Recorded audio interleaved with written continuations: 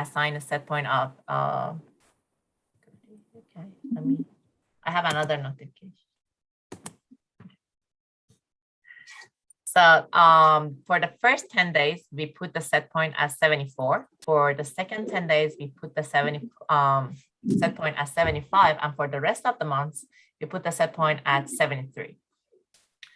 So the black line that you see here is the price signal that we use.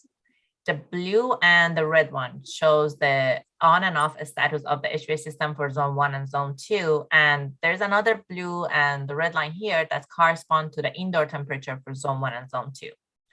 And the pink line shows the outdoor temperature. So as you can see, for each of the fixed set points, the HVAC system managed to keep the temperature at the set point, which is expected. And if you zoom in, we see that there is no comfort violation except for the transition part. And that is expected because before the fixed set point was 75, the new one is 73. So we need to give the HVAC system some time to be able to decrease the temperature. Now let's see how RL is acting. So for the RL, in terms of the comfort band, we define it as 2 degrees less than the fixed set point. We mostly did that because we wanted to make RL job harder. And in that way, the only way for RL to save some money is if it's kind of learned how to do pre-cooling. So as you can see, we put for the first 10 days, we have 72 and 74 as the comfort band. For the second 10 days, it's 73 and 75. And for the rest of the months, it's 71 and 73.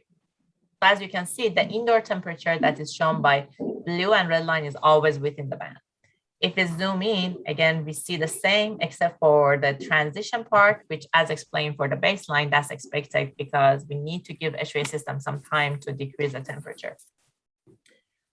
If you zoom in here, let's say if we are seeing any pre-cooling events. So here you can see a peak price. Right before that, RL tries to bring the indoor temperature for zone 1 and zone 2 down all the way to the lower threshold. And after the high peak comes, it tried to make the HVAC system for zone 1 and zone 2 to be off until obviously when it hits to the upper threshold. So that's when it tries to run the HVAC system again. So it means the RL learned to do how pre-cooling without actually knowing it.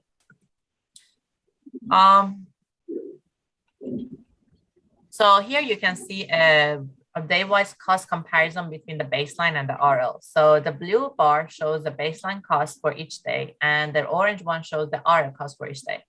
As you can see, the reinforcement learning has outperformed the baseline for all days. Here, if we look at the table, we are looking at about 30% cost reduction for the month of August. MOC is correspond to minute out of comfort. So we have 0 minute out of comfort for both baseline and the RL, except for the transition, which again is expected. For the cost, if we compare the cost for each of the fixed set point that we have, RL is saving more for each when compared to the baseline.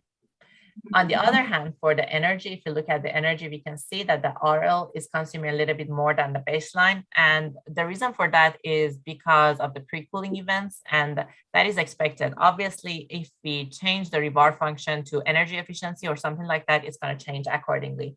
But for this use case that we wanted to minimize the energy cost and discomfort, RL is giving us what we are looking for. So the next thing we wanted to see is to see how RL can adapt to the buildings and the environment that it hasn't seen before. So in order to do that, we apply a uniform distribution of plus minus 20% of the train values to the model we have, and then we generated 50 different unique building models. And our goal was to apply the pre-trained model that was trained using a simulation testbed that was trained by the data from Yarn Association Research House and apply to synthetic houses that is never seen before and see how it's going to react. One quick note here, the reason we used plus minus 20% here is because we wanted to avoid the cases that we're going to have an HVAC system that is oversized or undersized for our buildings. So here the one of the results of the applying the pre-trained model to a synthetic house. So the baseline is acting the same. So you can see it makes sure that the indoor temperature for zone 1 and zone 2 is remain at the fixed set point, and we don't have any violation except for the transition. The right one shows the RL. So we kind of see the same behavior that we did. So, and it shows that RL can really adapt to a new environment it has. So you can see the indoor temperature for zone 1 and zone 2 is always within the band for for each of the comfort band we have. So 72 and 74 here, 73, 75, and 71 and 73.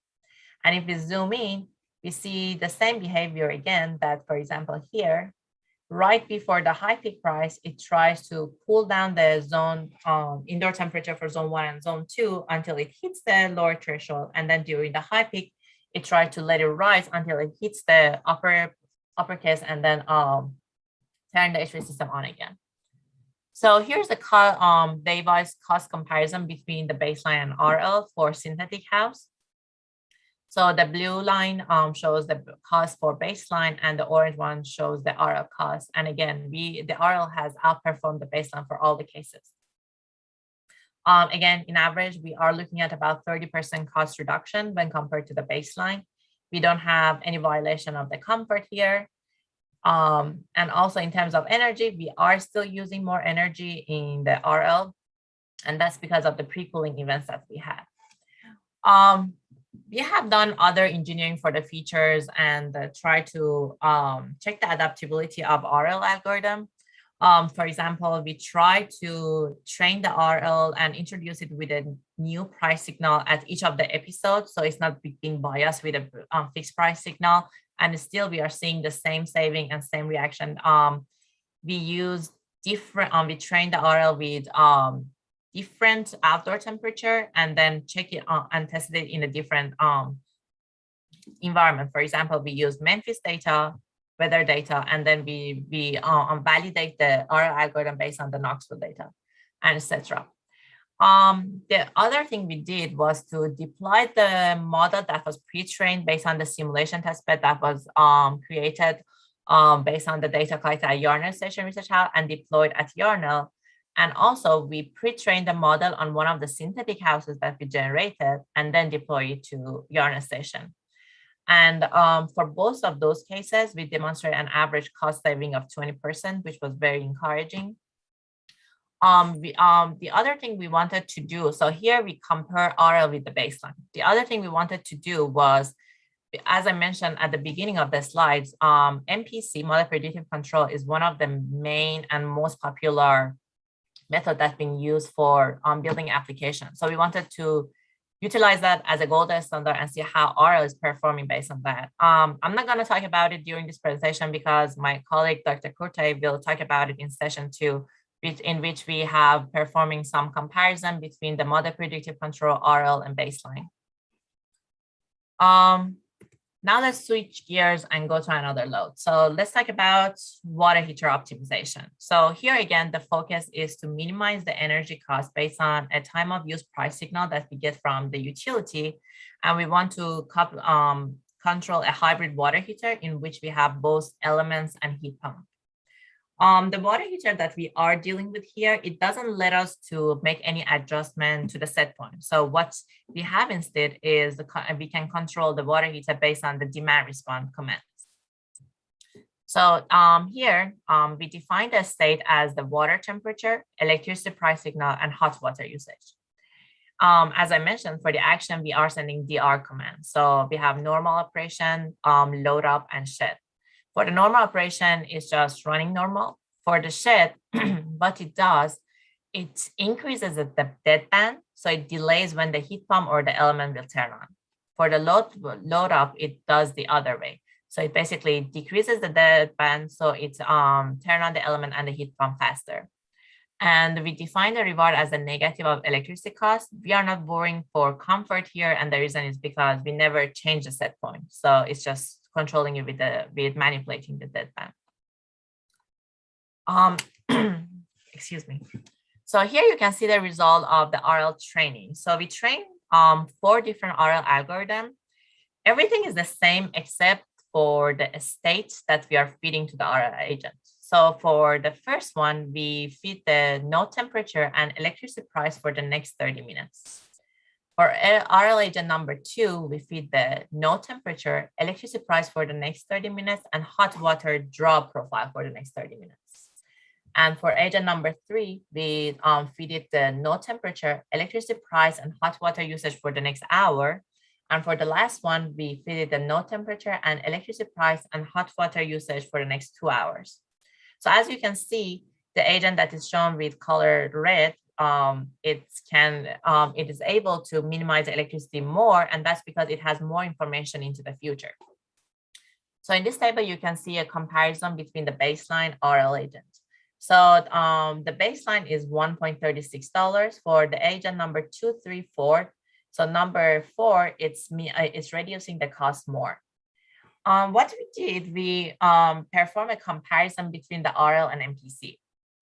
To make it a fair comparison, we feed the MPC the same look ahead that we are feeding RL. So we had 30 minutes look ahead in terms of the water draw and electricity price forecast, 1 hour and 2 hour. And surprisingly, as you can see, the RL is a little bit outperforming MPC here for this water heater. And that was very encouraging considering that MPC requires a model. We also used day ahead optimization at the gold standard here. So we did a look ahead of 5 days. So as you can see, it is saving about 10 cents more than the RL agent, but still is acceptable considering it doesn't require any optimization. So let's look at some of the results.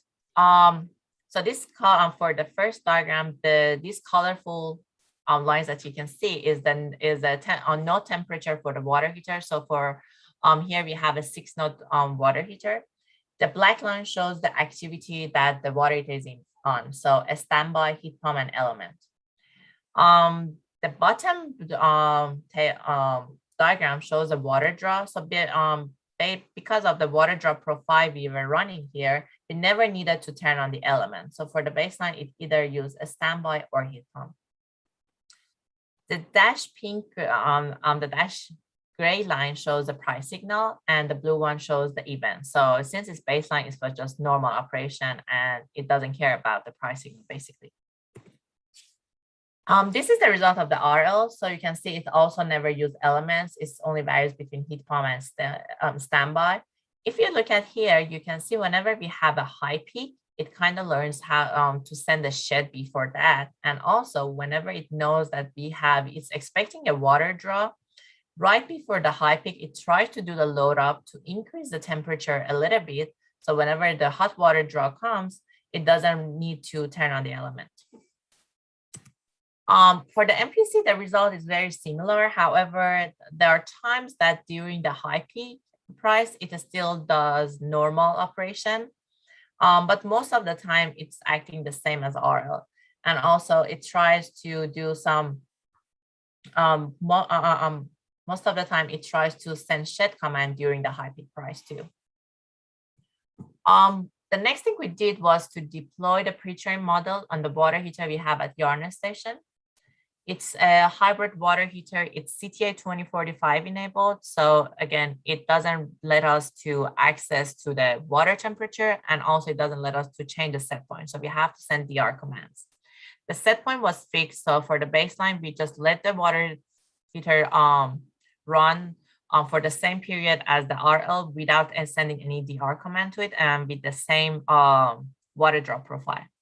For the RL, on the other hand, we send a DR command to it every 15 minutes through the vendor API, and just basically try to optimize the performance based on the price signal and the water draw that we are seeing. So this is a sample day. So here you can see the baseline operation for 1 day.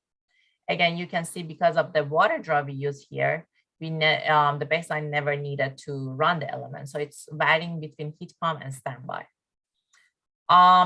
This water heater that we use for the deployment, we don't have access to the water temperature. So it's still send us provide us with the capacity. And what that capacity means, you can think of it as a state of the charge. So whenever you are at the set point, the capacity that you can charge the water heater is 0. And when you have a water draw, or if the temperature is further away from the set point, you have more capacity. So you have the ability to charge the water heater more. So the event was normal all the time, and this is the price signal. And the cost was 26 cents for that day. For the RL, you can see again, it's never using element, it's using between heat pump and standby. And the same thing that we saw in the simulation, even in the deployment, the RL learns that during the high peak price, it should go on the shed. And whenever it's expecting the hot water draw before, it tries to load up right before the hot water draw and also the peak, so it can remain on the shed afterwards. So in all the cases that we run, whether in deployment and simulation, the RL outperformed the baseline. We are, based on different water draw profile that we run, we are looking about 18 to 39% cost reduction. But we found out that if we have a more extreme water draw, there's a better chance for RL to save. And because those are the cases that the normal operation will run elements, and that's where you consume more power. So that's why whenever we have more hot water demand, the RL can save more when compared to the baseline. We also tested the algorithm with price signals and hot water usage that the RL algorithm haven't seen during the training time, and we see the same result. As I show you during the first table, it seems the water draw has a significant role in accuracy of the RL and also how much it can save money. So the previous state we had was the price signal, the capacity or the node temperature, and the water draw. But if you look at the real, the water draw of real people, if you will, the profile is really sparse. So, and it's really hard to create a predictor that can accurately predict those high spikes for the water draw. So that's why we wanted to see, we cannot really assume that we have the perfect forecast. So is there any way that we can indirectly feed the water draw forecast to our algorithm? And we decided to do that using the proxy variable. And here's the result of that. So you can see we have 3 cases here. The first one is when the same thing that I already showed to you. So it's the price, the capacity, and the perfect water draw forecast.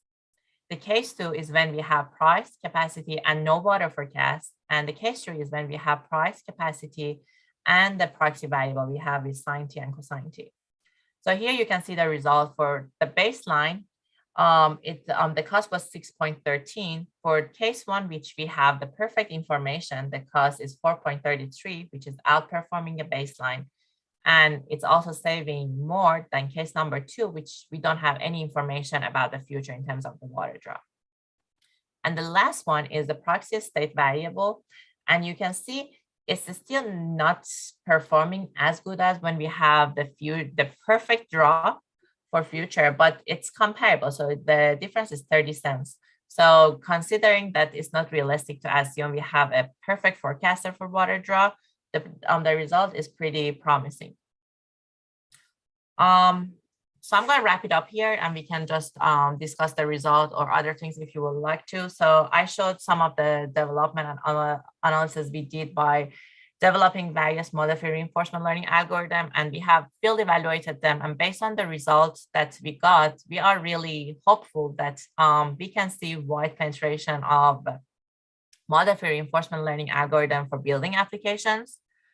Of course, there are things that needs to be done for that, and we have noticed it. And obviously, everyone in this conference that have been implementing RL knows that RL is very data hungry by nature, especially the model-free one, because it learns about the environment by interacting with it. But for building application, especially for the HVAC system, we cannot expect people to just tolerate the bad decision by the RL. So it's really important to make RL more data efficient and more efficient in general, and see if we can just use some transferring knowledge from its previous knowledge, or if we can just adjust the algorithm itself or how it's manipulating and utilizing its data to require less data to make the right decision.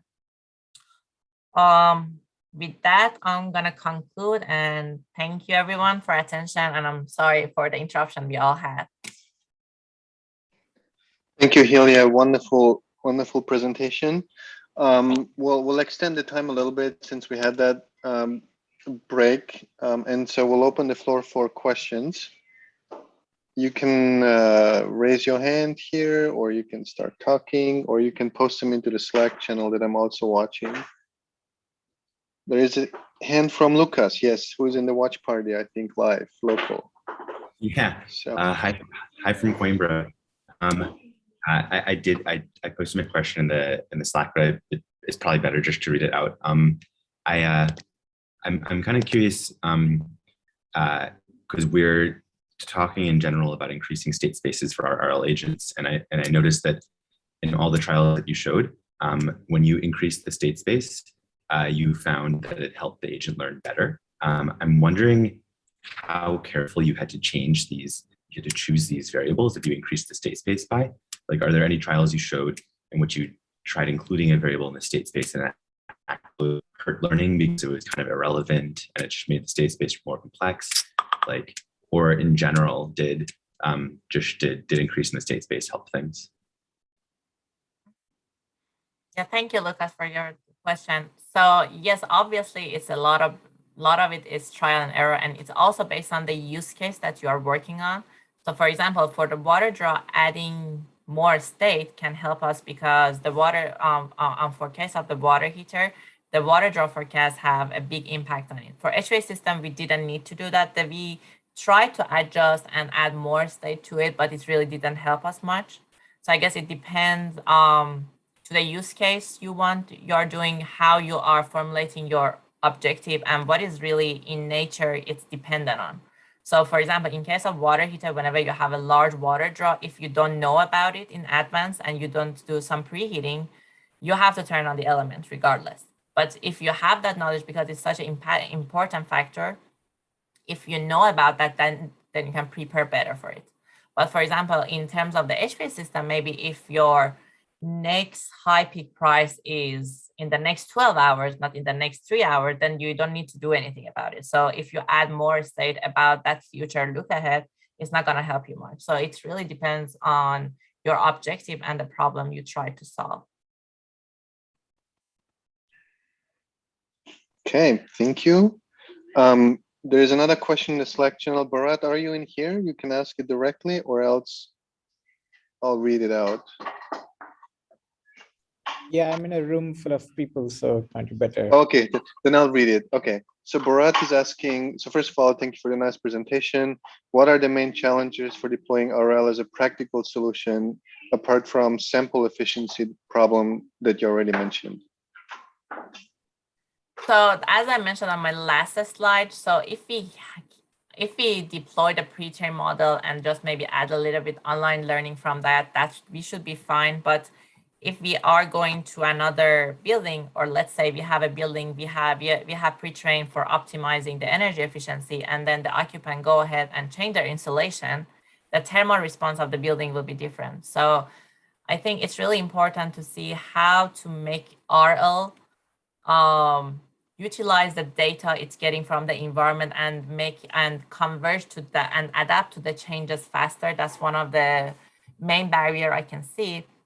And the other thing is, I mean, it's not about RL, it's about any algorithm that you want to deploy. The vendor API, what are your control knobs? For example, if we could maybe change the set point, for the case of water heater, we have more freedom to control the water heater. But since we could only do demand response command, our freedom was less. And also, what are the delay? Because if the delay in the communication, we have cases that the delay was 30 minutes. So if you make some adjustment and your algorithm optimization is making decision every 15 minutes or 5 minutes, but the delay is so much that the environment is not reacting based on your decision, then the RL will make its next decision based on the things it assumed it went through the API and to the device, but what it's reading and sensing from the environment doesn't match that. So those are the things I can see based on our experience. Excellent, thank you. And as if we had pre-trained this is exactly the topic of the next session. So without further ado, thank you again, Helia. I checked, you should be in the Slack channel. So if there are more questions to Helia, please feel free to Slack them over there. And we'll continue without a break. And I'll pass the word on to Jan to the first session. Jan, you're up. Thank you very much, Zoltan. Thank you, Helia. So we are slowly starting with the session 1, which is focusing on addressing challenges and applying real-world applications for reinforcement learning. So basically continuing the discussion we had with Helia. So we are very excited to have 3 high-quality submissions, so which we are focusing on a range of real-world problems like sensitivity and robustness to hyperparameter optimization in RL training. We are having paper on addressing partial observability in RL and combining our prior knowledge through rule-based control with combination of with reinforcement learning. So without too much delay, we can start with the first talk, which will be given by Abhishek Naik. Thank you very much for Vanderbilt University. Yeah, thank you for the introduction.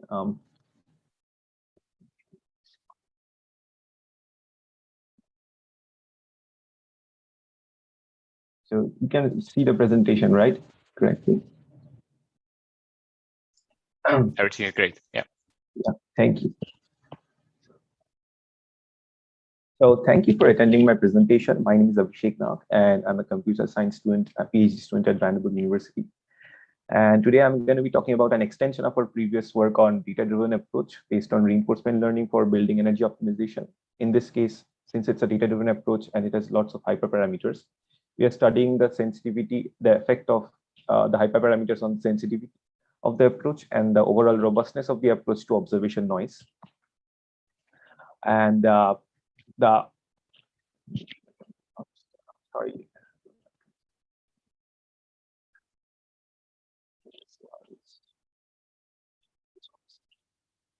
So in this talk, I'll be mainly talking about the challenges of building energy control, especially in the context of building non-stationarities, which have not been addressed to a larger extent in current literature.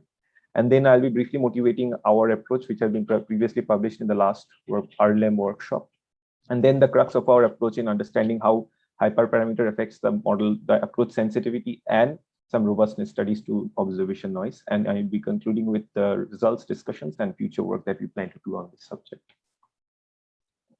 And so to begin with, it's something that the keynote author highlighted towards the end of the lecture, is that there are some challenges in building energy control, which one of them is modeling large real buildings, either physics-based or model-based or data-driven approaches. And then we have issues in controlling real buildings using RL. One of them is the same to real policy transfer approaches. And then we need guarantees in safety of operation when this is deployed on a real building, especially when the RL directly predicts the HVAC set points of certain supervisory control actions. And at the same time to ensure occupant comfort during relearning stages, or if it's learning online in a continuous manner.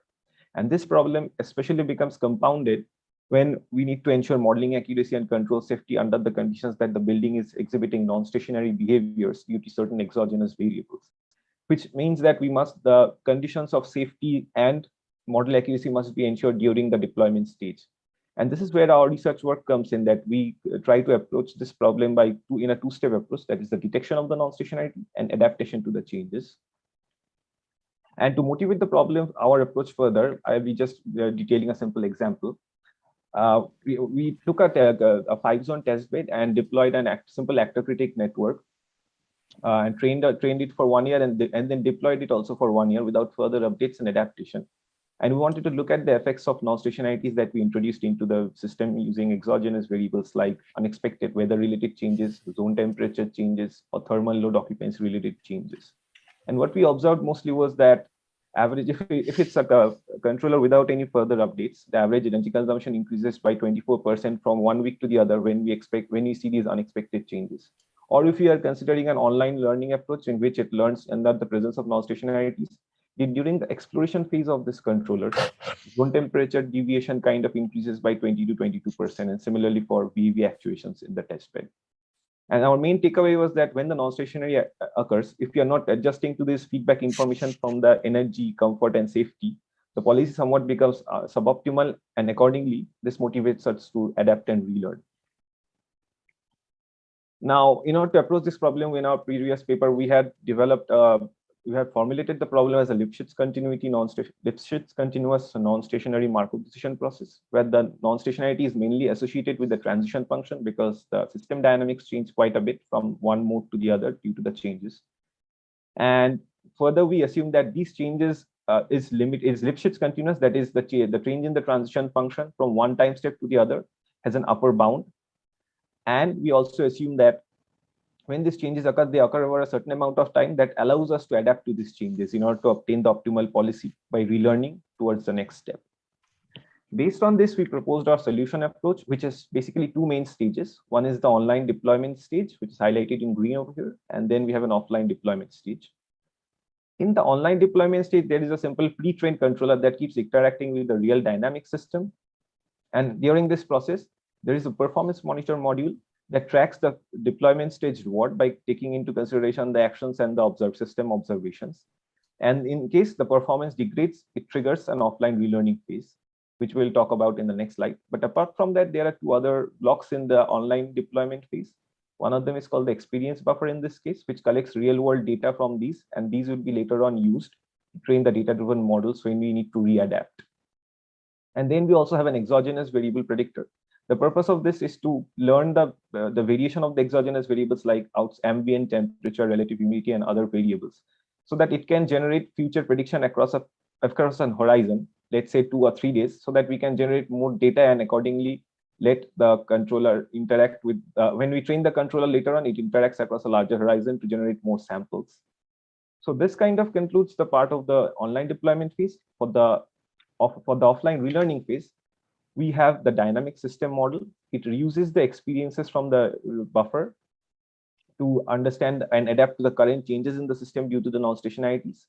And it has some regularization procedures which help fit to the limited data that we have. And based on that, we allow the supervisory controller to now interact with the dynamic system model. And we want to clarify that it's no longer interacting with the actual dynamic system. A copy of the supervisory controller is allowed to interact with the dynamic system model in this case. And with the help of an exogenous variable predictor and the supervisory controller, we are able to generate a future forecasted trajectories that will help us generate more samples and make the learning process, the controller learning process, more sample efficient. And at the same time, we are using multi-actor critic approach so that we can have parallel copies of the environment and stabilize any kind of issues of variance due to the use of data-driven approaches in this case. Now, overall, what we observed that this is basically an approach which can be mostly validated through experiments, not theoretically, and the results can depend on the choice of hyperparameters. So for that purpose, apart from tuning hyperparameters to get the best results, we also need to focus on understanding the effects of the hyperparameters on a broader scale. And for that purpose, we wanted to do some sensitivity and robustness studies. The sensitivity studies mainly focus on understanding how the change of parameters affect the different evaluation metrics that we are considering for our approach. And the robustness studies exist to understand the effects of real world conditions like observation noise on our approach. So to look at this, we have to understand like what are the different hyperparameters associated with the approach. Some of them include the performance monitor, where there are two window sizes, which are the sliding windows that track the deployment stage reward in order to understand the performance degrades or not. There are two window sizes to track. One of them, which looks at hourly windows over a larger period. They are mainly looking at slower changes in the reward performance, and the smaller window looks at immediate changes due to faster changes in non-stationarities. We have the memory buffer, which includes the amount of data that we can include in this, and this will affect the amount of relearning, amount of training that has to be done in the dynamic system models when we feed this data to the DSM. And then we have the input sequence length, output sequence length, which basically indicate how much input data we pass on to the variable predictors as well as the dynamic system simulators, and the output horizon length. This is an important variable for us because it predicts the future horizon over which we forecast the performance when we do the relearning for the controller updates. So based on this, the sensitivity analysis basically looks at each choice of hyperparameter from the entire set and evaluates a fitness metric. And we study how those individual changes in the hyperparameters will affect the overall metric in this case. And that is the crux of our study for this paper. And the way we evaluate this process is through on a 5-zone test bed. And what we do is we fix use a one at a time approach where we fix one hyperparameter and vary the other hyperparameter. We fix all the hyperparameters and just vary one of them. And we study the effects of that hyperparameter changes across multiple metrics. And then we express the standard deviation of the metric as a percentage of the mean to evaluate the significance of the hyperparameters on the overall sensitivity of the approach. So these are some of the metrics. There are like time detection metrics, which detect how much time it takes to detect the non-stationarity from its actual occurrence, how much time it takes to converge after relearning. There are some metrics associated with the model performance, that is the modeling accuracies. And then there are some controller performance metrics when deployed on the actual system after relearning, like the energy consumption, the comfort metric, the actuation metrics. So these are some of the results for the sensitive analysis when we evaluate them for different changes of different hyperparameters. And what we want to focus over here is for some of them, there is a significant effect of the hyperparameters on the metrics themselves. And for some of them, there isn't much of an effect. So to discuss some of the results, we observe that the window over which we detect the onset of non-stationarity has a significant effect on determining how quickly we are able to adjust to the changes. And then another significant effect that occurs is due to the experience buffer that we have. It affects the model training accuracies and the model training time, mainly because the buffer affects the batch size, and batch size usually affect the number of times the time it needs to train, as well as the stability of the training process. Like a higher batch size stabilizes the training process, and the lower batch size can make the process a little unstable. However, we observe that this does not have an overall effect when we are evaluating the performance metrics, because it is kind of offset by the number of, because even though it is a data-driven model which has inaccuracies that we use during the relearning, since we are using bootstrapping across multiple experiences, we are able to reduce the variance and improve the overall performance in terms of the controller.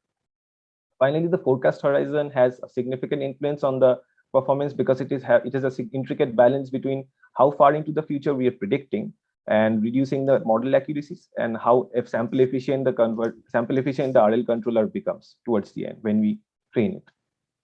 Similarly, for the robustness studies,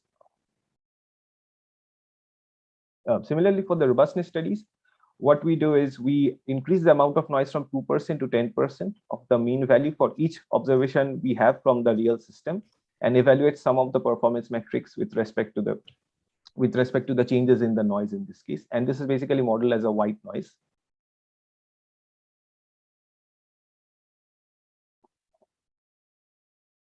So in this case, similarly, I want you to focus on seeing the standard deviation as a percentage of the mean values for the different metrics that we obtain. We are looking at the model accuracies and some of the performance indicators. And we see that significantly that when we increase the amount of noise in our system, the model accuracies are significantly affected. But since we are bootstrapping across multiple trials from parallel environments, we are able to reduce the effects of those model inaccuracies or the observation noise when we are calculating the performance indicators in this case.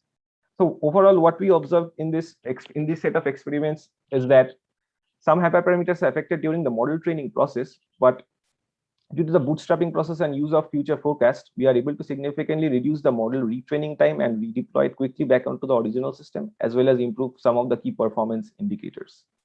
Now, in this process, we had used like very simple metrics where we studied the standard deviation and the mean values and expressed it as a percentage.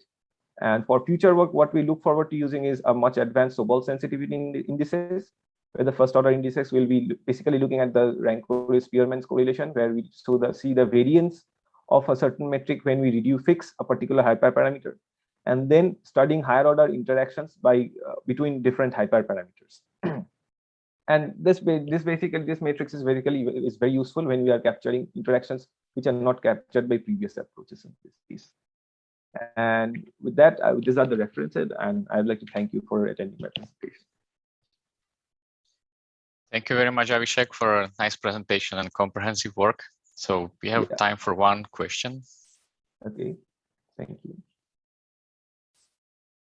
Checking Slack. There is no question so far, but I'm interested, like in your methodology, you have based your RL training on the model which you trained on the real system. So what was the choice of the system identification model? The thing is, So in this case, what's happening is we are training on the real system, but I mean, we are interacting with the real system. But when we need to train, we take a copy of this agent and interact with a I would say a dynamic system model, which comprises data-driven models that simulate the real system in this case. Yeah. So we are not directly training on the real system, but using model-free learning on a dynamic system model, which comprises data-driven models learned using data. So in this case, and during the inference mode, we are taking the output from these exogenous variable predictors and feeding it as an input and generating further future sequences that way. For the dynamic system models, we are mostly restricted using dense neural networks because and for some of the cases where the dynamic systems represented a time correlation, we were using LSTMs. Very nice. We have a second question, which is short. Sure. We can ask from Kodeep. He's asking, how are you adding noise in the system? So I will show two slides in this case. So the source of the noise in this case are the exogenous variables. So when the exogenous variables are passed on to either the exogenous variable predictors or the dynamic system models, we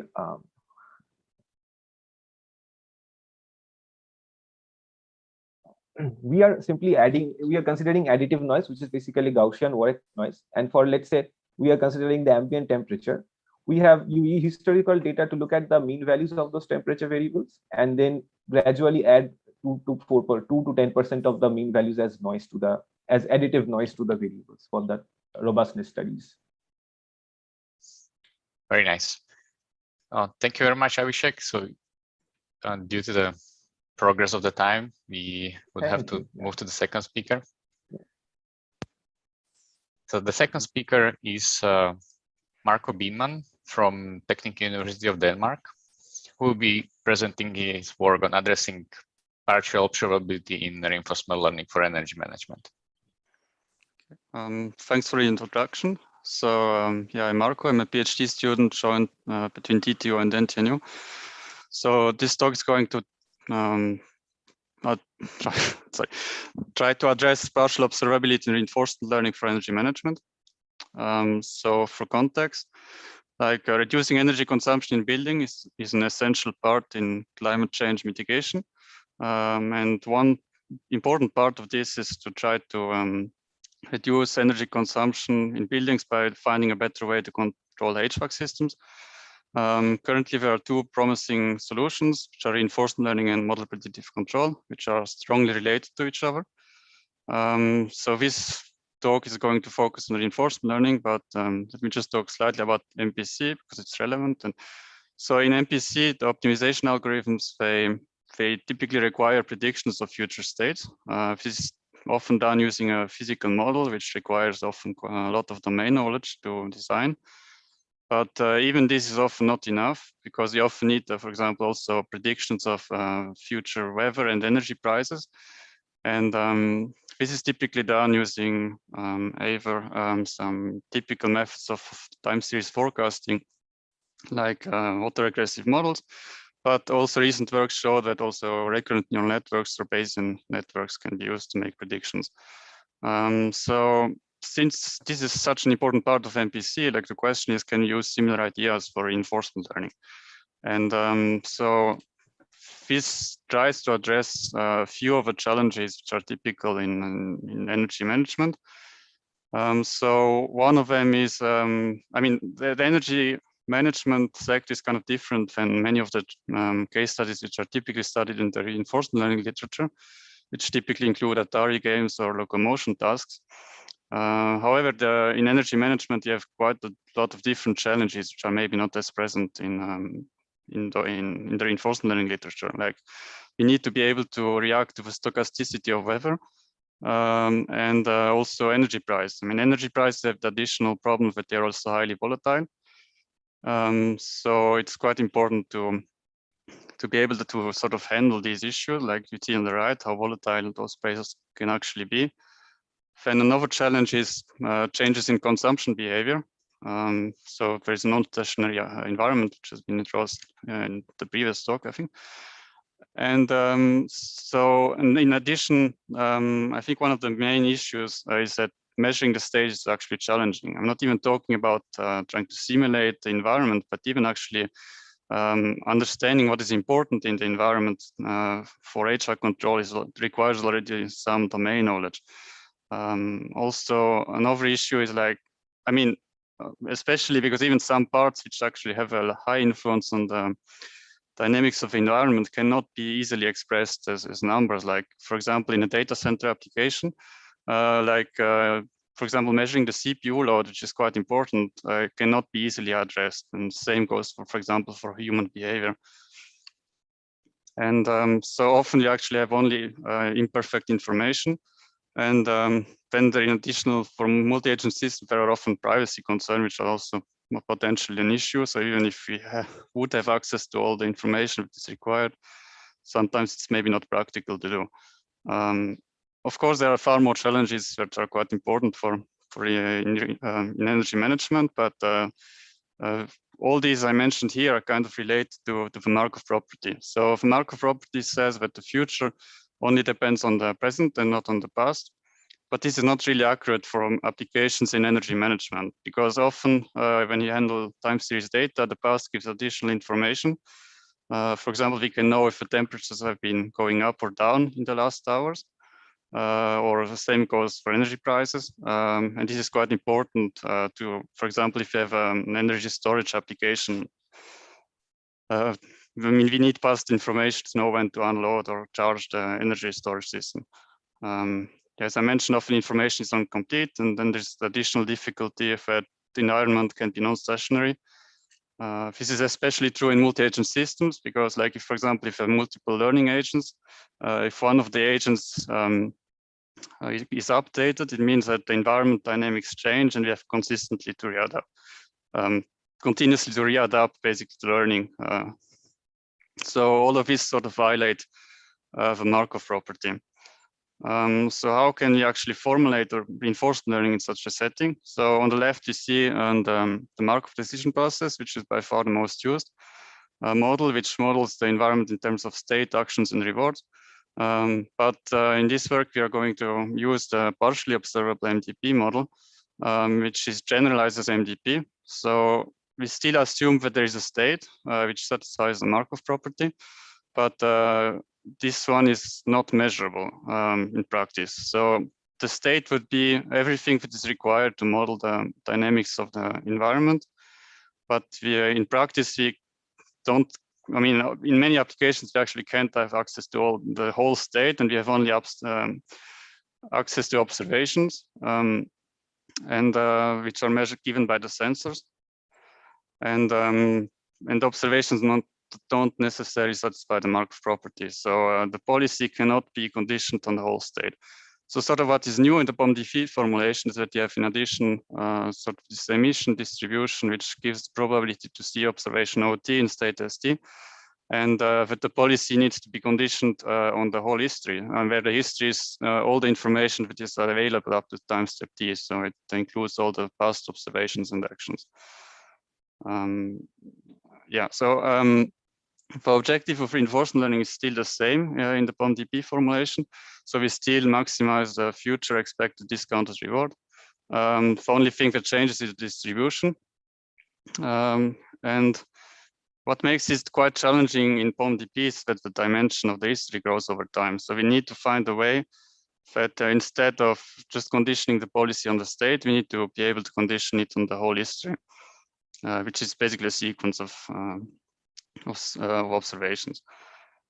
So this work is going to present like two ways of how to train policy in such a setting. So the first one, which is maybe the most natural way, is to just change a neural network architecture to a recurrent neural network. So I mean, the basic idea is, okay, instead of using a feed-forward neural network, we just use an LSTM. And you can apply this idea to many algorithms, like, I mean, this work tests PPO and SAC. Yeah, so basically, instead of having just a feed-forward network, you have like this sort of LSTM cell, which tries to summarize the information of the history, and then use this recurrent state and its input to sample actions from. So this is an example for PPO. For SSC, it's a similar idea, but it's a bit more complicated. but then there is another approach, it's a bit maybe a bit more grounded into theory, where the basic idea is to sort of separate reinforcement learning with representation learning. So, I mean, we do experiments with what's called the stochastic latent actor critic algorithm, which is one algorithm, but there are many other algorithms who do actually learn similar things, just that there's difference in networks. So Slack this basic Slack is sort of the generalization of soft actor critic to POM-DPs, where in addition to an actor and the critic, we learn variational autoencoders. And the variational autoencoders' objective is to try to learn a latent representation of the state and tries to summarize the history into sort of a state. And then we can sample from this distribution and use this state as input then for the polysynthet critic, which should be updated in the same way for soft actor critic. So yeah, I mean, how to train exactly this model is a bit more complicated, and I don't have time to talk about this here, so I refer to the original paper for more details. But the general idea is basically the idea of like reinforcement learning part, and then have an additional representation learning part. So when you make experiments in a case study which was developed by Moriyama et al. So this is a case study which talks about which studies simulated a two-zone data center, which is implemented with Energy Plus. So we follow mostly the methodology from Moriyama et al. I mean, we use the same action space, same observation space, and the same reward function. And yeah, so when we're trying just to, I mean, we basically just change the algorithm and try to compare. And the idea is to compare Markov policies with non-Markovian policies. And we evaluated the algorithms in terms of data efficiency, for example. And okay, so sorry, I basically we just have multiple graphs of, for example, between PPO and SAC, which are Markovian policies, and Slack, PPO LSTM, and Slack LSTM, which are non-Markov, and we also compare to an Energy Plus controller. And this is like the results of the first year of training, and we see that many of these algorithms, the non-Markovian algorithms improve the power consumption compared to the Markovian counterpart in this environment. But that said, the comparisons are completely fair because non-policy methods are less data efficient. So we train it for longer. So we train it for 20 years of data, I mean, using alternating weather data. And we see that all the algorithms are actually able to improve the performance by quite a lot compared to the Energy Plus controller. And PPO LSTM is the best power consumption after some training, but also Slack improves the performance compared to soft actor critic. But that said, it's not the only thing we have to care about. I mean, power consumption is not everything. We also have to be able to see how good algorithms are able to manage the temperature in the range. And here we see that Slack is especially good at this. I mean, without any prior knowledge, it's able to reduce the energy consumption in this simulation environment by in around 2 to 3 months, and manages most of the time then to keep the temperature in the range, a predefined range is between 22 and 25 degrees Celsius. And on the other hand, PPO LSTM is not, I mean, also manages to reduce the indoor temperature quickly, but it's not as good. So, I mean, in the sense it doesn't manage to keep the temperature in the range in the first episode. So there is a sort of a trade-off between the temperature management and the power consumption you have to consider, in the sense that before in the graphs you've shown PPO LSTM has a lower power consumption, but may actually be worse, at least at the beginning of the training. With more training, however, all the algorithms are actually, I mean, clearly improved, and PPO LSTM is also competitive performance, but this uses more training data. So we have this sort of trade-off between data efficiency and the power consumption that you have.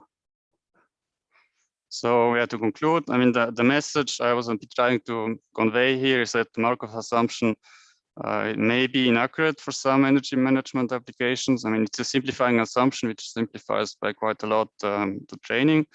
But especially when handling with time series data, it may be actually useful to consider non-Markovian policies, because these are able to use basically to use more context of the past when making decisions.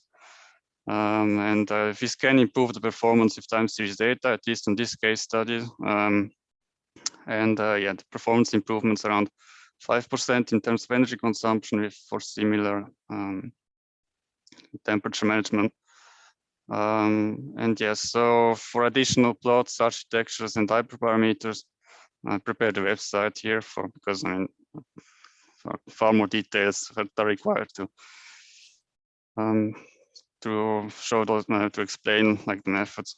So yeah, thanks for your attention. Thank you very much, Marco, for this wonderful presentation. I'm always excited to see ideas from MPC being adopted in RL settings. So we have time for one or two questions. I'm checking Slack. There is one question. Bartan is asking, thanks, Marco, for the nice talk. How are you introducing non-stationarity in your study? Can we characterize the non-stationarity in buildings, e.g., do they occur over seasonal changes? Yeah, I did not address it explicitly. I mean, yeah, I don't know. No, I mean, yeah, so you included like a recurrent neural network that takes the history of the feedback signal instead of just past state, right? So that's how you address this non-stationarity in your work, right? Yes, yes. So yeah, I didn't explicitly address it. I mean, like the algorithms I use are algorithms from the reinforcement literature, which I didn't modify. But maybe to answer the question from the building perspective, like especially building with higher thermal mass, like they have time delays, right? And larger time constants. So it makes total sense to take the history of your feedback such that you are capturing this dynamic of transitions, not only like the past signal, which can be like 5, 10, 15 minutes, right? Based on your sampling time. Yeah, I mean, basically the main idea, like it was basically that instead of using predictions, using maybe an external model, I mean, the idea was sort of to be able to summarize the past directly in the policy. I mean, sort of the idea of the approach of the algorithms here. So we have one more question from Arduin. Great talk. Quick question. You pointed out some domain-specific challenges for energy systems. Do you think that currently the bottleneck to fully functional RL control systems will be solved by fundamental RL research or domain-specific adaptations? Good question. Yeah, I think it probably depends on the application. I think in some applications, probably it's quite useful to, I mean, for example, in, I don't know, a data center application, I think it would be probably helpful to use maybe some model-based reinforcement learning, where probably it's worth to invest the money into actually make accurate models of the dynamics. However, I'm not sure how scalable this solution would be. So I think for typical residential buildings, I think, I mean, I don't know, like there's probably a lot of domain knowledge which needs to be incorporated. For example, what we measure and basically what is important. For example, how to define the reward function, and it's typically a very important problem. I think for there, we probably need to incorporate quite a lot of domain knowledge from the field. Regarding the algorithms itself, I think that maybe for most applications, I think the reinforcement learning itself can be enough, but I think the domain knowledge needs to be incorporated into how to define the reward function and design like what is important to optimize, because I think this is one of the main challenges, like what exactly do we want to optimize? Certainly, yeah, you have a whole Pareto front. Okay, thank you very much, Marco, for presentation. So let's thank the speaker again. Okay, and thanks. If you have further questions, please post them on Slack or continue discussion offline with Marco. We are moving to our third talk, which is will be given by coder INNATE by University of Grenoble on deep Q network boosted with external knowledge for HVAC control. Okay, so do you see my screen? Yes, everything looks good. PowerPoint. Good to go. Thank you for your introduction. So hello everyone, my name is Khodr Jned. I am doing an industrial PhD in collaboration between Elikens. It's a French company specialized in developing indoor and outdoor air quality stations based in Grenoble and Grenoble Alps University. The talk is about Deep Q network boosted with external knowledge for HVAC control. Before I start, I would like to thank the collaborators to this work as well, Stéphane Blois, Patrick Renier, and Pierre Jalon. Throughout the presentation, I will start by presenting the general problem we are trying to solve, what has been done in literature, my contribution, and last, the future plans. So the goal of my work is to develop self-learning control algorithms for HVAC systems in order to maintain good indoor air quality and thermal comfort while reducing HVAC power consumption. And we should keep in mind that occupants' activities affect the comfort level and HVAC power consumption, and thus should be taken into consideration in the learning process. So in the literature, we can differentiate between three different approaches: rule-based control, model predictive control, and reinforcement learning. And we make the comparison between these approaches with respect to four aspects: dynamics models, inertia, time, which is the convergence time, and optimal value. To start with, the rule-based control is a straightforward control that contains predefined rules, like the one on the right. So, for example, if the CO2 concentration is greater than 1000 ppm, we open the window, otherwise we close the window. This type of approach doesn't anticipate. The convergence time is instant, while it doesn't output an optimal value. For the model predictive control, it's widely used in literature and relies on predictive models, which are the dynamics models, that can predict future states, and an optimization algorithm to derive the optimal control over a finite horizon. This type of approach can anticipate thanks to the predictive models, converges in a scalable time, and can result in an optimal control policy, but with the condition of having very accurate predictive models that can be time-consuming and a complex task, and these models don't generalize from one building to another. Hence, we move to another approach called reinforcement learning that doesn't require to have dynamics models of the environment, can anticipate and can result in an optimal control policy, but sometimes it takes a very long time to converge. And mostly it's used inside simulated environments like Energy Plus and so on, in the literature. And here comes the focus on how to make or how to reduce the time convergence of reinforcement learning to make it applicable in real-world applications. So in a brief, reinforcement learning consists of learning a controller through interacting with the environment. So the RL controller observes the environment. It takes an action, receives an immediate reward, and moves the environment to a new state. And the goal is to find the optimal policy that results with the highest accumulative rewards. The main drawback in this approach is the long period of time needed to obtain a good control policy in real-world systems. And our contribution is to adapt reinforcement learning to make it applicable in real-world systems without the need to have a simulated environment for every building, because also modeling every building can be a complex task. So I will present the case study we will use for the experiments at the beginning, and then the contribution in my work. So the case study is a small office in the university. It contained data about indoor temperature, the CO2 concentration indoor, the outdoor temperature, how many occupants in the office, the temperature and the CO2 in the corridor next to the office. Is the day working or weekend day? What time of the day is it? And there is a radiator in the office that has 5 discrete levels, 13 degrees Celsius until up to 25 degrees Celsius. And we have the actions of window and opening of the door. And the goal here is to maintain the indoor temperature and CO2 in the comfort range while minimizing the energy consumption of the radiator. So we analyze first a control reference algorithm, which is the rule-based control approach. Then we analyze reinforcement learning approaches with the new adaptation added. So before we start, the small office is actually modeled inside a simulator, but the reason we are using here a simulator not to pre-train, it's used exactly as we are using a real environment. So we directly train the algorithm online. So we don't use it for pre-training.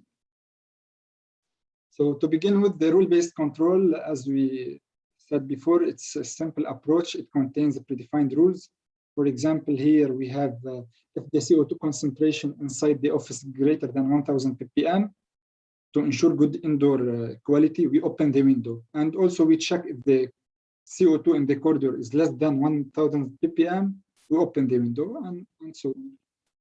For reinforcement learning, we formulate at the beginning the problem as a marked decision process. So we define the state to take into consideration the current indoor temperature, current indoor CO2, the current outdoor temperature, and a forecast value of the outdoor temperature at time after 1 hour. So here the time step is 1 hour, and the number of occupants, the temperature and the CO2 in the corridor, and an indicator value of the day, if it's working or weekend day, and the time.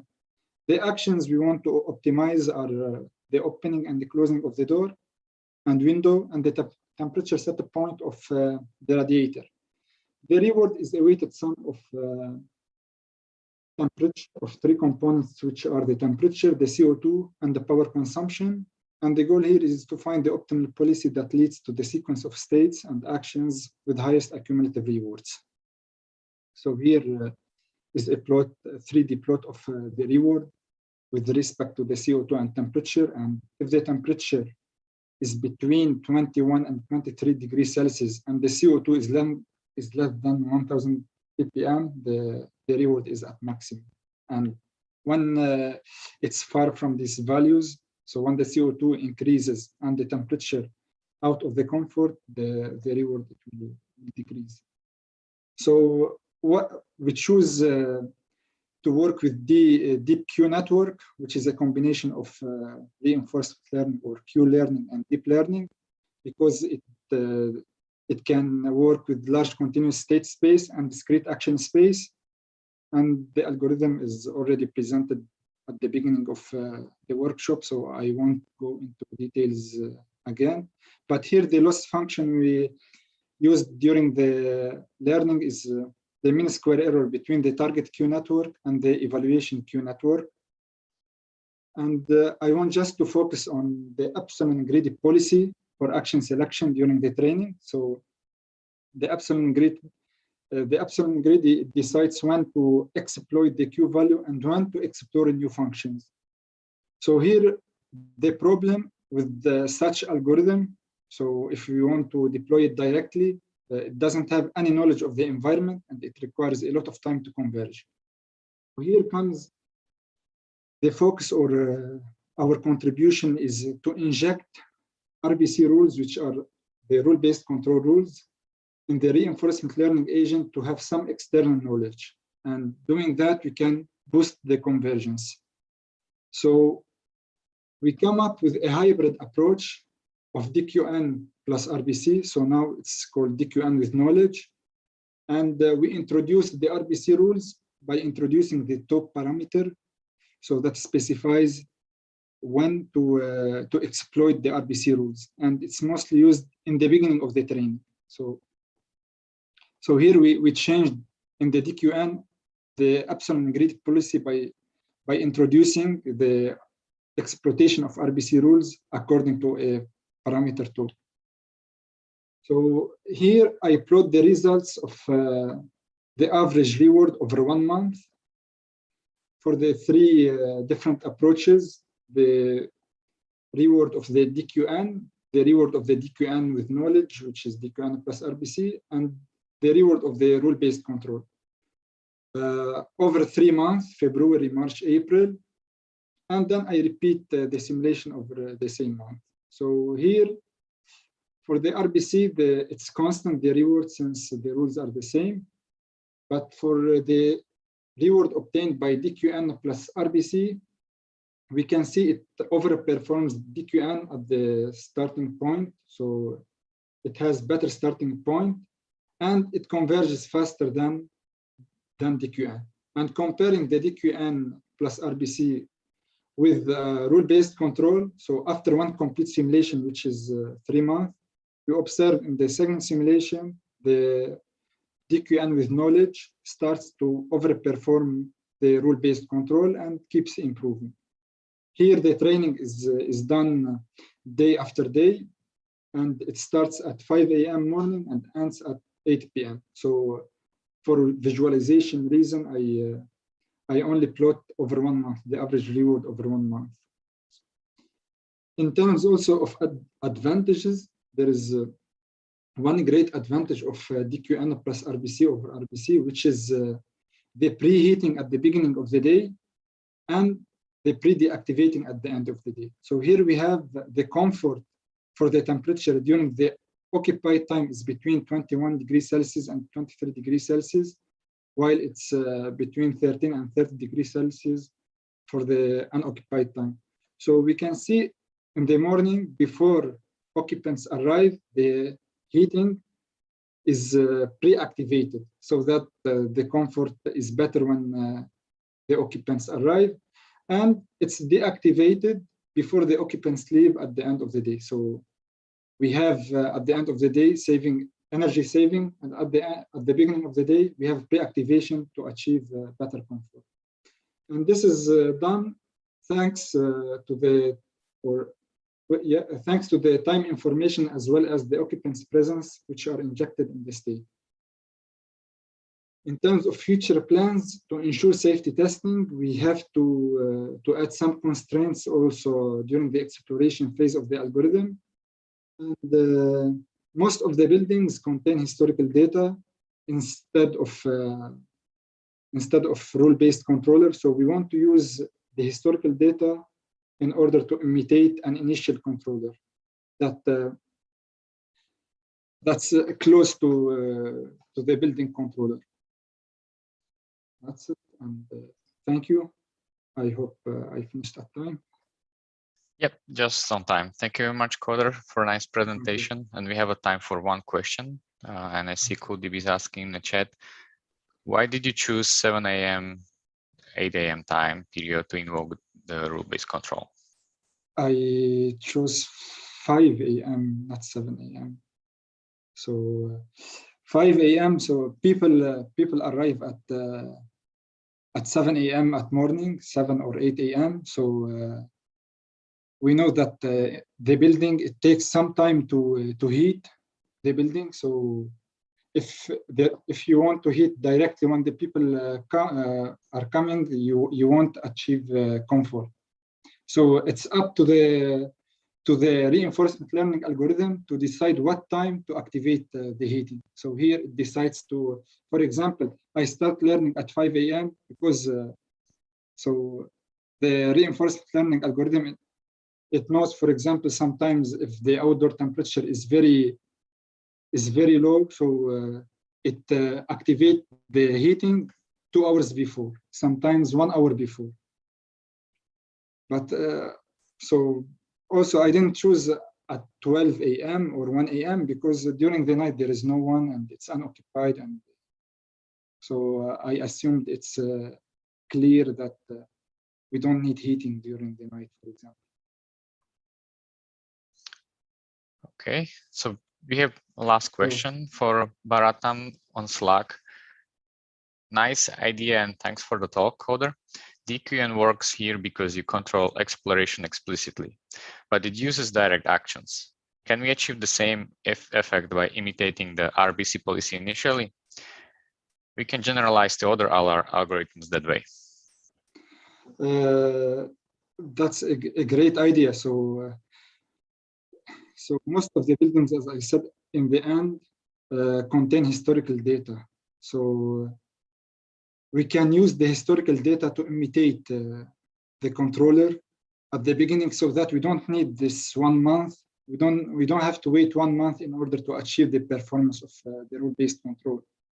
So we can achieve it at the beginning. So that's what I'm doing now. I'm trying to use historical data instead of an explicit controller, because also you don't have access to the explicit controller in most of buildings. So what I'm doing now is to have an end-to-end reinforcement learning controller. So by exploiting the historical data, imitating the controller of the building, and using this initial controller to start with interacting with the environment, and updated during the learning with time. Very nice. Wonderful talk, and I thank all three speakers of today's session. So we ran over only 4 minutes. So now it's time for our first break, which will take 5 minutes. So we see each other in 5 minutes by starting with our second keynote. Okay, thank you. Very good. Thanks everyone. See you in 5 minutes. I just emailed Andre to make sure he's on time. Otherwise, we might have a longer break.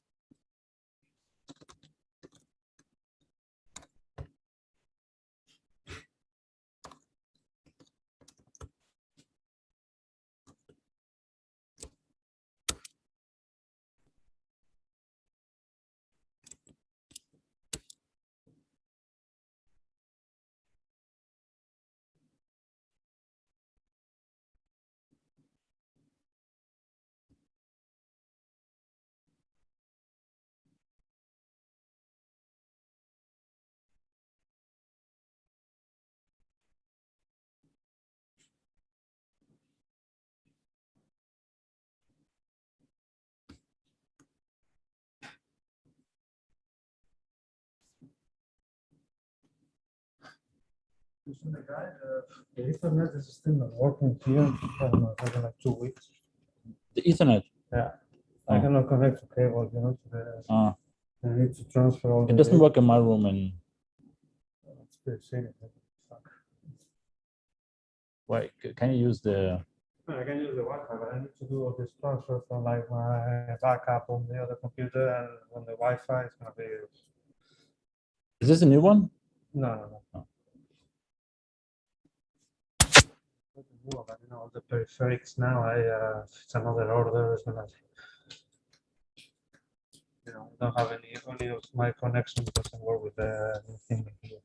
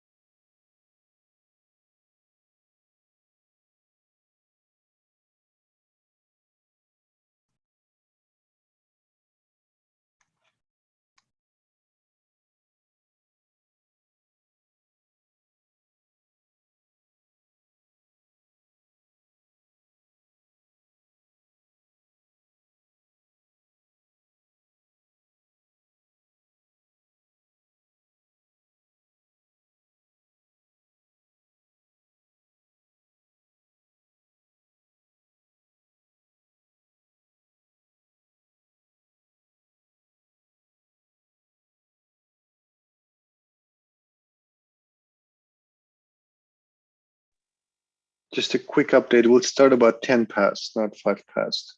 So if you wanted to take a little bit of a longer break, do it now. So 10 past will start.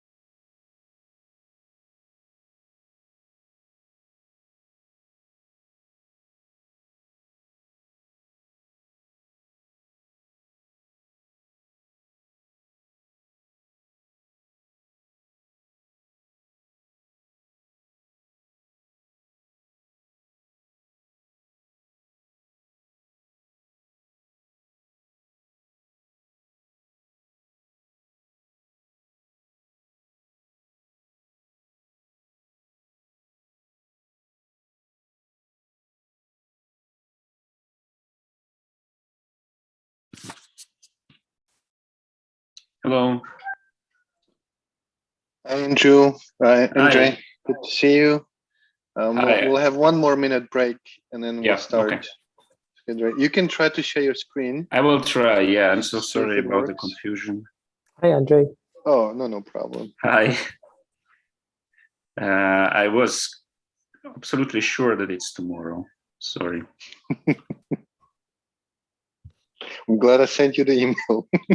Yeah, I hope I will do a good job, but yeah, it's. Oh, I'm sure you will. Okay, we'll try to share some. Let's see. Okay. Okay. Hopefully you can see it here. Let's see if it goes to full screen. Perfect. Okay. Okay, we're right on time. Let's wait a couple more seconds and then we can continue. So just so you know, we have there are questions that may come up in the chat. There is a Slack channel that we're looking at that people may ask questions. So if that's the case, I'll read them from there afterwards. And then also people that are in the Zoom can also just ask questions and have a discussion. That's more fun anyway afterwards. And then there are people virtually, there are people live at the conference in Portugal. So it's like a mix of everything, very hybrid discussion and things. Yeah, when I'm in full screen mode, I usually don't see anything. So yeah, if there are any questions or anything, yeah, let me. Right. Yeah. No, that we'll do those afterwards. So nobody will stop you. Okay. I'm just saying the modality that we've been working on. Okay, so welcome back, everyone. We'll start with the second keynote. Our keynote speaker is Andre Bernstein from the National Renewable Energy Lab. Here he got his BS, MS, and PhD in electrical engineering from Technion in Israel. He was a visiting researcher at Columbia University in 2010 and 2011. He was a visiting assistant professor at Stony Brook between 2011 and 2012. He was also a postdoctoral researcher at the Lab for Communications and Applications at the École Polytechnique Fédérale de Lausanne, EPFL in Switzerland. And since October 2016, he's a senior researcher and group manager at NREL in Golden. And his research interests are in decisions and control problems in complex environments and related optimization and machine learning methods, primarily with applications to power and energy systems. So with that, Andre, welcome, and the show is yours. Yeah, thank you so much, Zoltan, for the invitation. I'm very excited to present here. And my talk will be a bit broad in a sense that I will be talking about the data-driven control of complex engineering systems. I will try to also show an application to control of the smart building or grid interactive building, as they call them now. Yeah, so that's the topic is on data-driven optimal control. And let me start with a really high-level view of what we are talking about. We are talking about optimal control, and I'm trying to show here the general framework, right? We have a system that we would like to control, and we have a controller. The system has our input U, it has a state, it could be also an output, which is some measurable version of the state. Let's call it X for simplicity, so we only have one variable here. And we also have exogenous or disturbance input W. And the controller measures output or state and produces input that is then fed back to the system. And optimal control deals with designing controllers that minimize some cost, typically long-term cost. So eventually it is connected to optimizing some cost criteria. Let's call it C. The cost can be a function of X, the state, the input U, and also the disturbance W. Mathematically, we can pose it as an optimization problem, which is written here. So we have some cost C, which is a long-term cost, which can be, as I will show in a second, of course, a combination of individual costs for individual time steps. But overall, we are optimizing some cost of a sequence of states, decisions, and exogenous inputs, xi, ui, wi, for an infinite horizon in the most general case. And we have certain constraints, and which are written here. So the first constraint is just the constraint that is defining the dynamics of the system. So the system here is written as a discrete time dynamical system. Xk plus 1 is a function of the current state, the decision or the input, and the exogenous variable w. And then there are constraints associated with the input u and the state x. And here I wrote a deterministic formulation for simplicity where it kind of assumes full knowledge of this exogenous sequence wk. Of course, in real life, this sequence wk is either unknown or it is known up to some level, such as, for example, its statistics, or there are some forecasts of this sequence, which brings us to a stochastic optimization domain. But for simplicity here, I wrote it in a deterministic formulation. In terms of variants of this problem, the most popular variants related to the cost function are additive costs associated with time steps. So as I mentioned before, we have some costs associated with state and input and exogenous variable triple, and we just sum up those. So this is a total cost criterion.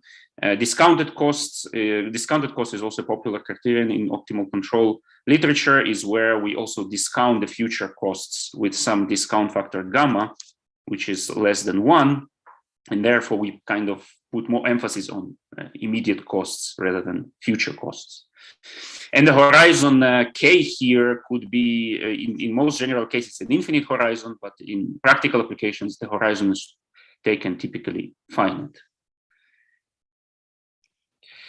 Another variant of this problem that I want to mention is what I would term steady state optimal control. And this is a very popular framework recently, especially in the power systems area, is where we separate the timescales, which is typically done in power systems, by the way, where the inputs are considered on a much slower timescale than the dynamics or the system settling time.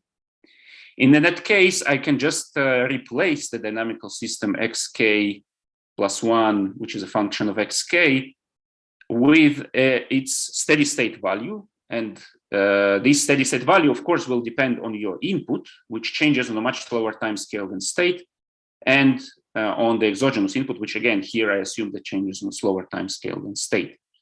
And let's denote this function h. Then h will give us the steady state value given input u and w.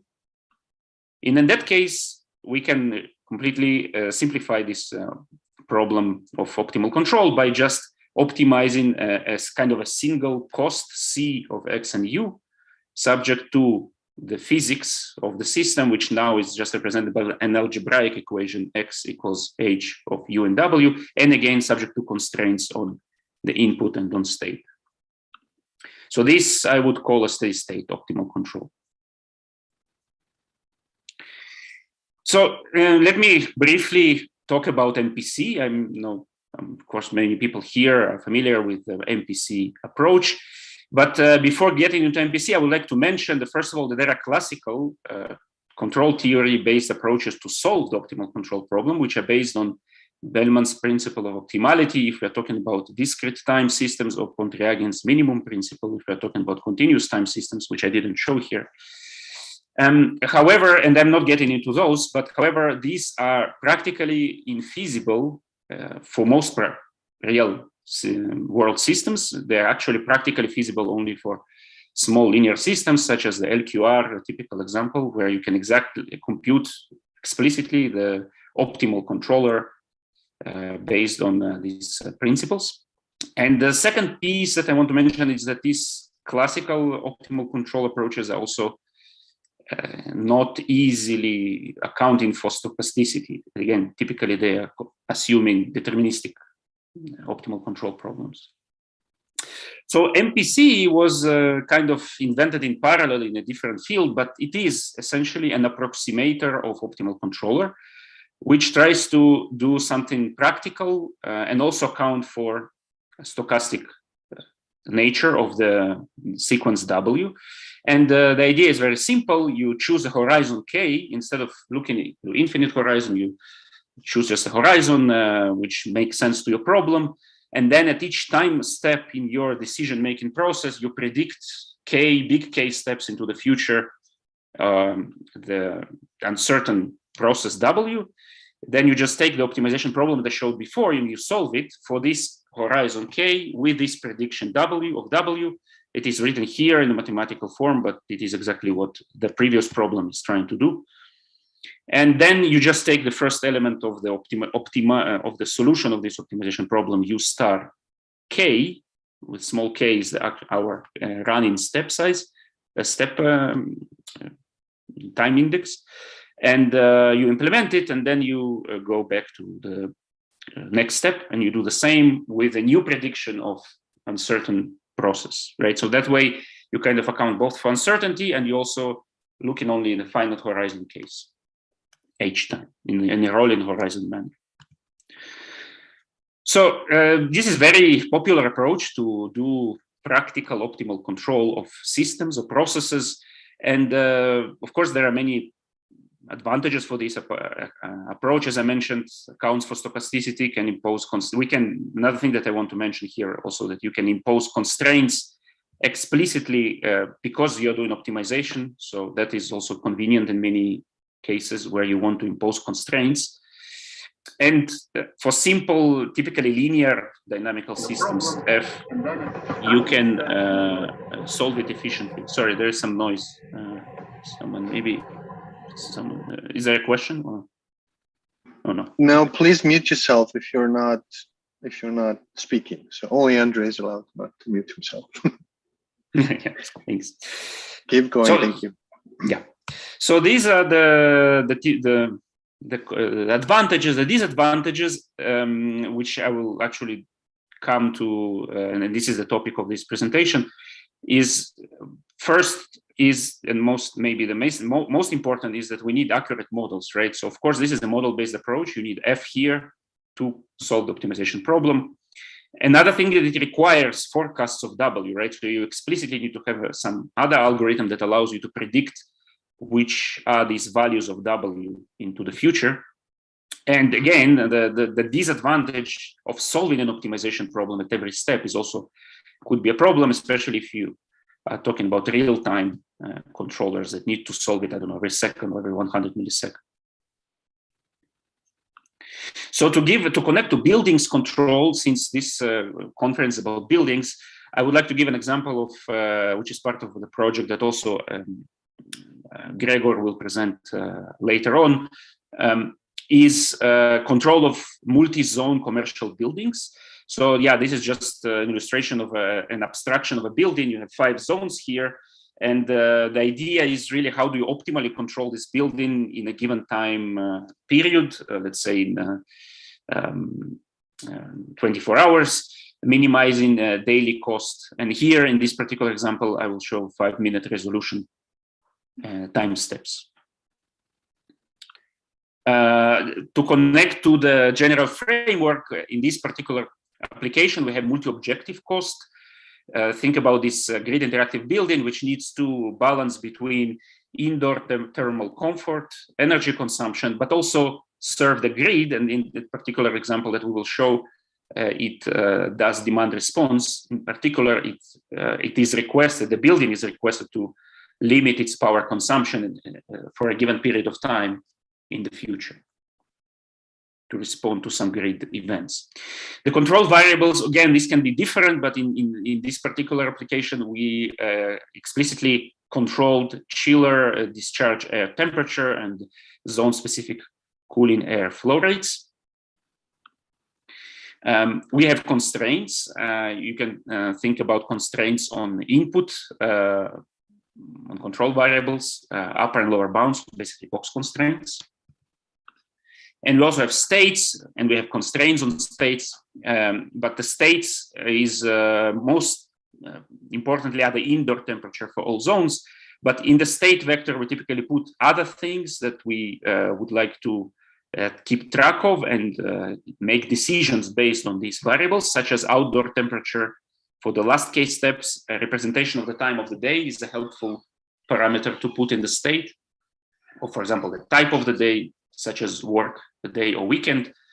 And finally, in the DR, demand response context, we also put in the state the power limit for the next case steps that we will have to satisfy the demand response event. And the state is actually, it's an art, right? Designing the state is not a well-defined process because you don't know in advance what the state variable is, and you're trying to put as many information you think is useful. And designing the state variable is a separate question of how you do that. Okay, so that is just a connection. Now I would like to move to the topic of this presentation, specifically why these model-based approaches are not necessarily applicable to large-scale engineering systems, and this I already alluded before, and how we can use data or data-driven methods to account for this. And of course, the two main reasons why we don't necessarily are able to apply model-based approaches such as MPC to large-scale engineering systems such as large buildings or power systems with a lot of renewable sources is, first of all, lack of good models or the engineering time that is needed to design these models for each individual building, for example. And secondly, the need for accurate forecasts for all the possible uncontrollable things that you have in this system. Okay.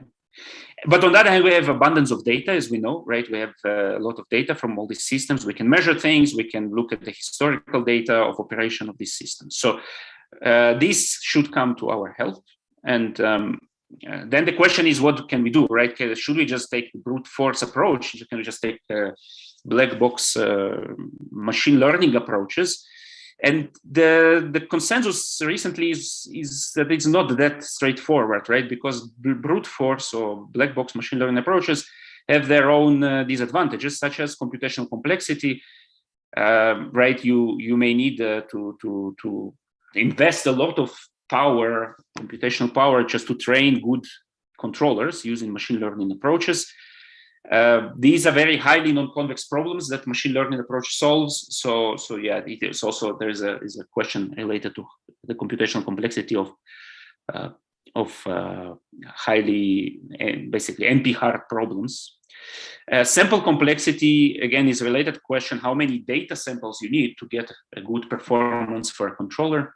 And then there is typically very hard to get any convergence stability guarantees for just the black box machine learning approaches. And another thing is constraints, right? As I mentioned before, it's sometimes very hard to impose constraints, explicit constraints. So there is a consensus that we need more structured approaches, and there are a lot of efforts in the literature to do that. And there are different types of structure, right? So first of all, you can look at the problem that you have, and maybe you have a specific structure, and then you need to target or use machine learning approaches that work for this particular structure, such as monotonicity or convexity of the problem. Algorithmic structure, and I will show an example of that in a second, where we are trying to not just solve it with a black box approach, but trying to understand what is the best approach in terms of algorithmic structure. And another important thing is what could be called model-assisted approaches or hybrid approaches, where you use some information from the model in some way to help to reduce some of the disadvantages of the complete or pure model-free approaches that are shown here. And let me maybe illustrate this last point, the model-assisted piece, with the steady state problem. So I remind you that steady state problem talks about optimizing the cost of the steady state.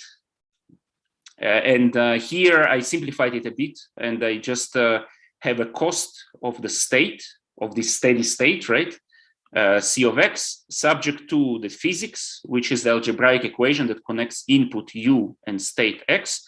And remember that we still have the exogenous variable w. So if you think about, I don't know, power systems here, you can think of u being the power injections, x being the voltages, and w is all the uncontrollable power injections in the system. So u is the thing that you can control, w is only all the other loads or other things in the system you cannot control. And then you have constraints on your input. So you can, of course, only go that much with your input. And I don't have any constraints on x. So that's why I said I simplified it just for illustration purpose. So I have the constraints on input and I have cost on the state, on the output. But we can complicate it as much as we want. And to solve, this is the steady state optimal control problem. To solve this problem, as you can see from this optimization problem, we need to know, first of all, the model, OC2, so the steady state model of our system, essentially the function h, but also the w, right? So we need to know h, but we also need to know all the uncontrollable inputs. And for example, we can take very simple first order approach to solve this problem. I write here the first order gradient descent algorithm that iterates u, the input u, until convergence in a projective gradient fashion. And you can see here explicitly, I use the chain rule to compute the gradient of the cost c with respect to the variable u. You can see that the gradient of c with respect to u is also needs to take into account the system h. So the gradient here, therefore, is the chain rule where you have the Jacobian matrix J, Jacobian of the physics H, times the gradient of the cost, evaluated at the output or the state, which is given by function H again. And you can see that in order to run this algorithm, you need to know J, the Jacobian of your physics, and the H itself evaluated at U at W. So you need to know W and you need to know H. So this is more pure model-based approach to do this steady state optimal control. And the idea of model assist approach can be illustrated using this feedback interconnection. So instead of doing what I showed here, which requires a lot of information, which we may not have in real time, we instead connect the optimization algorithm as a feedback controller to the system. And we assume that we can measure the system output. So this is what is illustrated here, right? So we have a system that we can control, we can measure its output at any given input U and any input W. We can feed it back to the controller, and then we can produce the input, the next input to the system. So as you can see here, what happened compared to the previous algorithm is that instead of having H of X of U and W, I just put here directly the measurement of the state, X hat K. And therefore, by this simple manipulation, I avoided the need for knowing H and knowing W by measuring the output directly. Of course, it comes on the expense of having the ability of measuring the output in real time. But eventually we're talking about control. So this is what we are doing, right? We are measuring things and we are acting on measurements. So the only thing here is that is still remains is the Jacobian here, right? So Jacobian, which gives us a direction, right, or sensitivity of the system output with respect to system input still is required. But this is typically a lesser problem because Jacobian is in many cases is easier to obtain than the actual system model, such as, for example, in power system Jacobian is easier to obtain. And secondly, in many instances, this Jacobian is independent of the exogenous W. It only depends on your input, right? So you kind of avoid completely the need for forecasting the W or estimating W. So this is the example of model-assisted approach in my mind, because here you are using data to avoid knowing the model because you can just measure, but you still have model assistance here because you are giving the direction because of the chain rule, your direction in the gradient is assisted by the Jacobian. And there are also, of course, we can take this approach and we can make it completely model-free by using zero-order methods, which I am not sure here. That will be completely zero-order method.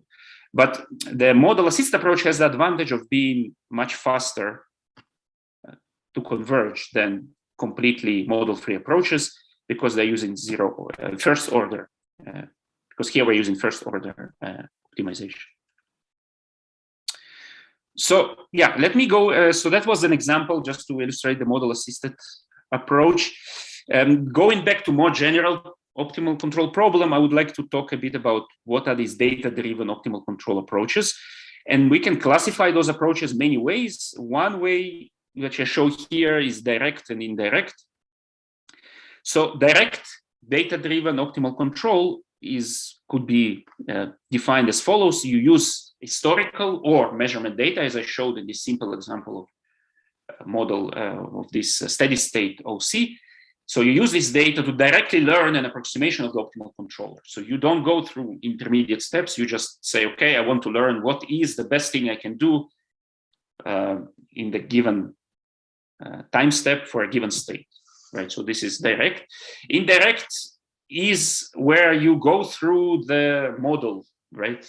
Learning. So you use historical data and you learn some surrogate model of the system, and then you take this surrogate model and you plug it into a standard optimal control framework, such as MPC that I showed before, or dynamic program. The question is, for example, in the example above on the optimal steady state control, is this model assisted steady state control is direct or indirect? I would classify it to a direct approach because I really don't go through estimating the model there, right? I'm just using measurement and replace the model. Yeah, but that's just an example of direct approach. So reinforcement learning, right? The topic of this workshop is reinforcement learning. I didn't say reinforcement learning so far, but here you go. It's mostly a direct method in my mind, although there are also indirect reinforcement learning methods. Again, since people here are all experts in reinforcement learning, I don't need to explain to you guys what reinforcement learning is, but really, we are trying to learn the optimal policy, right? And the high level idea is to interact with the system and maybe also some surrogate model, by the way, right? So this comes back to indirect RL methods.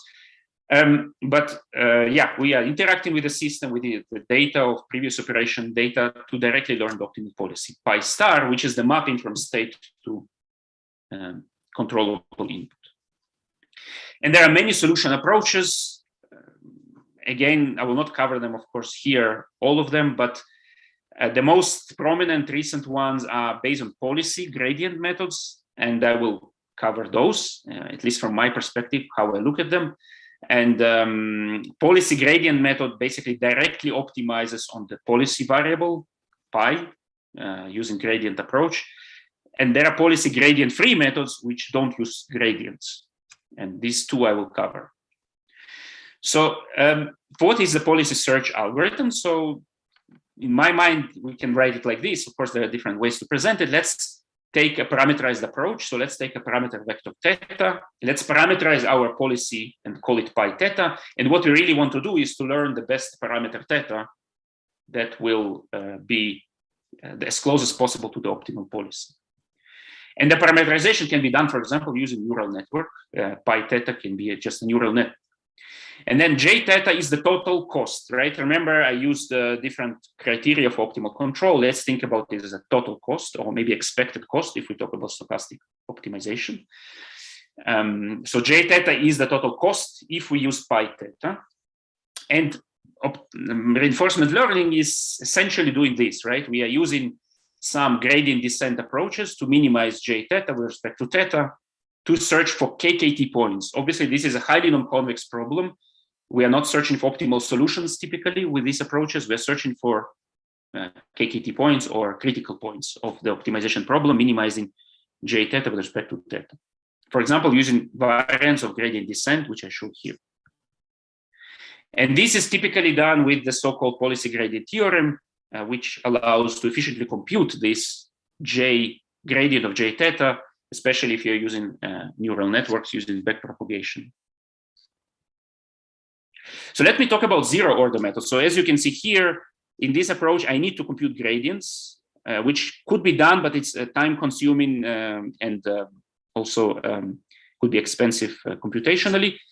The zero order methods try to avoid doing that by doing approximations of the gradients, and essentially by looking at smoothed function, objective function. So instead of your original total cost, J theta, you're looking at a smoothed cost where J theta is smoothed. So what does it mean? It means that I take the parameter theta, I evaluate the value of the cost at some perturbation of theta, sigma times epsilon, where epsilon is a random variable, sigma is a parameter that you can control, and then you just take expectation of this. So this is kind of a smoothed or averaged cost around a given point theta.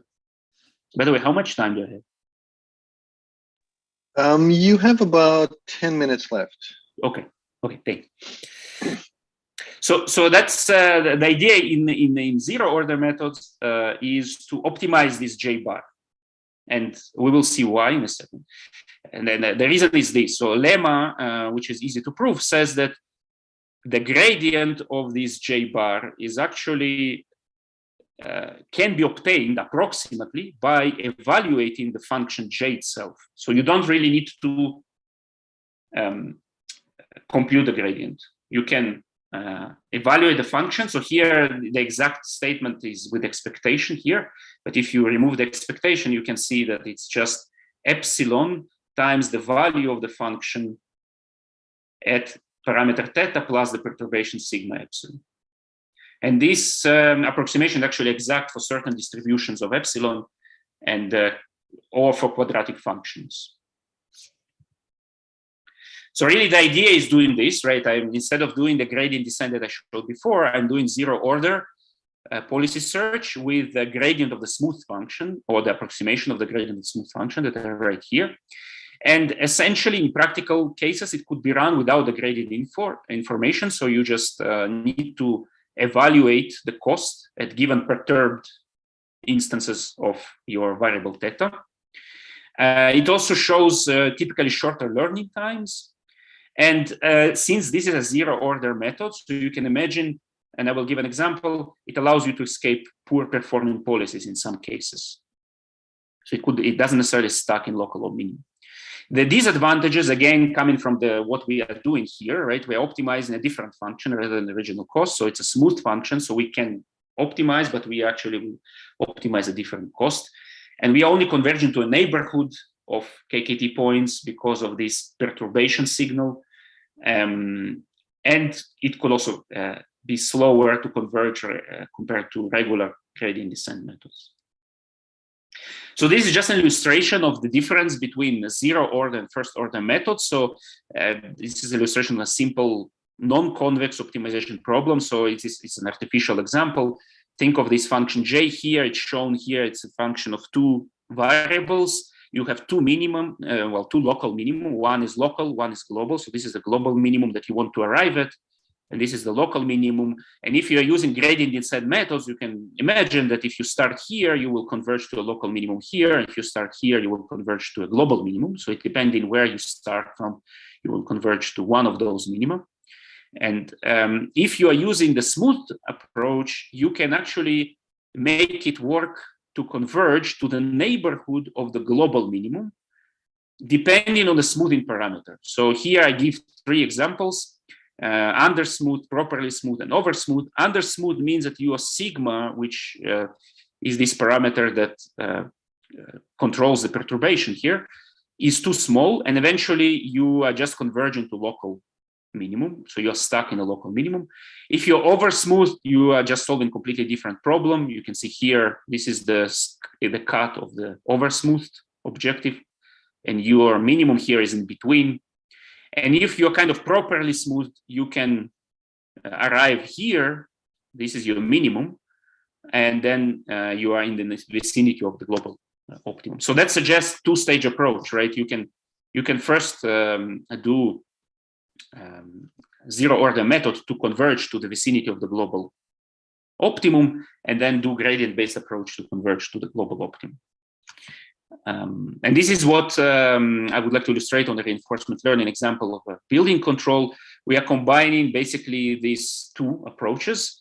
And we just using in this example two existing reinforcement learning methods. One is zero order method, so it fits in this smooth optimization approach. It's called evolution strategies RL. It is doing exactly what I showed in the previous slides. And the second approach is proximal policy optimization, which does gradients descent. So this is a first order method. And we are combining these two with just two stages. We first do stage one with zero order method, and then stage two with the first order method.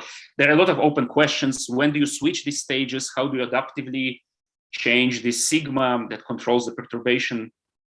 Theoretical analysis of this. I'm not covering this, but yeah, that's kind of just an illustration of how we can improve RL with some structure in the algorithms. And in the interest of time, maybe I will not go into the specifics of these of these numerics here, but the idea here was to apply to this building control problem that I showed before, this two-stage RL approach, to learn optimal controller that does both the balance between three objectives, right? It does comfort, it optimizes the comfort, energy, but also response to DR requests, demand response requests. And we showed here that with this two-stage approach, you can really reduce cost by between 13% in DR cases to a lower percent of 4.5 in non-DR cases when you do this two-stage approach compared to individual approaches using just first order approach or second or zero order approach. So let me, so that's an example in the building world. Let me just overview two additional methods compared. So yeah, I wanted here also to kind of give a perspective on what are the alternatives to reinforcement learning when we talk about data-driven optimal control. And these alternatives here are what we can call data-driven predictive control, or DPC. These are indirect methods compared to typical reinforcement learning approach, where what we do is we are using data to learn some surrogate system model, and then we use these models in, for example, in an MPC framework. And two popular alternatives or approaches in this category currently are approach that is based on Gaussian processes and an approach that is based on what is called behavior system theory. If I have time, I will cover quickly both of them. So what are Gaussian processes?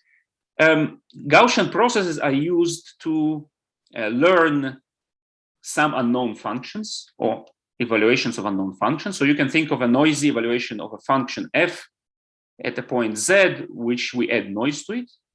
And Gaussian processes is used to model this fz as a Gaussian stochastic process with a mean mu z and a kernel or covariance matrix k z z prime, which is written here. And the GP, or Gaussian process regression, is used to estimate mu and variance. So mu is the mean and sigma squared is the variance from data using few hyperparameters. So the main advantage of Gaussian process is that you don't have too many parameters, you just have few hyperparameters, and essentially it's in a non-parametric approach where you estimate the mu and the sigma, and once you estimated mu the sigma, you actually have your estimation. And the idea is kind of straightforward in one hand to how do we plug this. So once we learn this, so yeah, I don't show the details here in the interest of time, but you have explicit ways to learn mu and sigma from data. Once you learned mu and sigma from data, you can embed it into an optimization or optimal control approach. So if we take our optimal control problem before, for example, we want to learn the system model F. Instead of system model F, we plug here its mean value, mu, learned from data, learned based on previous examples of X, U, and W, right? So this is our Z here. the augmented input, let's say. Right, so this is the first, let's say, order approach. You just take the mu and you replace your system model with mu. You can also incorporate uncertainty in this approach by augmenting the cost with some measure of uncertainty. So for example, by encouraging more certain points in your data, right? So sigma, I remind you, represents how certain you are about your estimation. The lower sigma is, the more certain you are, and you can regularize your cost with some term that is associated with this uncertainty. Yeah, that's, I would say, the extent to which I will show that part. And the second approach that I wanted to mention is completely different, is a behavioral system theory approach, where the idea is really, in some sense, to bypass the system modeling or state space modeling. And here again, consider the state space model. F represents the state space, and you also have some output. So here I introduce another variable y, which measures some things about the system through a function g, and let's call it y. So this BST, which is behavioral system theory, allow us to bypass the whole thing here, and especially the state modeling. You have 1 more minute left. Okay. Yeah, I'm almost done. Yeah, I'm almost done. Okay. Yeah. Thank you. So it allows you to bypass this by just looking at the input and output data. So you don't need to define the state. You just measure what you have. You know what is your input. You define some data matrices associated with input and output, the so-called Henkel matrices. Again, I will not, in the interest of time, I'm not going into the details here, but really this Henkel matrix is a way to organize your data that you have from the past for both input and output in a way that allows you to model the system conveniently. And the idea really is that you take your, previous data, U and Y, you construct these matrices, and the BST tells us that we can model any future trajectory of the system as a linear combination of past trajectories in these data matrices. So this is really the punchline here. And this linear combination is unknown a priori, but any linear combination that fits this equation works, right? And this, of course, is only for linear systems. For nonlinear systems, it's a bit more complicated. So really, this data-enabled predictive control using BST is really this, right? You collect data of U, your input, Y, your output. You construct these matrices. Again, I'm not going into the details. You construct the matrices. You put this in the combined matrix H, U, H, Y, and you put this as a constraint in your optimization problem, and that's it. Then you don't need to model your state. You don't need to do all these other things. So yeah, that's the high-level idea of this BST approach. It is good as a black box approach because you don't need to know anything. You just put your data and that's it. However, it is very expensive because it has a lot of parameters. This vector G here, that is a free parameter that you need to kind of find when you optimize, is a large vector typically. And direct application of this to engineering system is maybe not very efficient. So there are some ways to do some hybrid approaches, which I don't cover here, but yeah, that's the idea is really to maybe do some hybrid approach, which combines this idea for some pieces of your problem, which are completely black box, and then add some structure. So yeah, that's it. Sorry if I took too much time. I wanted to just maybe a few takeaways here is, first of all, there are several alternatives for data-driven optimal control. RL is one of the prominent ones, but I wanted to make you aware also of other approaches. And there are several trade-offs, right? As I showed, trade-off between model and data, trade-off between global and local methods, and trade-offs between direct and indirect methods. These all kind of should be taken into account based on the individual problems that we are looking into. Yeah, and that's it from me. I will stop here. Thank you. Have any questions if you have? Thank you, Andre. Beautiful presentation. I really enjoyed all the connections. It was nice complementarily to Ilias And it's also a nice introduction to what we have later, like a getting started with RL. And so this is a very nice transition between first and the second part of our program. So any questions from the audience? Do you have an email address, Andre? Could you put it up in case people want to contact you outside of this? And I don't know. Sure. Yeah, I can try to. Yeah, I mean, maybe I should stop shared for a second. And then while you do that, we'll wait for a question. Is there a question? A question in the audience? I don't see anyone. 1 second. I just raised one. Oh, Gregor. Yes, Gregor, go ahead. Yeah, I was wondering, Andre, where of the behavioral system theory approach where you first encountered that and how you were inspired to adopt that for control problems. Yeah, it's the behavioral system theory is kind of an old concept. As far as I remember, it goes back to maybe 80s or 90s. There were several. That's old, though. I thought you were talking old Maxwell or no, not Copernicus. Yeah, old for me. Let's say. But it was revived recently in the context of power systems. My inspiration came specifically 2 years ago from the presentation of Florian Dorfler in Autonomous Energy Systems workshop. This is where he kind of brought it back to life, let's say, and he showed some applications. I believe that, yeah, since then there were a couple of, we also have one paper on that, on doing online, basically combining online optimization with this BST approach. I think there is still some work needs to be done to explore what is the advantages of this approach compared to the regular, identify and optimize approach, where you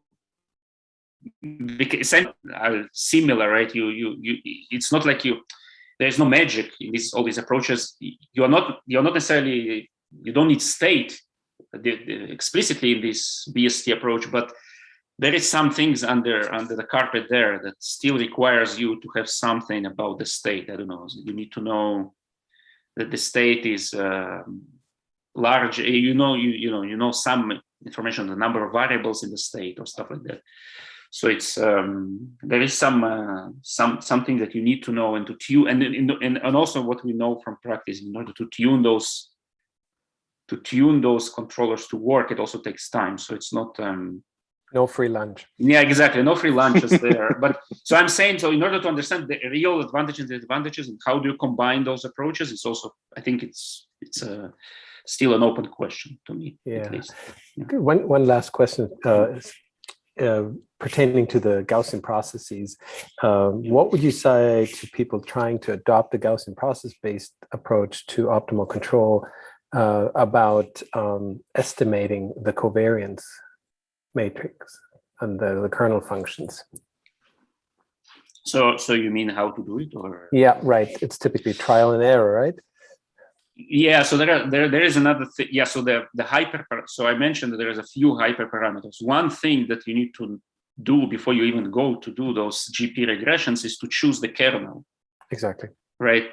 This is probably what you mean, right? That's so you need to, yeah. So you need to. So this is again an art. No one tells you how to do it. Exactly. There is no, formula.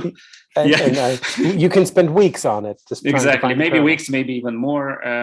Yeah. But there are some guidelines. So, for example, there are periodic kernels. Sure. So, for example, if your data is periodic, like in buildings, right? If you have, things that are periodic, then you have kernels that help you to capture this periodicity. And then you can also combine periodic kernels with non-periodic kernels to capture also time variability, right? Because periodicity means that everything is the same all the time, but there's also time variability. So you can kind of, for example, have a product of kernels where there is a periodicity, but there's also some, you modulate it with some time variability. So there are some guidelines. We have in one of the papers, we are using actually this combination of two kernels. But it's not, you need to read several papers and to read some opinions of people, how they chose those kernels to. Yeah, there are automated ways to exploring kernels that have been developed, right, for Gaussian process regression. But yeah, there are also some tools in like the toolboxes that allows you to automate things, and but it's, I would say it's still, sometimes I don't trust those, and it's kind of hard to, it's not always working. So you need to sometimes still do the art of tuning things, but it's less tuning, I believe. In my experience, less tuning than, tuning completely parametric approaches where you need to have a lot of parameters to tune. Yeah. And so last question, to save buildings and make them more energy efficient, where would you place your bet? $1 million, would it be on Gaussian process-based OC methods? Would it be on RL or classical MPC methods? If you actually want to make buildings more efficient. Yeah. And you had to leave your ivory tower for a day. $1 million is not enough, Andre. 1 billion. Money is cheap. Make it $1 billion. Quantitatively. Yeah, I would not bet probably, but if I need to bet. If I would bet on something hybrid. Oh. I don't. Yeah, I from my experience with RL so far, you really need a lot of data to train good controllers. You can do it, you can take HPC and you can train and stuff like that. But I think the truth somewhere in between, right? You need to have some way to introduce the structure, as I mentioned. And structure can be introduced in many ways, in algorithmic way, like I showed, or model-assisted way. And I would not bet on any one of those individually. I think there is a need of some people to work on trying to understand and trying to take the advantages of different methods and how somehow make them work together. That's my take on it. Yeah. Thank you, Andre. There is one more question in the Slack. If you could give a short answer. So Bharat is asking, the methods you discussed focus on a single agent, and what is your opinion on scaling this to multiple agents? Any theories from MPC or optimal control that are helpful for that scenario? Yeah, that's a great question. So there's a lot of efforts in multi-agent RL. So if we just talk about RL, I think there is a lot of work, and I think it's still not, things are not done there. And there are different questions. Like, for example, you can think about how do you train those multi-agent systems, right? So for RL, this is a big question, right? You want to train multi-agent systems, because once you train them, maybe you deploy them and they work on their own, right? So yeah, that's kind of one question. Another question is related to distributing the computation, right? Because the indirect methods are more about solving optimization problems eventually, right? You need to estimate this somehow the model, but eventually you're solving an optimization problem, and there you can leverage a lot of work on distributed optimization and apply it to multi-agent systems. So you will kind of solve in real time distributed optimization with some level of communication eventually, right? Because if there is a high level goal of the system, you will have to have communication eventually. So I would say, yeah, there are kind of different literature on this. They're kind of separate in some sense, right? One is more on training multi-agent systems for RL offline, let's say, and then you put it in real world and it works, or in real time you do distributed optimization, coordinate things with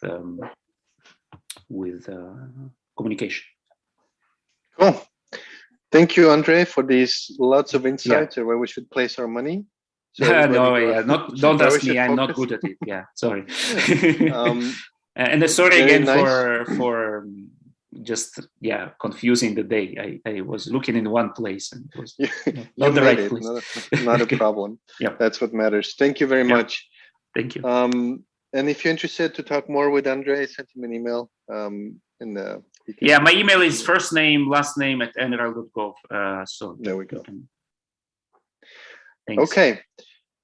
Thank you. So I'm looking at a schedule. So the next section is a few community announcements, which we'll start with Jan, and then we'll speed them up a little bit to catch back on time. So Jan is going to talk about the climate change AI community. Yes, thanks, Zoltan. Can everyone see my screen? Mm-hmm. Wonderful. So thank you very much, Zoltan. I want to introduce the Climate Change in AI organization that is volunteering nonprofit, which main objective is to catalyze impactful work at the intersection of climate change and AI. So our workshop fits very nicely in this mission space, but this climate change AI also looks more broadly on applications, power systems, generally in energy systems, agriculture, or climate modeling. So anything related to climate adaptation and mitigation falls in the mission space.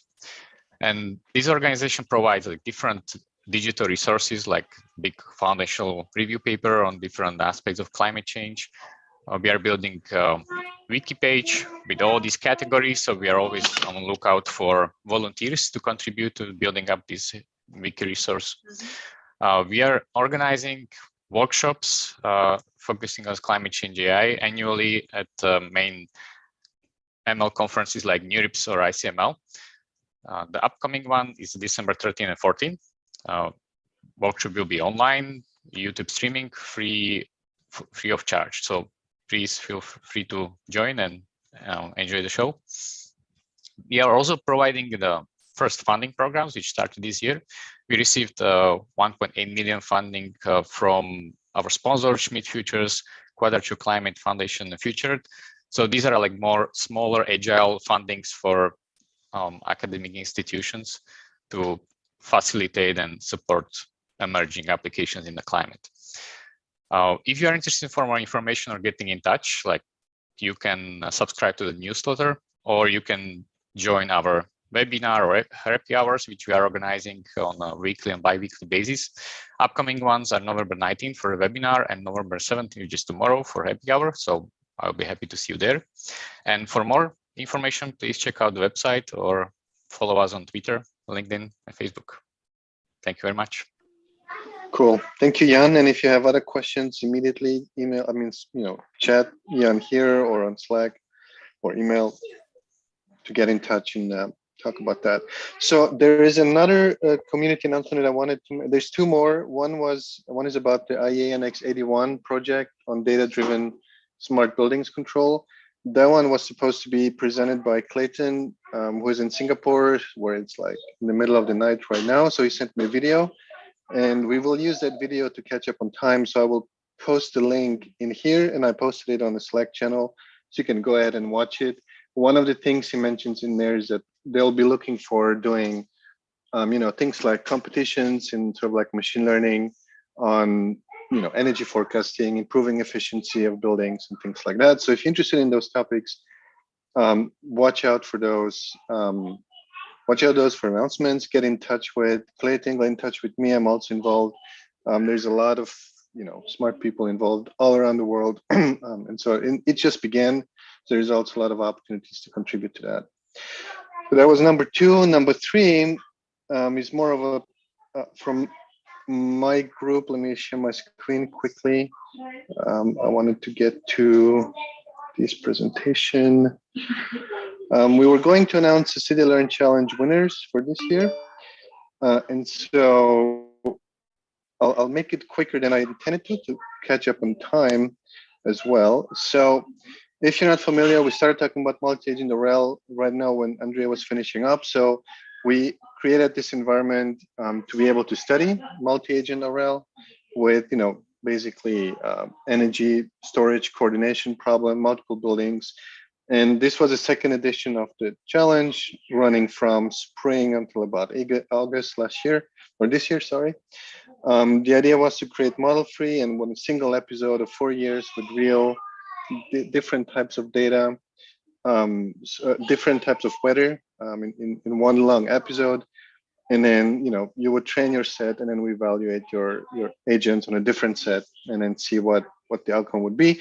This year, we're distributing some money, thanks to our sponsors shown at the bottom. And we also allowed non-RL solutions to show the comparisons and to allow for fair comparisons on this gym environment. To give you an idea, there's a lot going on. We calculated a lot of metrics for the agents and then summarized them into different scores. To the bottom, you have those 5 scores, which basically are the total average and only the last year average to see more of the converged results.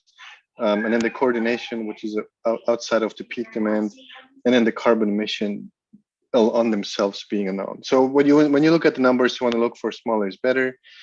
We announced this in the spring, about 20-ish teams signed up to be interested in and to get more information. In the end, 6 teams submitted their agents.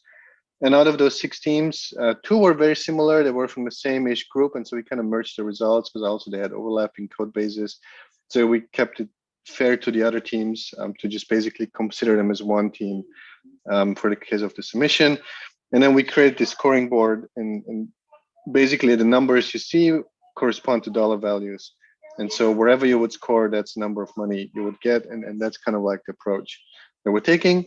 So without further ado, here are the winners, or the ranking basically. So on the last, the only unranked group, Leticia, who didn't make it into any of the ranks and any of the scores. Then the overall number 4, a sole individual, Miles Kepner, who made it to 3rd place in 3 of the scores.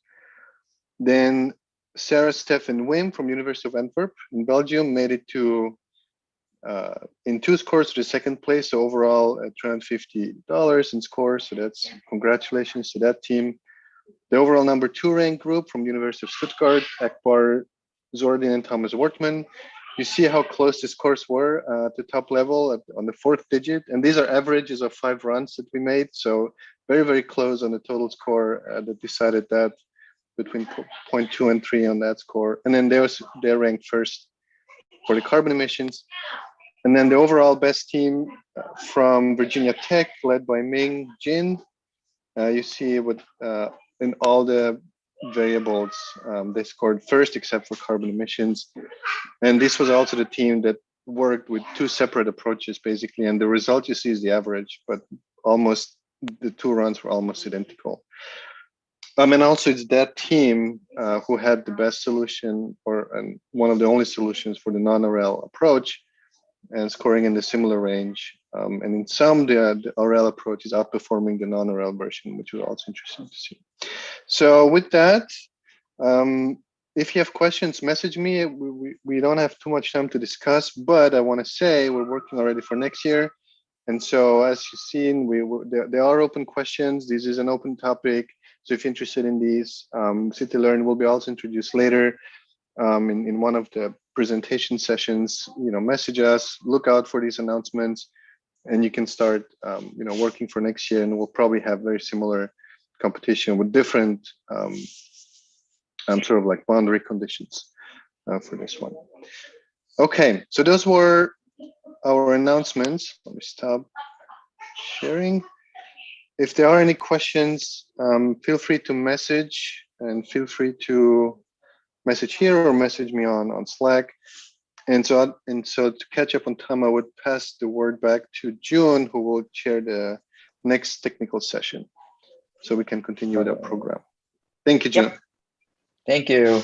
And I think we have to skip the break time and then try to make a 15 minutes so we can end up at 1 p.m. Continue the next session. So my name is Junyoung Park. I'm assistant professor at UT Arlington, and I'm happy to chairing this session 2.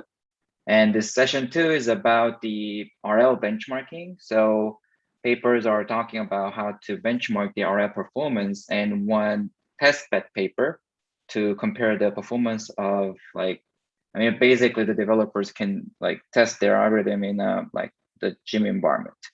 So I think it's better to not to say much, but introduce the first speaker, who is Kuldeep. Kuldeep is a research scientist in computational urban science group at Oak Ridge National Lab. He was awarded master's and PhD degree from Indian Institute of Technology, Bombay, India. Kuldeep is specialized in applications of artificial intelligence and computational science research to solve complex but compelling challenges in urban science and geosciences. So Kuldeep, the stage is yours. Please share your screen. Yeah, thank you so much for the introduction. Yeah, let me share my screen.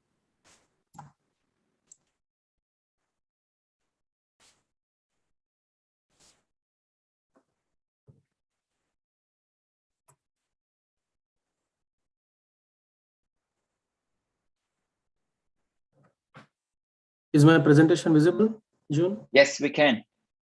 Okay, thank you so much. Thank you so much again for the introduction. I'm Kuldeep Purte, research scientist in Oak Ridge National Laboratory.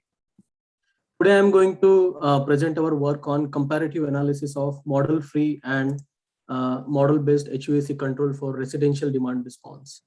So before moving ahead, I would like to thank my collaborators, Kadir, Jeffrey, and Helia for their contribution in this work.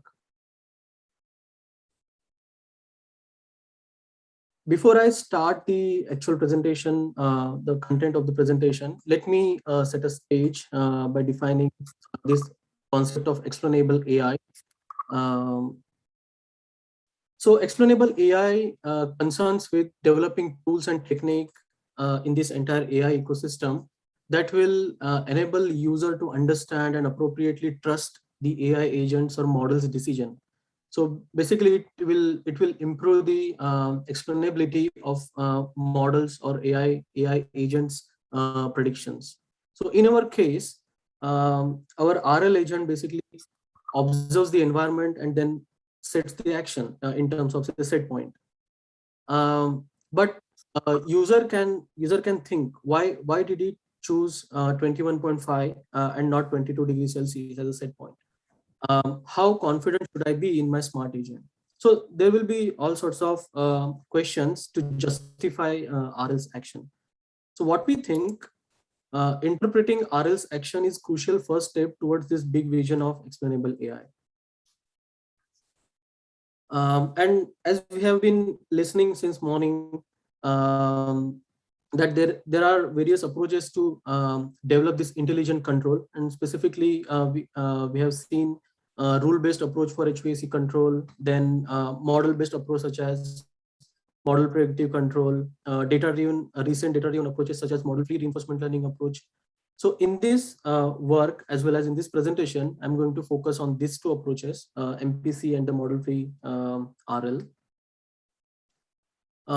What we found that there is a paucity of such comparative analysis of model-based and model-free approaches in the literature.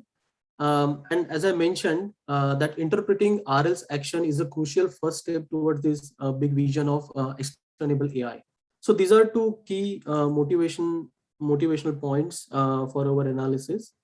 Specifically, we asked this question: what percentage of MPC's performance can be achieved by model-free RL, in specifically in the case of HVAC control?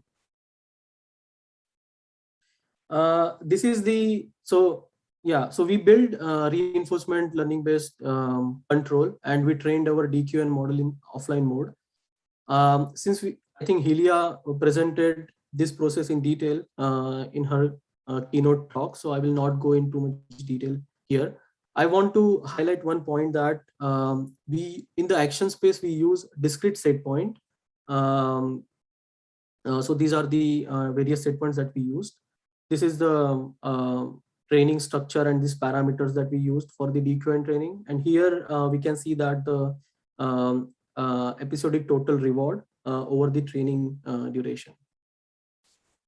Further, we also trained MPC-based HVAC control. So in this process, MPC algorithm receives the measurement from the system, that is thermostat in our case, collects the electricity data and weather data for the prediction horizon. Further, it optimizes the control for that prediction horizon using algorithms like genetic algorithm. So we use genetic algorithm in our work. And after that, it will implement those control for those control horizon. So that is the end-to-end flow of MPC-based control. Okay. So for our comparative analysis of this MPC-based approach and the RL approach, we used weather data from typical month-year data for Knoxville and Memphis region. We used time of use price signal with the peak price of 25 cents during 2 to 7 p.m. of peak period, and the off-peak price was 5 cents. So here I have listed 4 analyses that we have performed to compare their performances. So first one is the indoor temperature variations, then agreement of MPC and RS actions. Then third one is MPC and RS cost saving over the baseline. We use fixed set point baseline with 74 Fahrenheit as a set point, cooling set point, and then we perform runtime analysis. So let's go through each one of them. So here I'm showing on the left side of the slide, I'm showing the indoor temperature variation due to RL's action as well as MPC's action. So we have, so here blue color and the orange color represents indoor temperature variations due to reinforcement learning. And we have 2 zones, so there are 2 lines. And then green color and red color shows, although they're mixed together, but just for the clarity, the green and red shows the MPC, the indoor temperature variation due to MPC set point. So we found that this indoor temperature variation matches closely when the outdoor temperature was not too high. So here I'm showing the outdoor temperature for 3 days, basically July 10, 11, and 12. And here for 11 and 12, the outdoor temperature was approximately around the average summer temperature for the Memphis region. Whereas, so here we have seen close match, but here I think on July 10th, there was some mismatch, and we thought that there is a scarcity of such hot days in the entire in the data set that we used for the training. So what we can do is we can basically prioritize those tuples of such hot days or extreme weather during the training process so that it can improve the training process. Further, we use the agreement of MPCs and RL's action. So basically we have used set points. So here we try to understand what percentage of time MPC's set points matched with RL set points. So try to understand how they are together with their actions. So here I'm showing that percentage in the grid form. We found that MPC and RL showed around 53% agreement on the set point values. It's an overall agreement combining both the zones. Most of the agreement was on higher set point values. So basically they agreed on lowering the energy use by setting the higher cooling set point so that AC will be off most of the time. And then we also saw that there is relatively lower agreement on the lower set points. So we tried to investigate that problem, and we found that several different combinations of set points can elicit same response from the HVAC system. For example, set point of 70 Fahrenheit or 71 Fahrenheit when the indoor temperature is 74 would turn on the AC. So it's the same response for 2 different set points. So that is one observation we made. Here at bottom, I tried to consolidate these results in terms of AC's cooling status. So basically the set points get converted to the cool on and off action.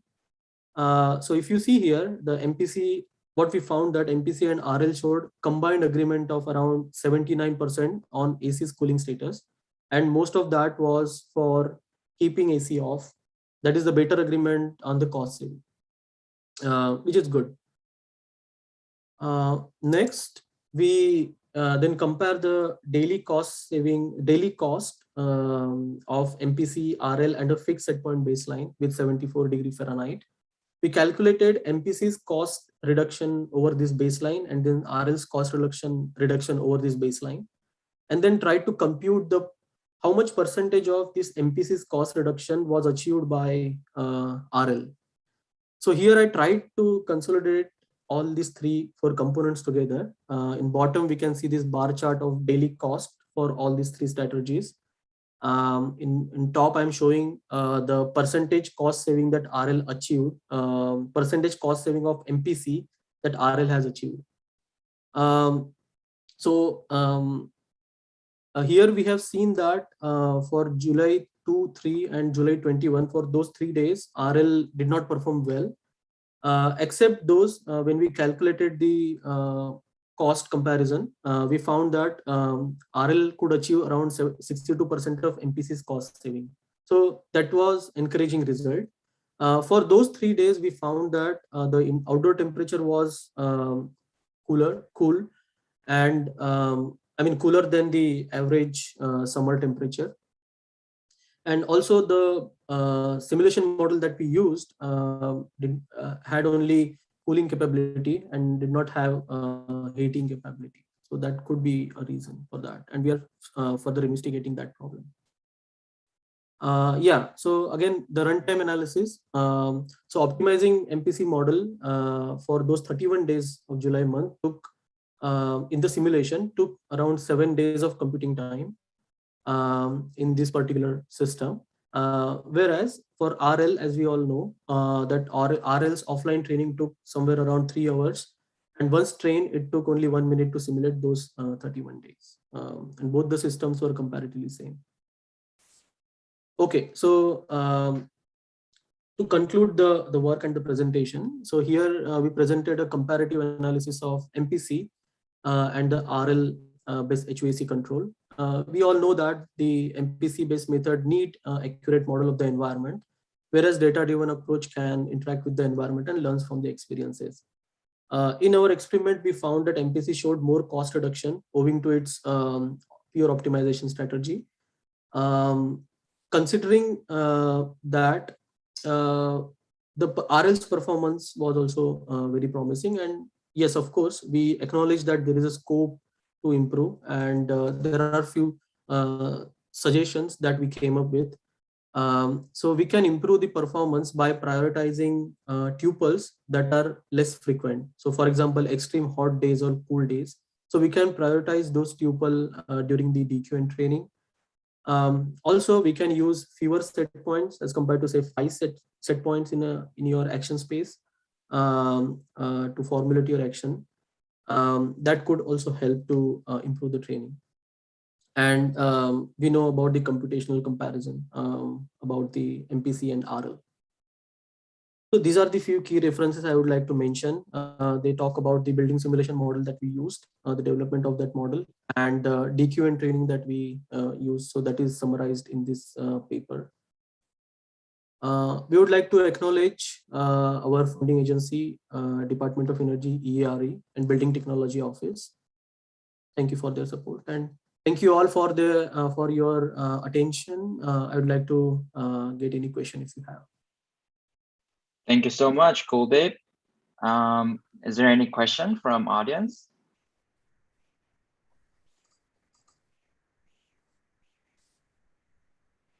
So maybe I can ask you a quick, short question. So I saw the indoor air temperature, comparison of your MPC and RL model. Like, did you observe any like comfort related insights, like MPC versus RL?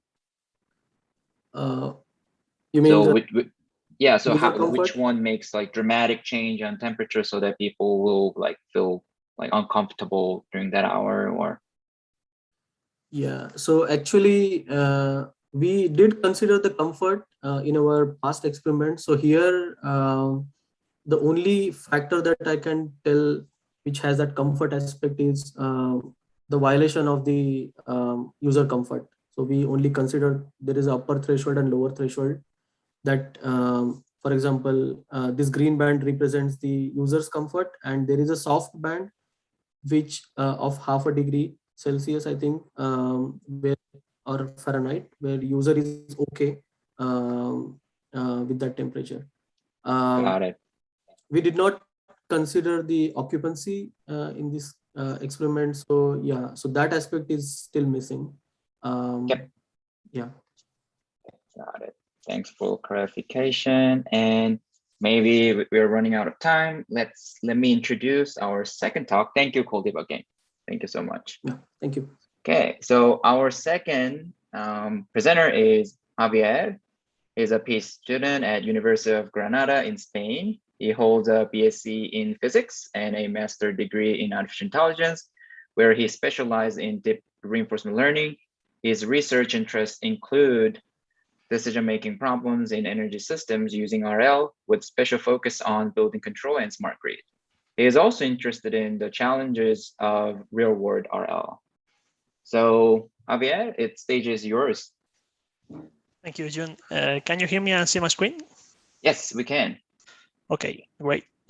So thank you, everyone. Thanks for having me. My name is Javier Jimenez. I'm a PhD student in the Sustainable AI Laboratory of the University of Granada. And today I'm going to present our work, which is called SynerGym, a building simulation and control framework for training RL agents. So in this presentation, I will explain the motivation and context of this paper. Then I will go to the details of the design of this framework and the main functionalities. And then I will briefly show some usage examples. And I will conclude with the main aspects of this work and the future work we're working on. So, okay, for starting and to motivate this work, during this presentation, we usually focus on the agent, but let's for a moment highlight the relevance of environments in RL. So in most state-of-the-art applications, like for example, the original DQN paper, we see that the novel methods are usually evaluated in a lot of environments because we would like to achieve methods that are able to generalize to different tasks, right? So for example, the Atari games. And actually generation is pretty hard in RL, right? In general. So when you look at the application of RL in building control, the situation is not the same because usually building models are very expensive and cost to obtain, or you usually need a lot of expert knowledge. So that makes it difficult to create this zoo of these different environments to train controllers on. So that may cause that these methods will struggle to evaluate in different tasks, right? Like building types or climate zone, or building equipment, the states, etc. And here, environments is a synonymous for the tasks, right? Also, because of these expensive environments and these expensive building models, some of the time in this, we have this lack of standardized environments to train on. So they may cause, this is an issue for reproducibility and for comparing different works, right? So the question is, how can we improve the generalization and reproducibility of RL-based methods in building control? And the answer we propose is it's an open source Python-based framework, which is called SynerGym, which can be used for building simulation and control framework for reinforcement learning. And the main goals and contribution of our library is two, basically. First, it provides a diverse set of environments, okay, with currently 3 different buildings, 3 different climate zones, with variable weather and also customizable action space and rewards, which may use to train, benchmark, and evaluate different RL and non-RL agents in multiple scenarios.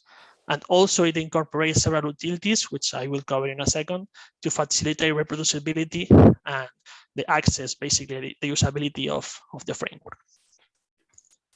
So yeah, so the framework design, just the technical details of that, you can see a schema here, okay? The design is orientated basically to facilitate experimentation. So we want to hide or separate the experimentation or the RL part from the simulation part, right? So we use a design focus or following the Gym API, and just a couple of highlights here. In terms of the communication with the controller, we use the building control virtual testbed, which is a common tool used for interacting with the simulator.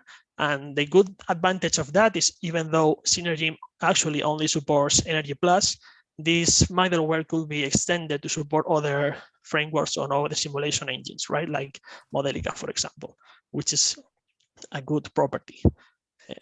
Also, in terms of how we can define this simulation, it is done decoupled from the interaction with the simulator. So we can configure almost any simulator or any environment by including the building model, the weather data we are using, and the input and output variables for the control. Okay, so it is possible to extend the existing environments and also create new environments just by adding or modifying these files. And finally, all these components are wrapped or are packaged in a Python class, which follows the standard Gym API interface, which is the standard way to communicate with RL agents.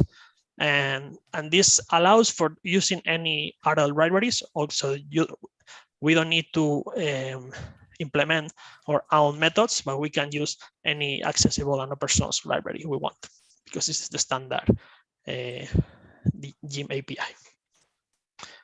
So now moving to the main functionalities that are included. First of all, the available environments, sorry, the available buildings. Currently, we're including 3 different buildings, which have been already studied in the literature.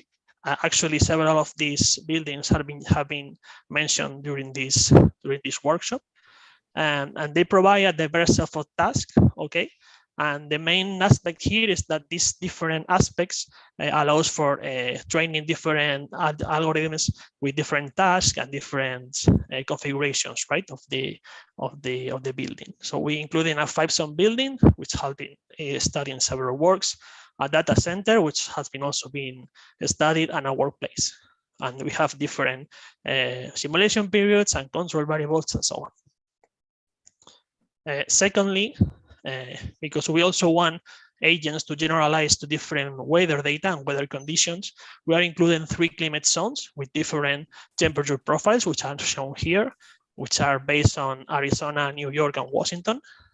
And this allows also to create different conditions and different situations and settings for the training. But here a problem arises. It's just, okay, we have 3 different configurations and 3 different weather data, but they are static. They do not change during training. So that might cause some overfitting and some lack of generalization to the behavior, or sorry, for the policies. So we including a method to avoid this behavior, which is adding a mechanism to modify this weather series, okay, using an on-state Uhlenbeck process. The process is quite simple. It's just using this formula that you see for T here is the outset temperature. So we are, for each time step, we can modify a little bit this weather data. So we can generate a lot of different time series in a simple yet realistic manner. So if we apply this formula with these different parameters, we can see that we can generate this many temperature time series. Depending on the parameters of the process, we can create more diverse. Actually, this is the field areas represent minimum and maximum temperatures in 10 episodes. So by using this, we achieve some good properties like time correlated and coherent noise. Okay, so the generated profile is realistic. Also, this prevents overfitting and increase the inspiration capabilities of agents by seeing diverse climate conditions. This is very fast and easy to calculate. It's basically to apply this formula at each time step. And this also could be applied to different other simulation variables like humidity and occupation, for example. Okay, in terms of the action and observation space, these are very important features as well, because they determine which algorithms can be used. So here we are including both discrete and continuous action space. So every building or each building could be controlled by these different actions. And also it is possible to modify their dimension and range. So for example, the range of the set points could be modified. This generates a total of 28 available environments, which are described here. So a single agent or a single method could be tried in all these different settings. And also we are including customizable observation space where you can include new variables from the simulation. And also you have the predefined wrappers for processing this observation like normalization and stacking, which are good for training. And also another big part in RL is dedicated to designing a good reward function. In fact, different reward functions could be considered different tasks and also different control problems. So we included several reward functions by default, but you also can define your own reward function, right? So in this case, we have included a very common reward function, which is a combination of energy consumption and a comfort term, right? Which is shown here in both the linear version and an exponential version. You can just copy and paste or just use the class that defines these rewards, but you could also implement your own reward function. Yeah, right. So you can define your own class, define your own computation method, and pass it through to the environment. And also it has a lot of application, like for example, this weight given to each term could be modified in time, so you can have different behaviors depending on the occupation and so on. And finally, we are including several utilities for improving reproducibility and usability, which is not really related with RL, it's much in the software part, but they are very important. For example, we're including ready-to-use Docker containers, which have all the software requirements, so there is no need to manual setup.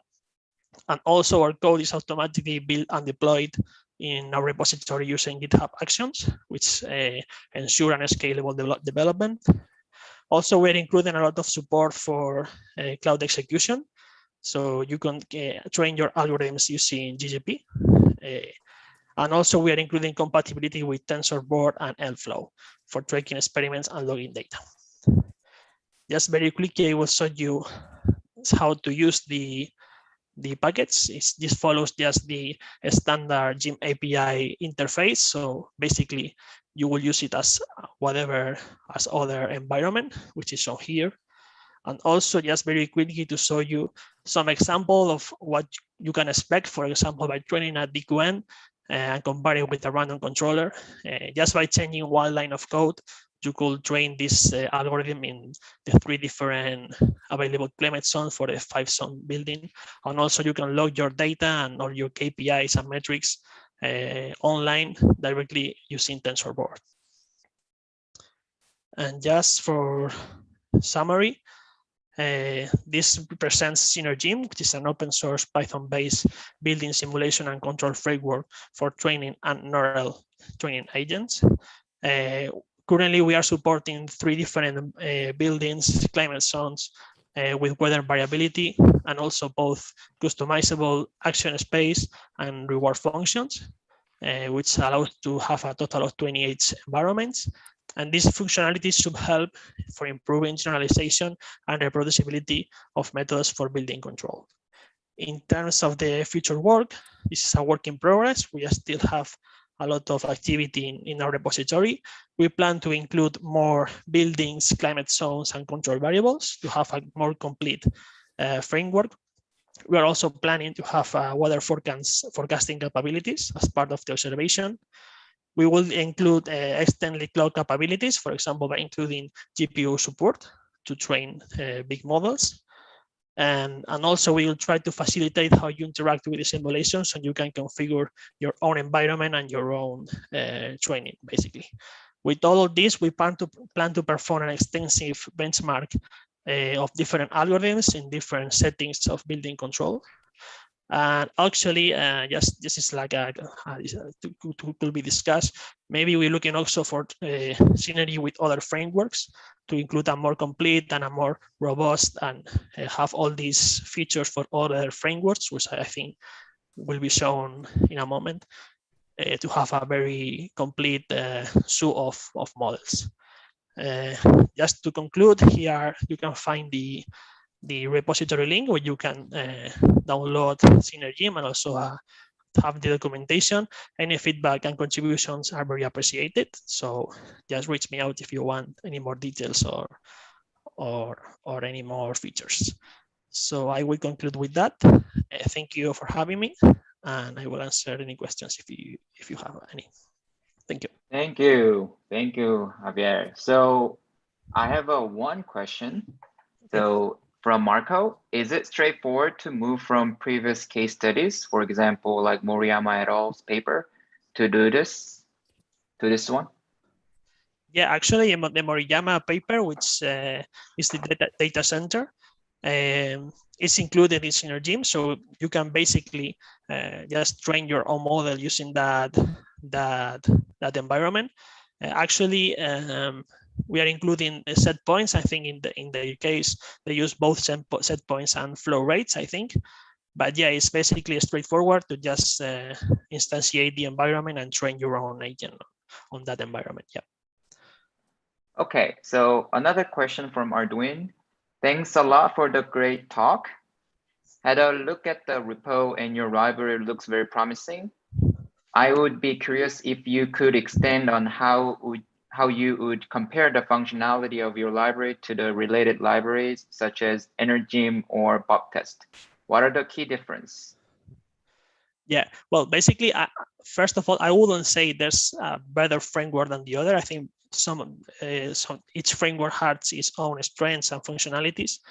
In our case, I think one of the main functionalities or the main contributions, let me just move to that part, is the 3 buildings we are including are based on or have already been studied in the literature.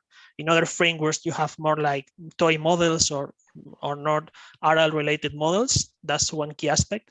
And another aspect is the fact that you have this weather variability, which is not always the case in other frameworks, because even though you have several weather series, it will be the same for each episode, right? So that may cause overfitting, and also you cannot just add a random noise because that will cause like a very weird series. So having this functionality also allows for a more diverse type of trainings. But again, I think its frameworks and the ones that we will see later are great. So I think it's one of them have his own strengths, I would say. Yeah. Great, thank you. So please upload or please the GitHub page into the Slack channel. There was another request from Zoltan. All right, so let's go to our last speaker, Leno.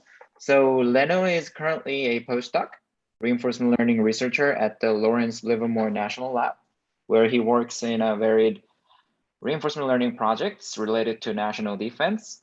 His master's and PhD degrees have been awarded by the University of São Paulo, Brazil. His works are concerned with several topics of machine learning, but he is better known for his research on transfer learning for multi-agent reinforcement learning. So Leno, the stage is yours. Please share your screen.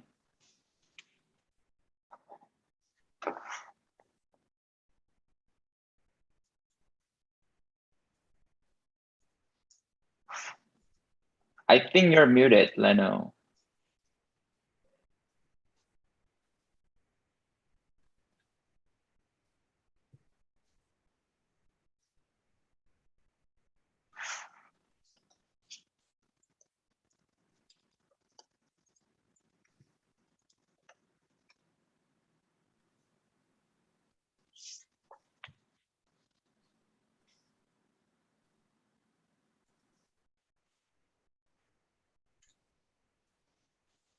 Hello, Leno, are you hearing me?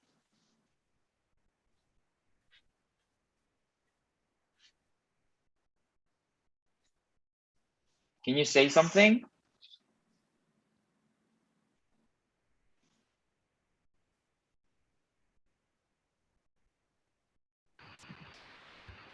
Hello. Hello, can you hear we me? can hear you. Yeah, please share your screen. Good.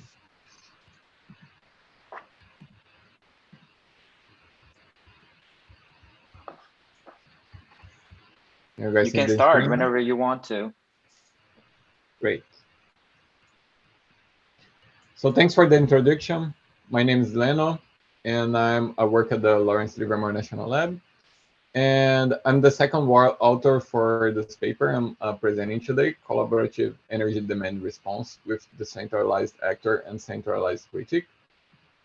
So before starting to talk about our work specifically, I will give like a very quick introduction to multi-agent reinforcement learning.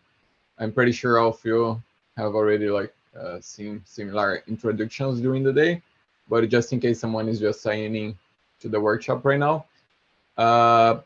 In multi-agent reinforcement learning problems, we have a number of agents in an environment, and the agents are trying to solve some kind of task, but they don't have a lot of information about the task, especially about like how the states evolve. So what they do is they are able to observe what is the state of the environment and then apply actions. They start doing this randomly initially. And after applying one action, they're able to see the next state and a reward function that is the only feedback they have for solving the task. And in multi-agent environments, we have multiple agents learning at the same time. And they keep doing this by like applying actions, observing the state and the reward, and then using this to learn what is the best action to apply in each state.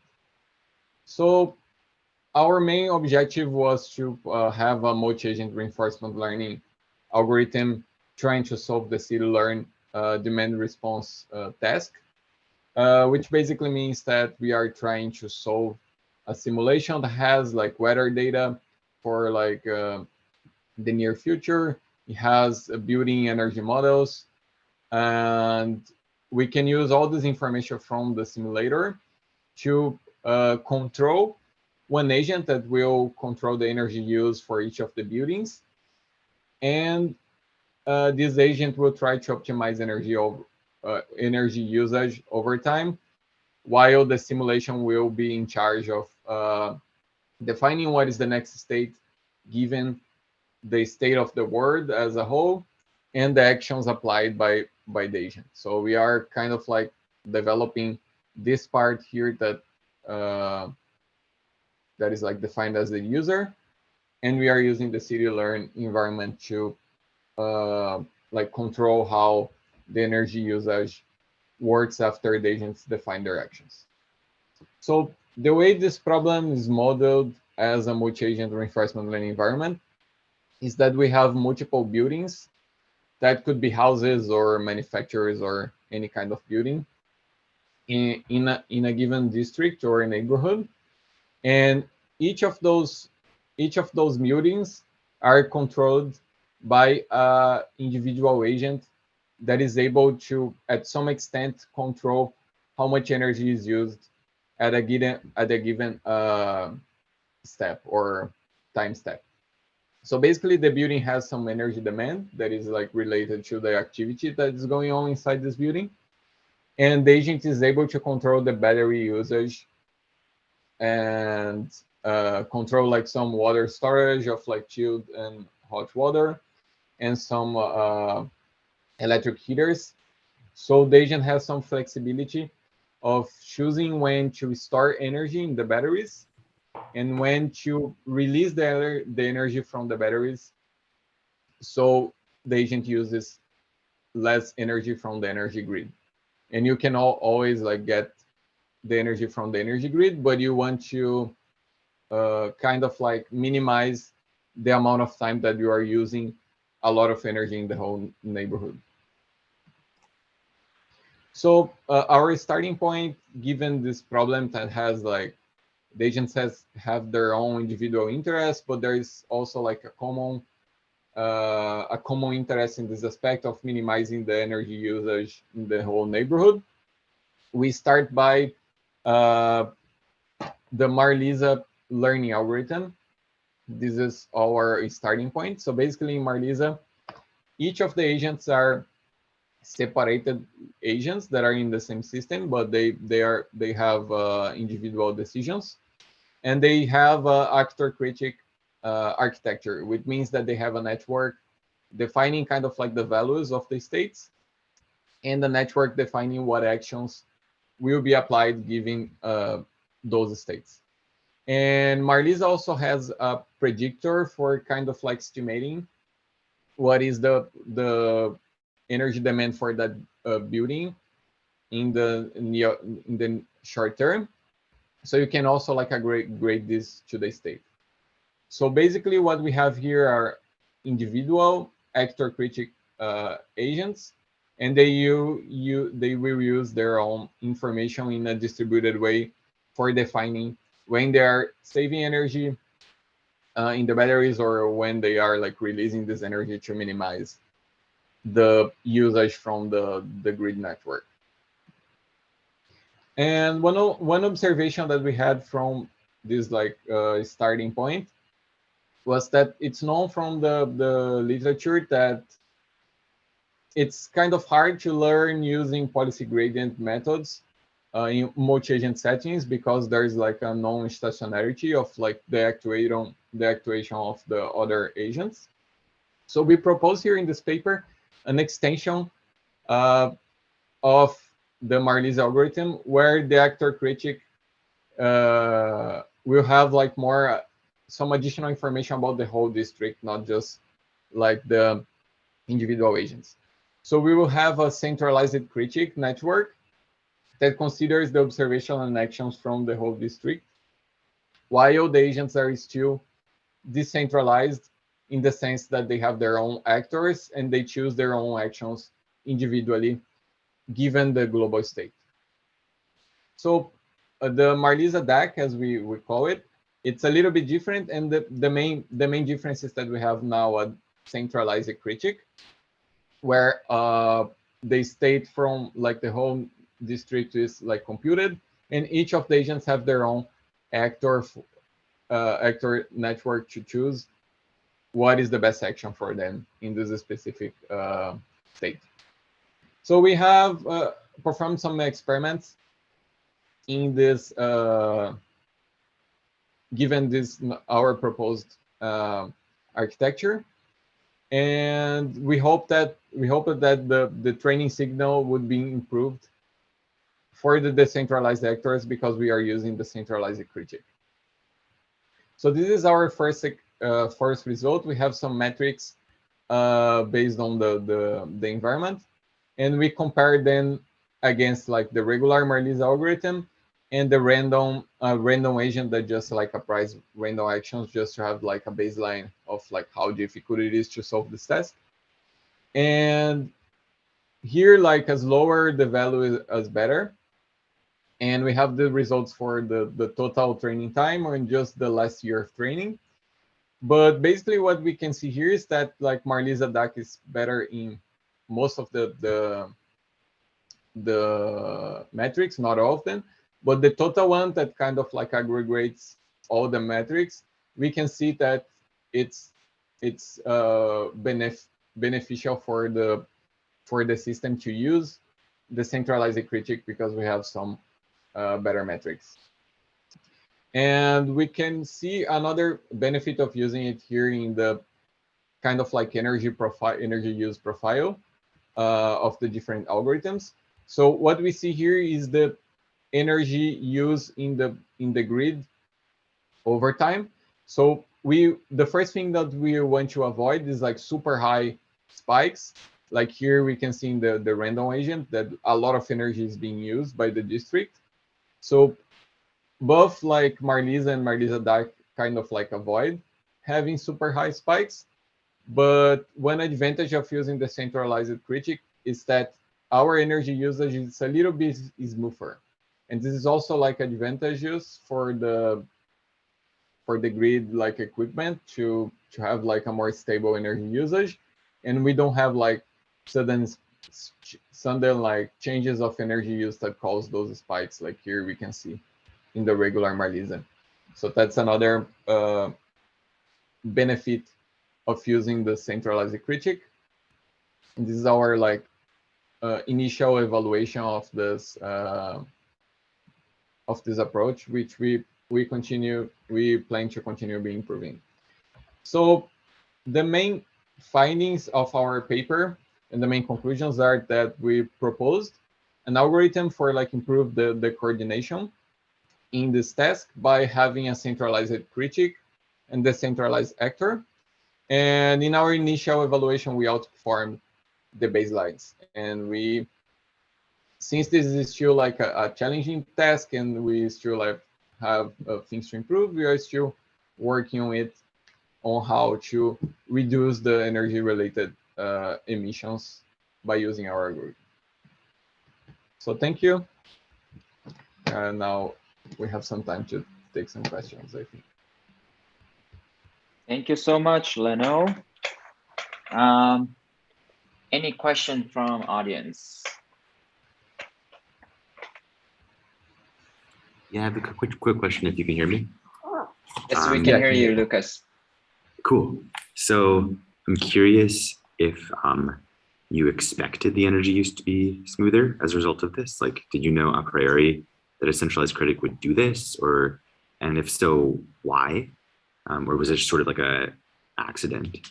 Like, if your goal really was to smooth out the energy, I'm wondering what other things you could suggest, like including a component of the reward for smoothness, or some other modifications for smoothness.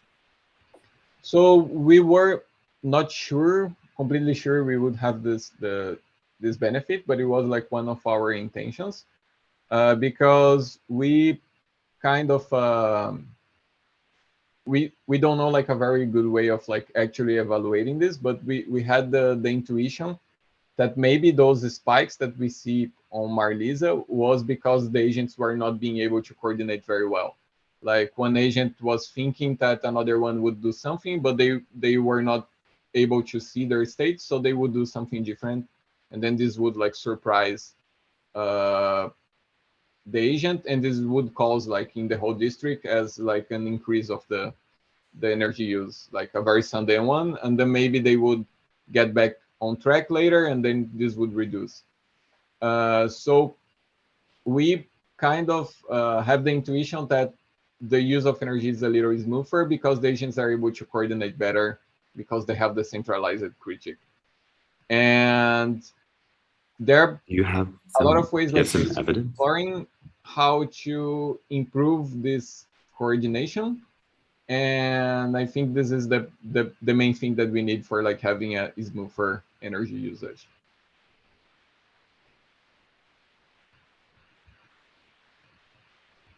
Okay, any other questions?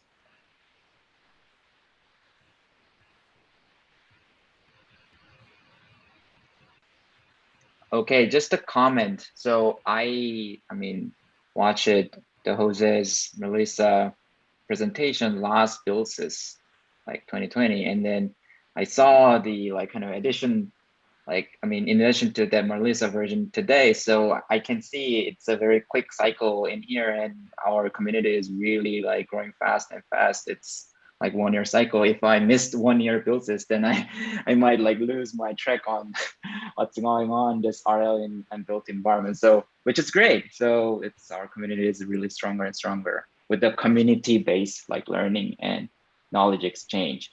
So I would like to finish our session number 2. And I think it's better to have about like 5-minute break. Okay. So we meet. I never would have thought that, but there. Let's meet 5 past, a micro break. All right. And then we'll start with the next session. All right. See you soon, everyone. Talk to you later. See you soon.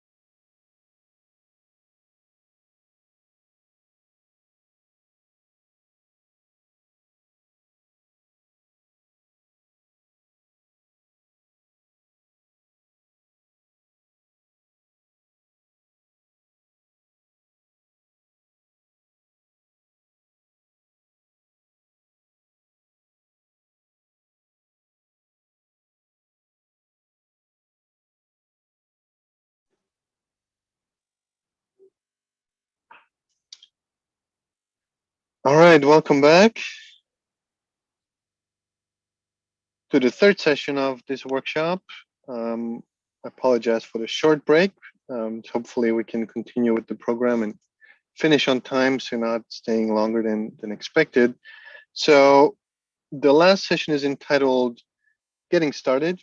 This was a request we got from our other Slack channel throughout the year to organize something to see how, if you're interested in RL in buildings, where you would get started. So we've seen two presentations now in the last session, one specifically on an environment, another one using one. And so the next one is more of a hands-on, sort of like invited session where we ask the participants or the presenters to, sort of speak more in a more applied way and walk you through how you can get started, rather than the typical academic presentation that shows results and methods and so on, which we had in the first two sessions. And so you've seen we organized four in the program. There is COBS, the Comprehensive Building Simulator, the BOP test, there is the Advanced Controls Test Bed, and there's CityLearn. We had to do a last minute change and shift and change the first one to the last one. So we will begin with CityLearn, which is on the largest scale, and then move sort of like down from many buildings to one building and then to one zone at the end. So hopefully you like it. All the links are posted also pinned in the Slack channel, so you can go and look at the GitHubs, or there's additional information, and you can find more stuff for that. So without further ado, the first speaker is Jose. Is he here? Jose? Yeah, here. Okay, Jose is here. If you can see me, yeah. Now we can see you, now we can hear you. Last thing is I scheduled about 20 minutes for all the presenters. And so I would ask you to stay within that time, including Q&A. And then we can sort of like stay in the same schedule as we have and not overload too much. All right, thank you. Jose, you're up. Yeah, so yeah, we'll be giving the presentation on CityLearn. Let's see, I'll share the screen. Okay. Okay, can you all see it? Yeah. Yep. So yeah, the objective of this presentation is just to give an overview of CityLearn and also how you can all get started. So I will also be doing a quick demo, and there's a link at the end where you can start running some experiments. So yeah, CityLearn is an OpenAI gym environment for demand response and urban energy coordination. Jose Ramon Vázquez Cantelli. I did my PhD at the University of Texas at Austin with Professor Zoltan Nagy, and I'm currently a postdoctoral affiliate at the University of Texas and a machine learning engineer at MAPT. I won't get a lot into the details of reinforcement learning or demand response, but I do want to start the presentation by explaining how it all started and why CityLearn was created. So it all started during my PhD while I was doing a literature review on reinforcement learning for demand response. And I observed that there was an increasing interest in this field, and more publications and research being done in reinforcement learning for building energy management and demand response. However, there was a lack of standardization of the research as well, which was an increasing problem.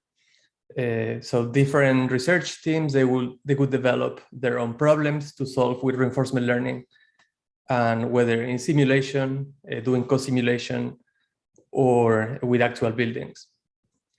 And this was a problem because there was an increasing number of new reinforcement learning algorithms coming up every year, also in the computer science community.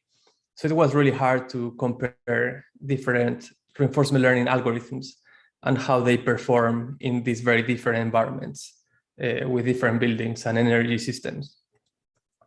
So then I thought that it would be a good idea to develop an OpenAI gym environment, CityLearn, for demand response and urban energy coordination that also allows standardizing this research more easily as a standardization framework. So I'm sure many of you are familiar with OpenAI Gym environments, but they are basically wrappers in Python or coding frameworks in which you can very easily implement reinforcement learning algorithms that you create or that you find online to solve problems in these OpenAI Gym environments, kind of like a plug and play approach. So in CityLearn, we have multiple different buildings.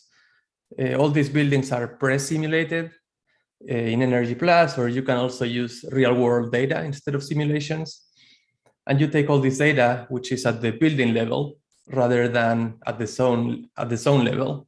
So we have, the chill water energy consumption or hot water energy consumption, electricity demand, or temperature set points for the whole building on average.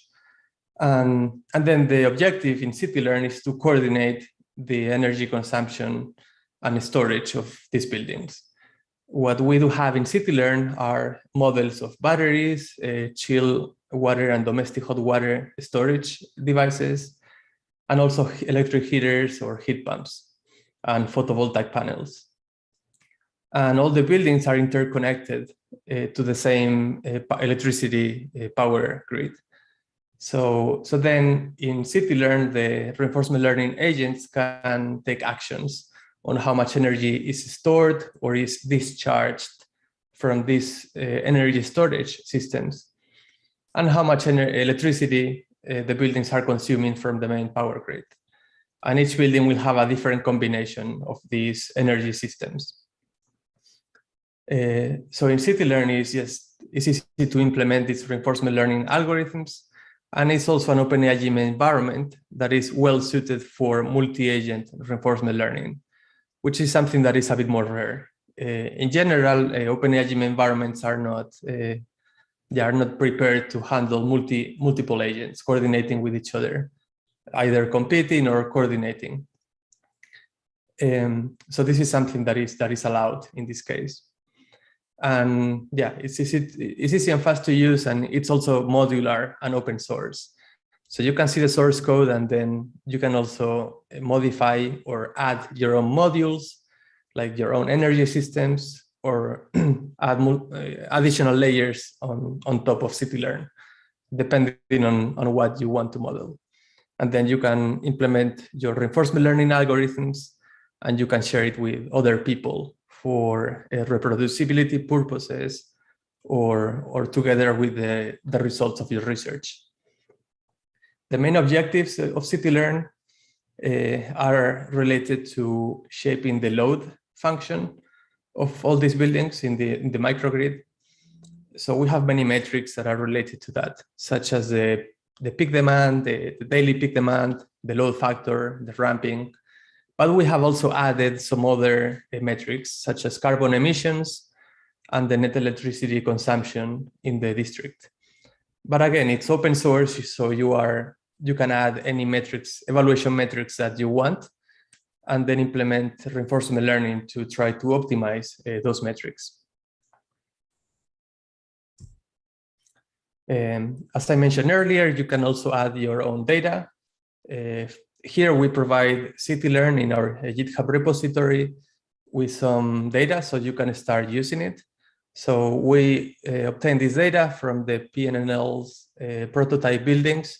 We pre-simulated those in Python in Energy Plus, and then loaded the results from the simulations into CityLearn. And again, we do this at the building level. So we are talking about average temperature of the building and the whole energy consumption for the building. The advantage of this is that by pre-simulating the buildings, we don't need to do any type of co-simulation in CityLearn. But we can just run the energy supply and storage systems in CityLearn without having to co-simulate with Energy Plus, because CityLearn is not modifying the energy set points of the building. So it doesn't allow the reinforcement learning controller to modify the set points in the building. So then you can just pre-simulate everything and then focus on coordinating the buildings with each other by charging or discharging the energy storage systems in different ways. And as I mentioned earlier, you can also add your own data. So in Citylern, we have this directory with data and the different climate zones. And we have multiple CSV files where you can load the results from your building energy simulations or data from actual buildings. And there are also files with the building attributes, carbon intensity data, solar generation, and weather data. So all these files will be used by Citylern in order to extract the states, the rewards of the system, and to input different actions and to make all the calculations. So as I mentioned earlier, there's a file that is the building attributes file that is over here as a JSON file. So in this file, you can actually modify different parameters of the energy systems for each of the buildings, such as the amount of solar power that we have installed, the size of the heat pump, variables of the electric water heaters, or the capacity of the battery or other energy storage devices. So you can customize those, and then you can also implement your own energy modules and then modify the parameters in this file. So this makes it relatively easy to make these changes and then simulate again with reinforcement learning to try to see how reinforcement learning can adapt to buildings with different energy systems. And then you can also modify in another file what states you want each building to return, and then what actions you want each building to be able to input, depending on what things you want to control in that building. If you want to control cooling storage or domestic hot water, or the charge and discharge of the battery, which could also be a different type of electrical storage, such as an electric vehicle, if you were to implement one of those. So it's highly customizable. And then, I just want to share, I know there are many more, but I want to share a couple of projects that were being done in Citylern that are basically building additional layers on top of Citylern. One of them is GridLearn, in which they are incorporating a power flow model into Citylern to try to model the electrical power grid. So that's like an additional layer on top of it. And then another is a data-driven thermal model of each building into Citylern using LSTM neural networks. So instead of doing the pre-simulation, a machine learning model is being trained by running many simulations and training it. So then we end up with a machine learning model of each building that allows Citylern and the reinforcement learning agents to control the temperature set points of each building directly in Citylern using these machine learning models and without the need of doing any type of co-simulation. And then, of course, we have the Citylern challenge, in which different research teams have been working on trying to provide demand response capabilities and trying to shave the peaks of electricity consumption in a district, and participating in collaboration with the colleagues from the CU Boulder that we have organized this challenge. So now I want to just highlight a bit the future direction of Citylern and where we think this is going, and further things that can be implemented. So one of them is adding more support for modifying the temperature set points of the buildings by using maybe machine learning or data-driven thermostatically controlled building models without the need of doing co-simulation. Again, the reason to not do co-simulation is just to make this environment easier to share and to use, even by people who might not be very knowledgeable of the building domain, but maybe are just from the computer science community. They know reinforcement learning, and they want to tackle more like engineering real-world problems. Then another is adding support for electric vehicle charging or discharging controls, and also integrating more power flow models into CityLearn, such as the GridLearn project. So finally, I just want to highlight what CityLearn is and what it isn't. So the main focus is simplicity and ease of use over complexity and a high level of detail in each building. We just wanted to make it easy to start to use and to share with other people. So we try to avoid co-simulation with building energy simulators. There are already other tools that can do that if you want to focus on each building with a high level of detail. And this is at the expense, at least for now, of not being able to control the temperature set points of each building. But again, maybe implementing some data-driven building models, we can still modify the temperature set points of the buildings without having to do co-simulation. This is focused on urban scale controls. So just coordinating the energy consumption between different buildings, rather controlling the internal dynamics that are going on in each building. And then it's open source and highly customizable. So you can use the data that we provide, but you can also create your own simulations or use data from actual buildings and provide it into CityLearn. And then you can add your own energy storage or supply models, and also build more layers on top of CityLearn, such as power flow models or district heating networks, etc. That depends more on your research. And yeah, to this I need to add, you can also add your own reward functions. You can add your own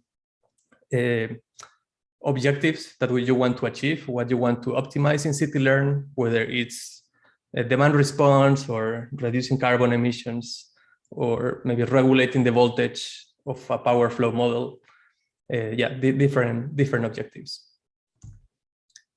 And then I want to share this demo that I developed in Google Colab. So you can just go to the GitHub repository of CityLearn. And here you will see an example link for Google Colab. So let me go here. So yeah, if you go to the Intelligent Environments Laboratory CityLearn in GitHub, you should be able to see all the documentation on CityLearn. Here we also have some papers for CityLearn. So if you just want to get started quickly, you can open this example. This will take you to a public directory in Google Drive. So first you will need to download this folder, and you need to upload it to your own Google Drive in the main directory in My Drive.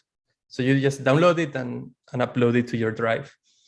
And then there's a file called the main file, which is the one that contains the example.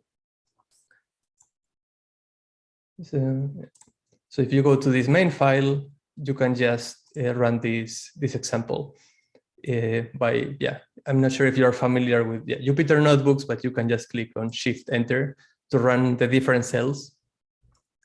And this will be running a soft actor critic agent. And in this case, for a single building and this climate zone. And then you will see different results. So if you want to run more than one building, it's as easy as just adding more buildings here, like 1, 2, 3, whatever. We have up to 9 different buildings. And then you can simulate up to 4 years of data on an hourly scale. So you can define the simulation period here. This is 1 year. You can add up to 4 years if you want. And then all these parameters are being provided to CityLearn in order to initialize the environment. This is how we initialize it. Then in CityLearn, you will obtain the state action spaces. So it provides you with the observation spaces and the action spaces. and then you provide those into the parameters that you feed to the agent, to the reinforcement learning agent. And in this case, we are running 4 different episodes. So if you run 1 year will be 1 episode. And in this case, we will be running 4 of them. And in each of them, we will try to see the improvement of the load shaping capabilities in CityLearn.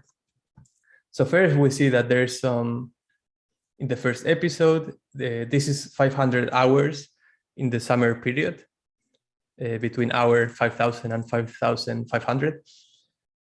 So we see that the agent, so factor critic agent, is doing a lot of exploration and kind of taking random actions. Yeah.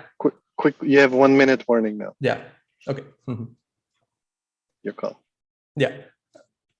And then here it continues to explore, and then here it starts to take actions that are trying to shave a bit more the peaks of electricity consumption every day, and here even farther.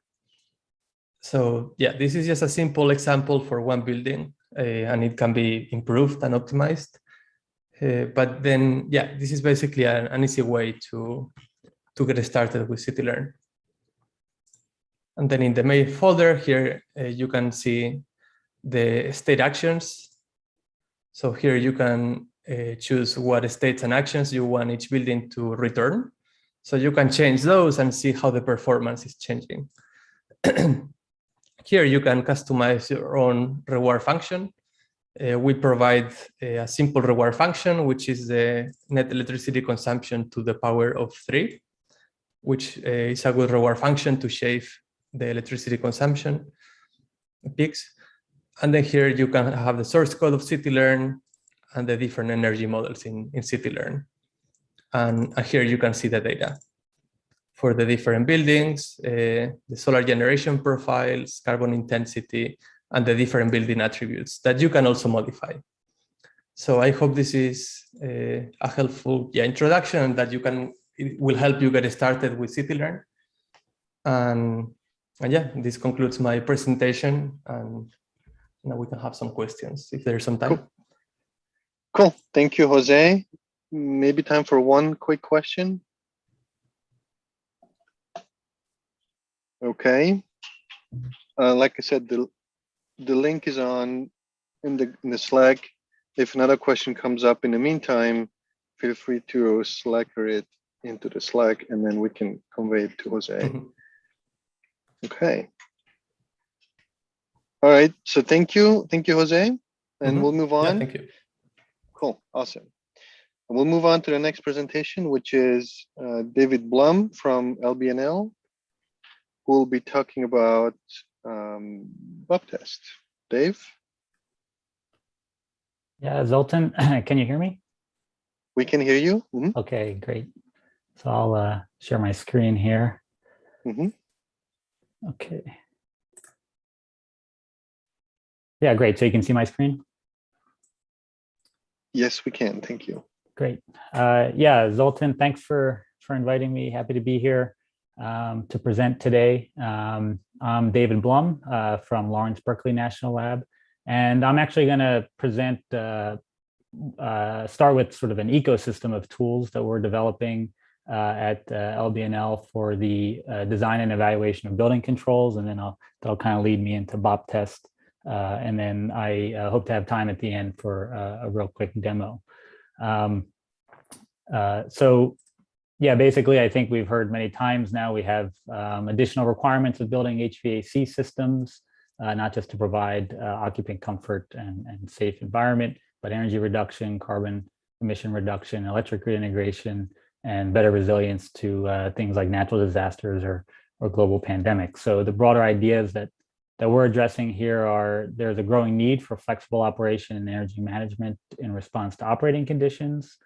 And so what are new design and implementation tools that are needed for new control technologies like reinforcement learning?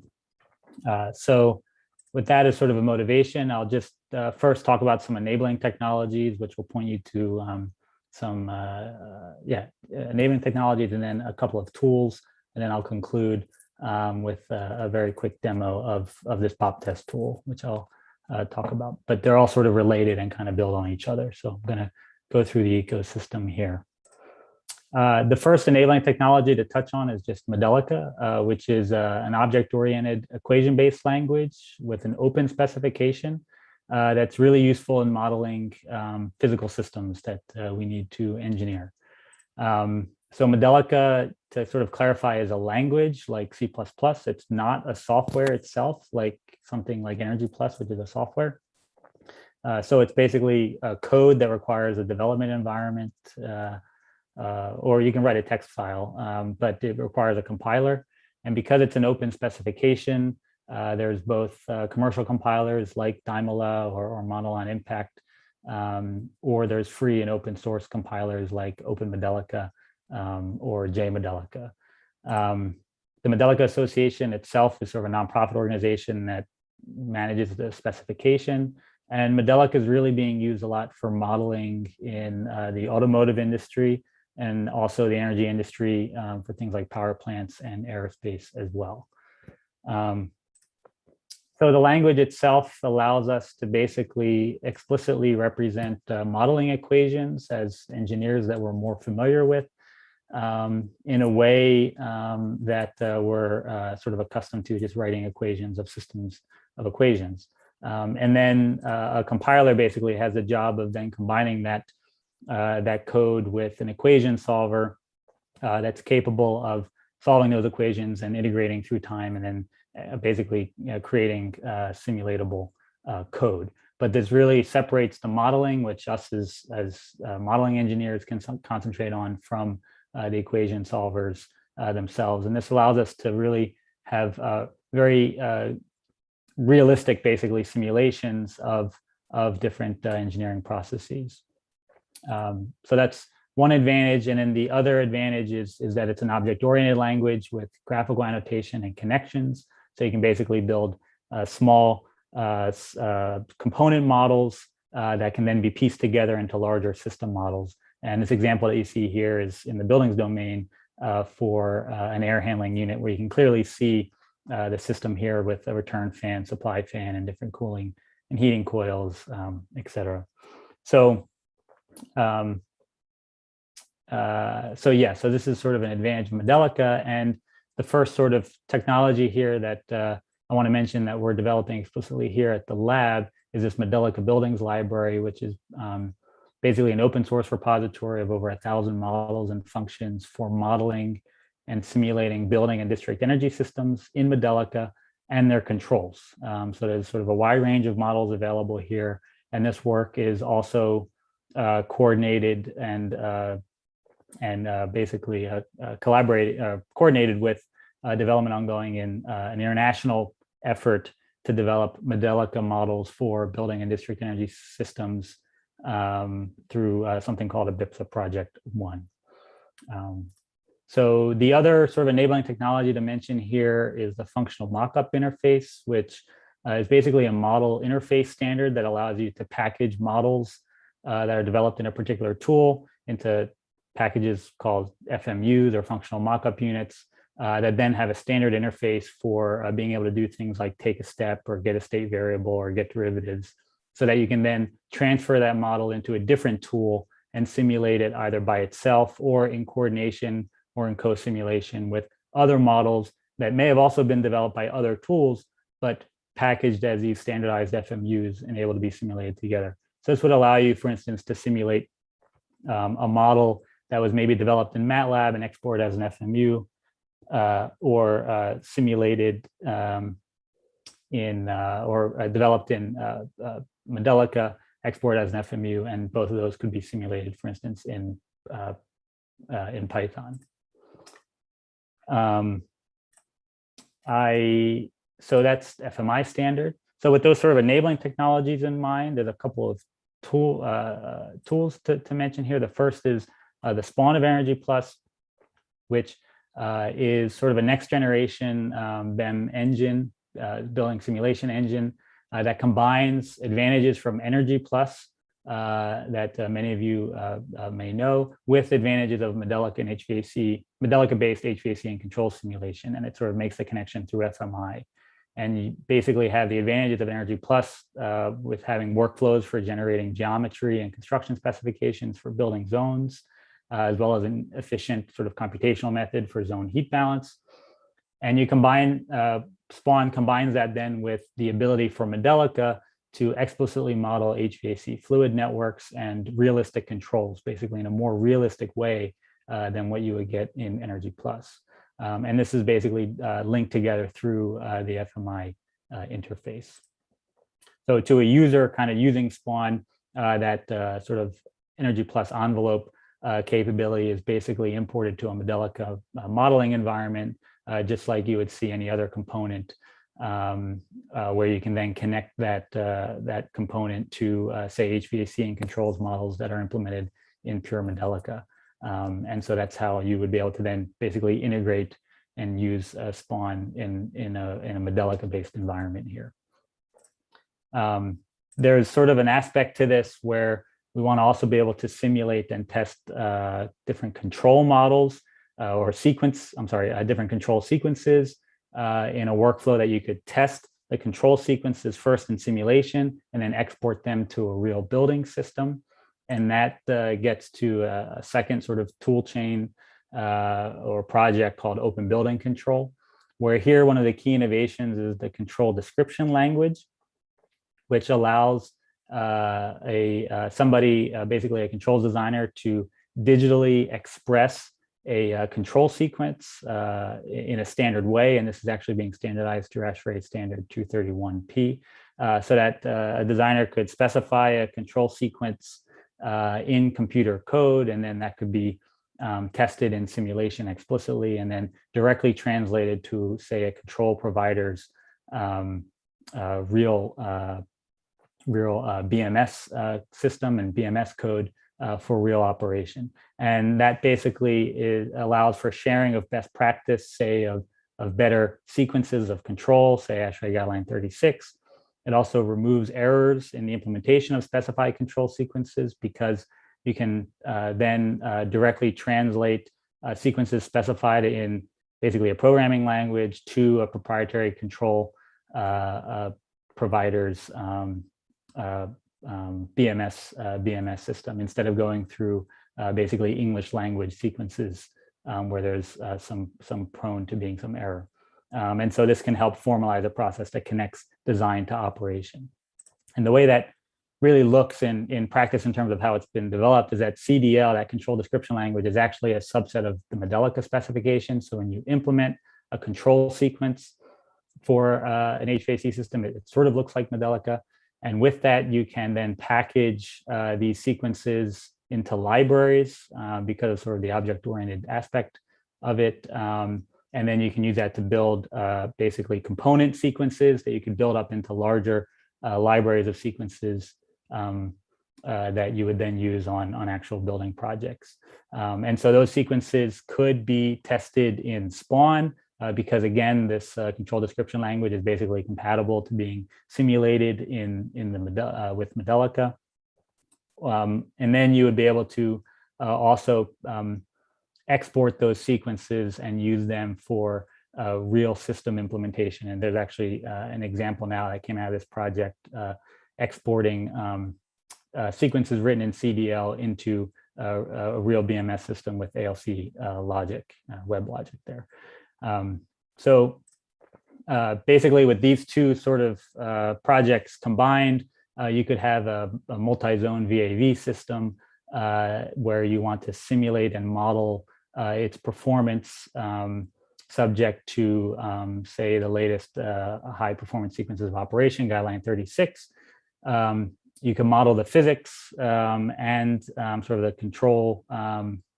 controls in SPAWN, implement the sequences in CDL, be able to test and simulate those all within that simulation environment, and then do comparisons, say, for energy performance, between implementing guideline 36 controls or a baseline case. And so that's sort of summed up in a good paper here that I referenced at the bottom of the screen. So really the idea is to allow for more realistic simulation of buildings and their controls through these tools.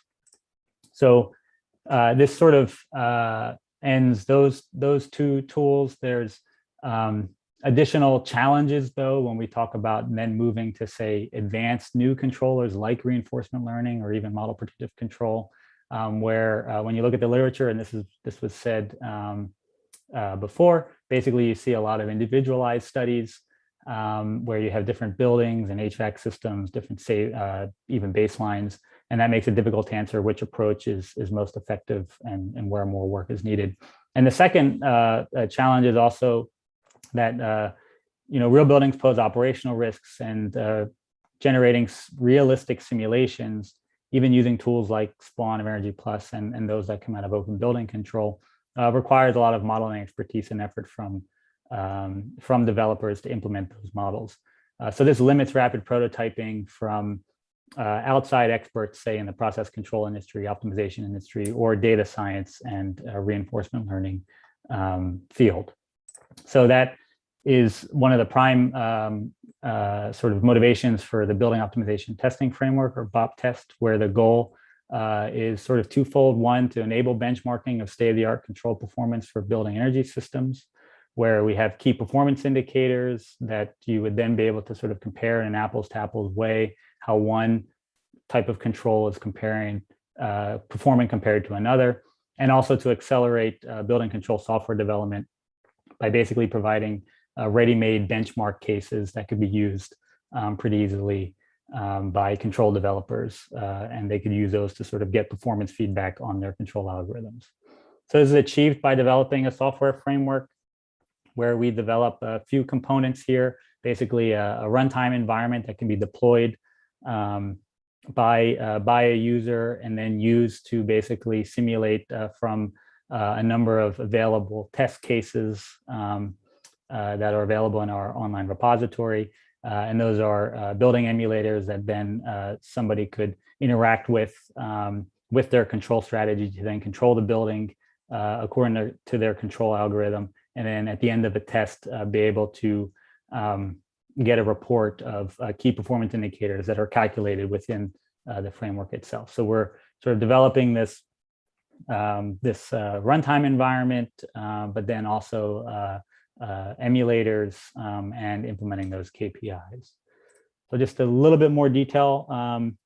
That runtime environment is basically set up as a Docker container, and we use the functional mockup interface for simulation management. And you can interact with it once deployed through an HTTP-based RESTful API. So it's a pretty generic API that can be accessed from any computer language. And the endpoints basically allow you to set up tests and control the emulator through a co-simulation, and then also get things like results and KPIs as well. The emulators themselves are high fidelity models with embedded baseline controllers within them that are implemented in Modelica and exported as FMUs. So again, this is the same underlying technology as Spawn Energy Plus and the Open Building Control projects that I mentioned before. All the boundary condition data is basically included in those for not only simulation, but also KPI evaluation. We're developing a range of building types and sizes. A lot of them are still under development, but there are a few that are available right now. With sort of our modeling approach, you can overwrite supervisory or local loop control points, depending on which we make available. And in most cases, there's basically both. So whether you want to overwrite just the set point of a zone temperature thermostat, or if you want to actually override, say, fan speeds and valve positions and things, that's possible as well. And each emulator we're developing documentation for, so that you can understand what the system is and develop a controller for it without having to dive deep into the model and understand what's going on from the model perspective. And finally, we're developing, or we've implemented a set of core key performance indicators that are calculated by the framework for every test case. And we've also defined some testing scenarios for each emulator, for instance, different time periods and electricity prices. Those KPIs are energy use, energy cost, emissions, thermal discomfort, IAQ discomfort, and a computational time ratio. And we're actually in the process of adding a 7th one, peak electricity demand as well. You can sort of calculate your own KPIs because we do provide access to some data throughout the tests, basically your measurement points and control points. And you would be able to get like a historic time series of all that data. So you could evaluate your own KPIs if you wanted. And we're developing an online platform to be able to share and publicize results. If you like, you could keep them private as well. But basically be able to share results so that we could start to get an idea of what types of algorithms are working well for different types of test cases, and really make progress in that direction. So right now, if you go to the BOP test repository, which is what's one of the links on the program, we have a first development version available there, version 0.1, which is fully functional. We have 4 building emulators available, 3 single zone emulators and 1 multi-zone emulator. And there's also an OpenAI Gym interface developed at Project One BOP Test Gym, which is also, there's a link on the README as well to that. So you can get started there. And this is just showing some example results of using an MPC controller with our what's called best test error case on the left, and on the right, it's just some results from a workshop that we actually held at a BIPSA building simulation, just showing how some different users were using BOP test to evaluate changes to a control strategy to try to improve discomfort and cost metrics. So in terms of future development, we're continuing to, or current development, I should say, we're continuing to make new emulators available, particularly more complex emulators like multi-zone VAV systems.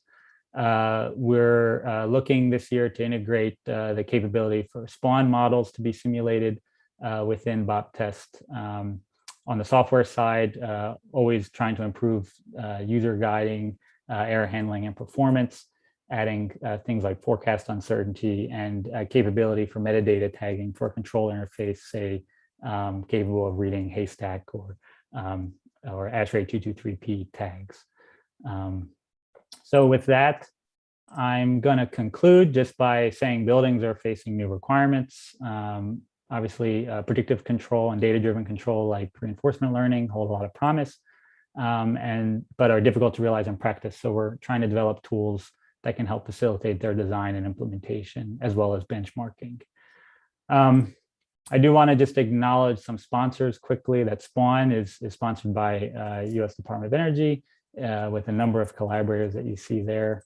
Open Building Control is also sponsored by BTO at DOE and the California Energy Commission with a number of collaborators. And the BOP test is also sponsored by BTO at DOE in collaboration with a number of partners, as well as through a BIPSA Project One, which I had mentioned before. And there's sort of a whole list of different people who we work with there. So it's a big collaborative effort to get that framework available.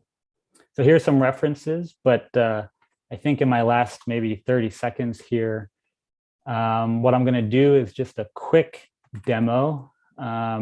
If you go to the repository and you download basically the repository, then the first thing I'll just mention is you can go into our test cases, and I'm just going to show quickly this best test hydronic heat pump in the documentation. This is sort of an example of what that documentation looks like, where we have sort of a description of the architecture of the building, some of the construction elements, occupancy schedules. You see sort of a schematic diagram of what the system is, as well as control points and controllers. You can see in this case, it's a single zone floor heating system with an air to water heat pump. And the actual set points or inputs that you can override with your controller are things like the heat pump compressor speed, the pump operation, the heat pump condenser fan operation, or if you don't want to override local loop controllers, you can override just the set point. Yep. Dave? Yep. Last minute Okay. For you. Sounds good. And so to basically start up this test case, we can basically first build it.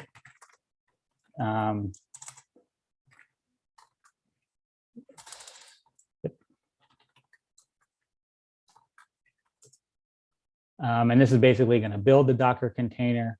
And while this is building, it should only take a little bit of time. I've just written a quick Python script that uses the request library and different API calls to say, get the name of the test case, different available inputs and measurements, advance one step forward, and also get KPIs.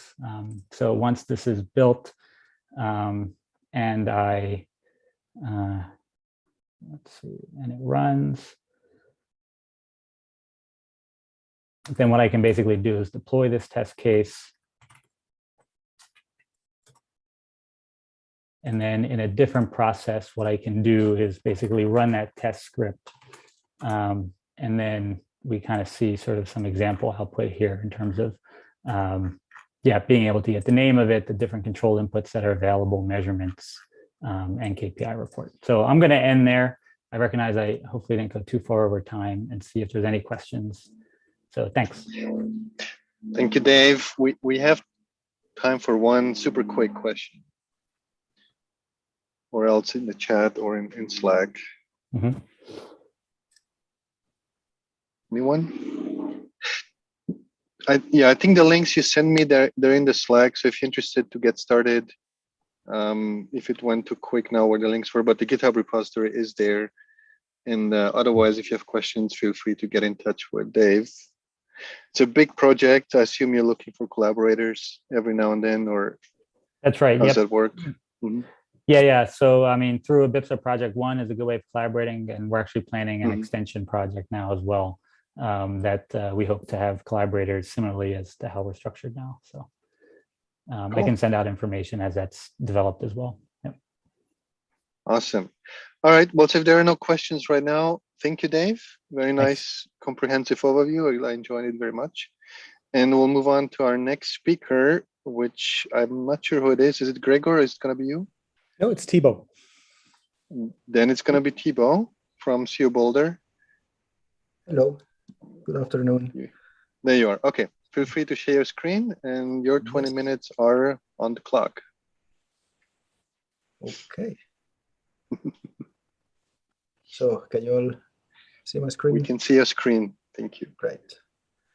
Let me turn on my laser pointer. Okay. So good evening, everyone. Thank you for having us. I'm Thibaut Matsullo, and I'm here with my colleagues Shurav Day and Nicholas Long, and our project leader, Gregor Hans of CU Boulder, to present our virtual testbed called the Advanced Controls Testbed, which was developed as part of the multi-objective deep reinforcement learning control project led by PI Andrei Bernstein, who had a keynote at the beginning of this workshop.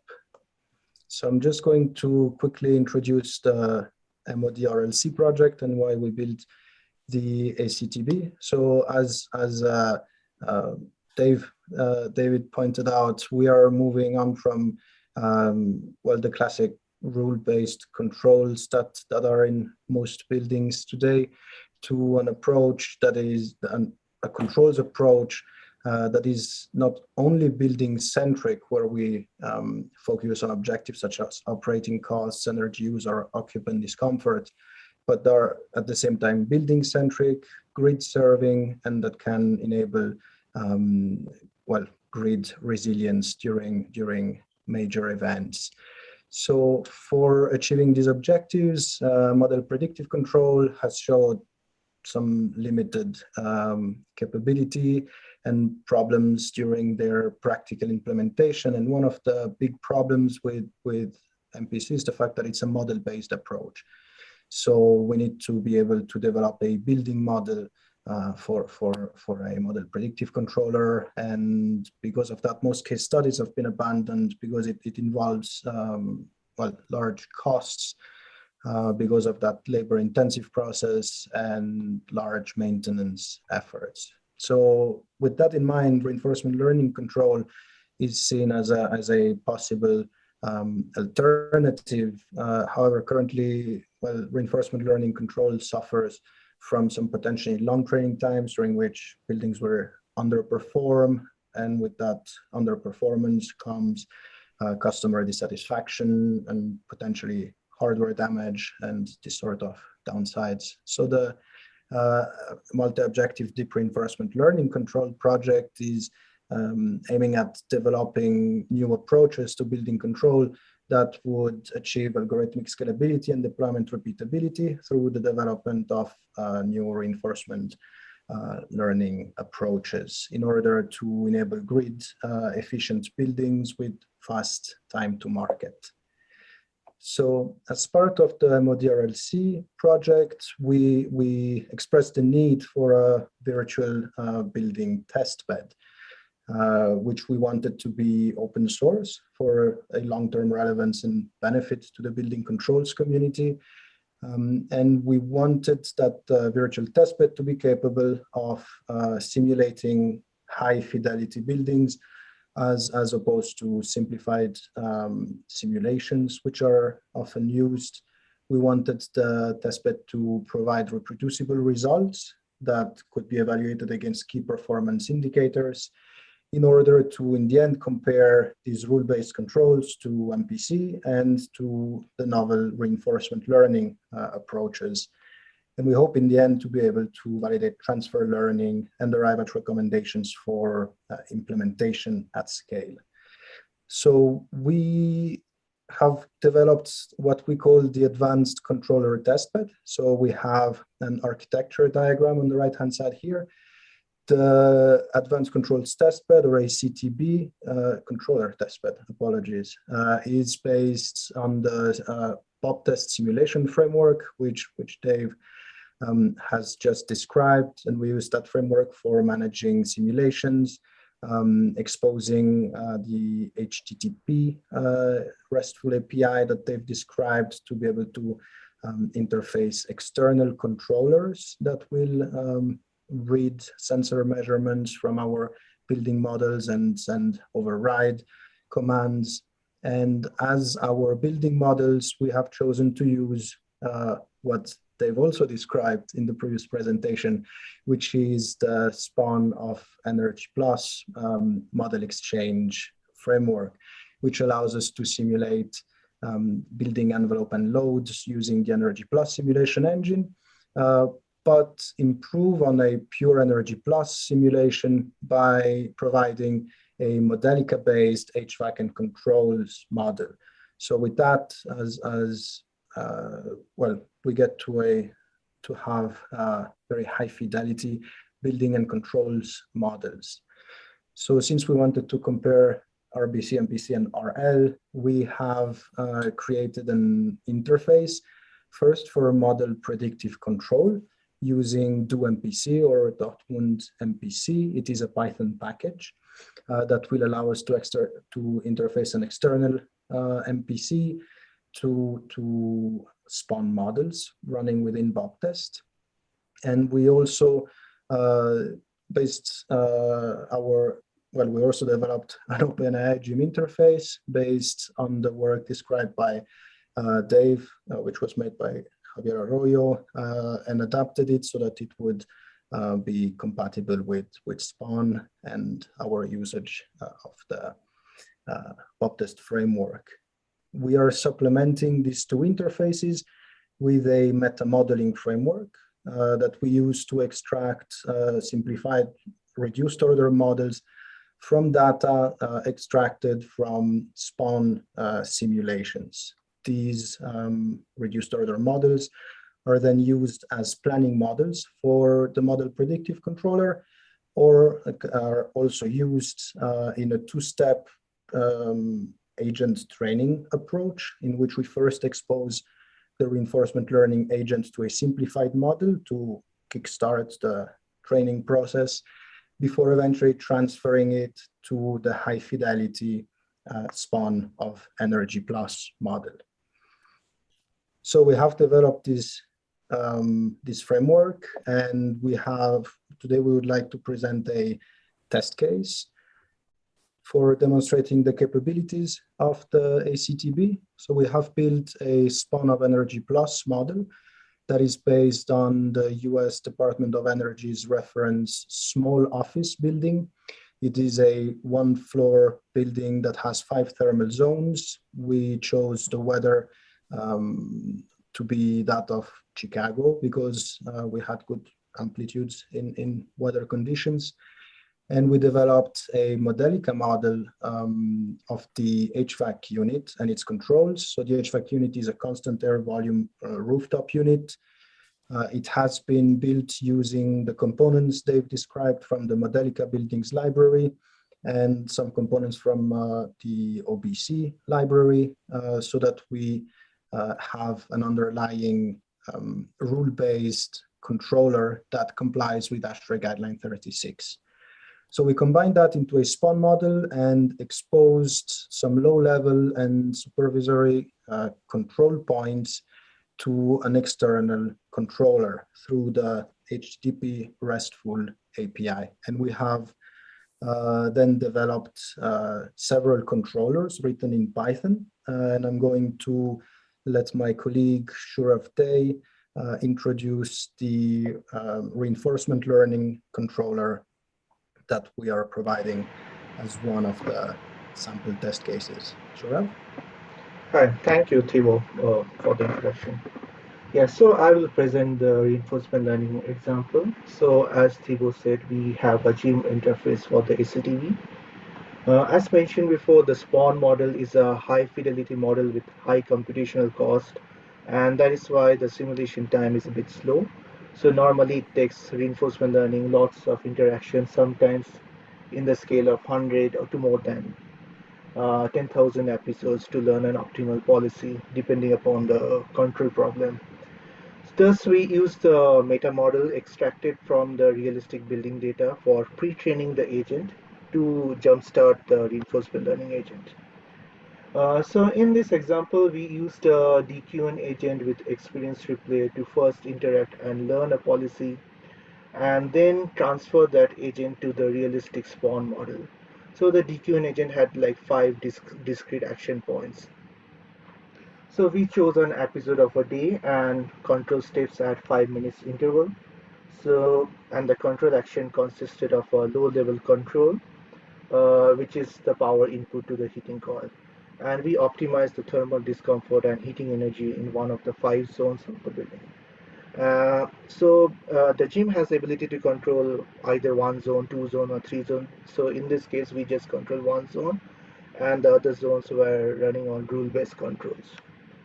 So it took about like 65 episodes on the meta model for the scores to converge, and then we trained on the realistic spawn model for about 35 episodes until the scores kind of seem to converge. And so we will present the results at the end, and I will hand the slides to Nick, who is also there, who's going to present the model predictive control part.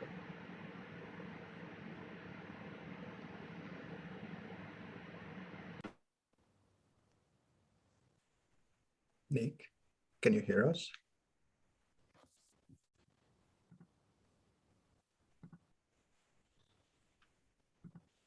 Okay, well, if Nick can interrupt me, I will continue there you go.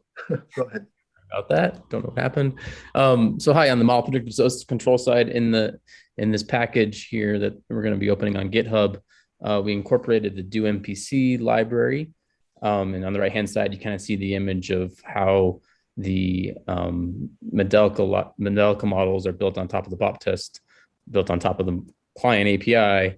It talks to a Kalman filter, and then interacts with on the left-hand side, interacts with the LTI equations for the quick running planning models.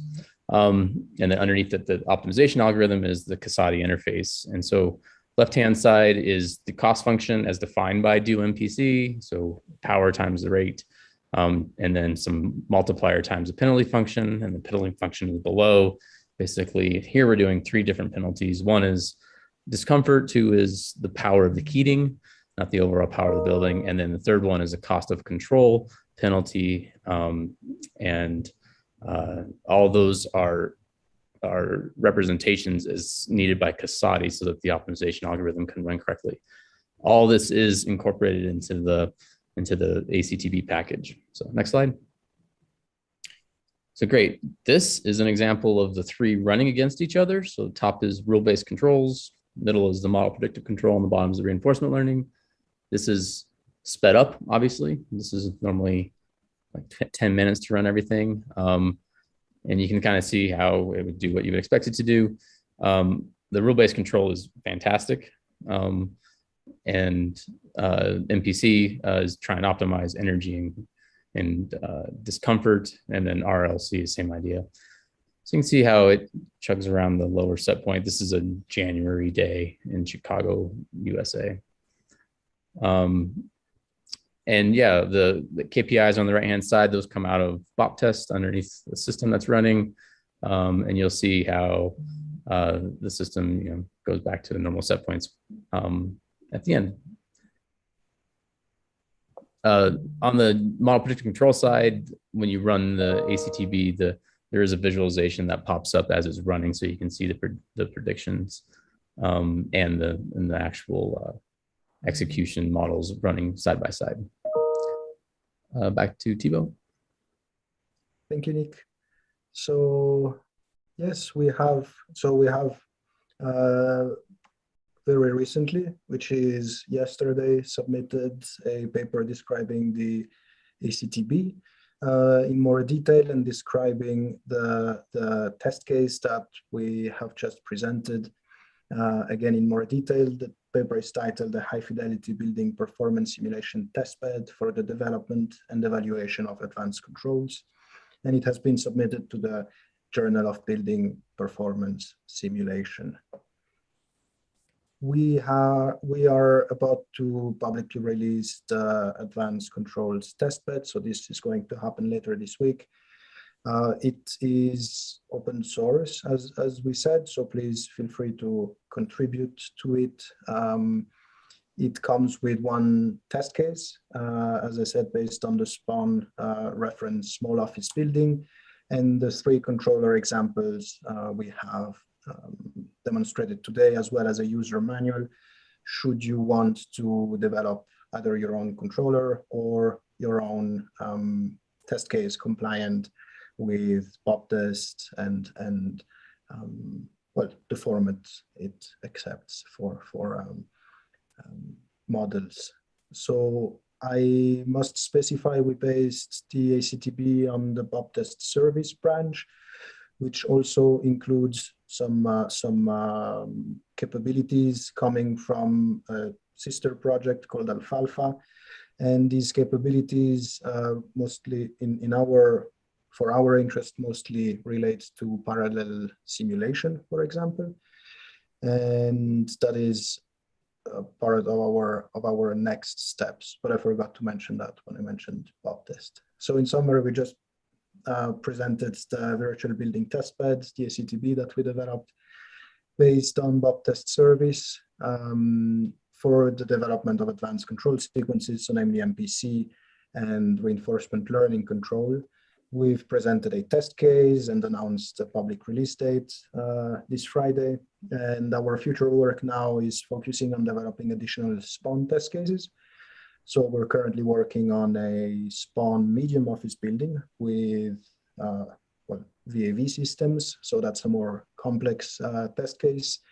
We're working on extending the reinforcement learning interface to take full advantage of the parallel simulation worker capabilities offered by BOP test service. We are also automating the meta modeling framework, which is currently semi-manual still. And in the future, we are looking forward to extending the ACTB, for example, to refrigeration and air quality applications. So I just want to show you these 2 references, the one for BOP test, which Dave has already shown, and the second about the OpenAI Gym interface we use to develop our own implementation. So that's it for us. Would you have questions? Thank you, Thibaut. Very nice presentation. Very complex as well. So also thank you for the whole team to show up. It shows how complicated these teams are. It wasn't. We weren't quite complete. So Jose has moved on and was not able to participate today, but I do want to say that I think an important aspect of this work is also the ability to extract linear meta models to be used within the context of accelerating the learning progress for the RL agents, as well as enabling the MPC control to actually run in real time, because the spawn models, as you might have surmised, are relatively slow. So I just wanted to mention there was one more author that has contributed a significant portion to that, and Thibaut just mentioned that that will be more automated. Yeah, exactly him. That meta modeling will be more automated and should make the whole thing complete. And I think it was mentioned, but this is designed with the hope of adoption and of critical feedback and usage by the community. So thank you, Thibaut. Thank you, Shurav, and thanks, Nick, for leading this presentation today. Thank you. So any questions from the audience? I do have one request. Please put the link to your repository in the Slack or here on the chat so we can remember it. And I like the idea of code release party. It's like releasing an album. It's like rock stars. Like we're waiting, excited, and there will be a party on the 19th. Everybody's, when you hit the turn online button, turn public button on your repository. Yeah, we'll print it on vinyl. Exactly.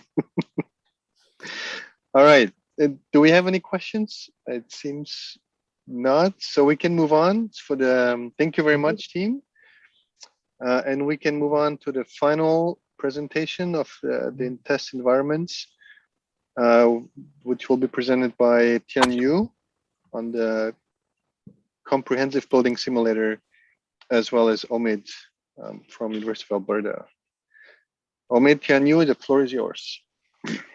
Yeah, perfect. Thanks, Sultan. So Tianyu has done the heavy lifting on this project, so he will present it, but maybe I can quickly explain that there's a lot of work on reinforcement learning, model-based, model-free reinforcement learning, as well as model predictive control and other classic control methods.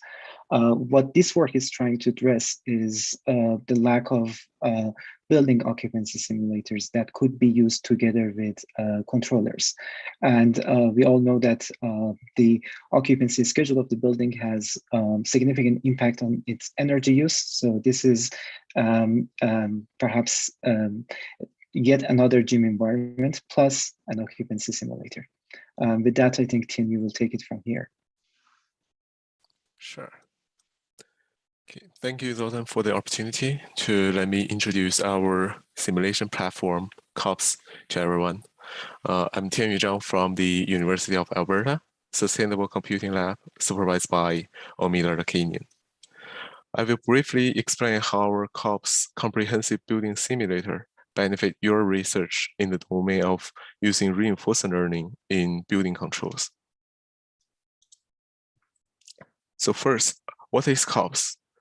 Long story short, it is an open source Python library for building simulation that allows real-time communication with Energy Plus on each simulation step, which enables online training.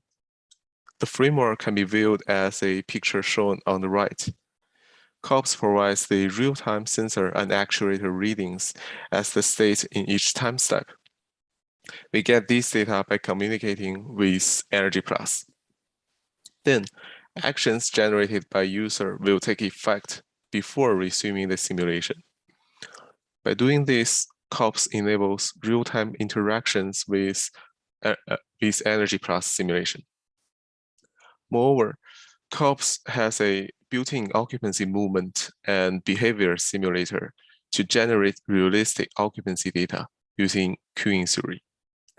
It is written in Python with a gym-like interface so that researchers can adapt the code to COPS with minimum effort.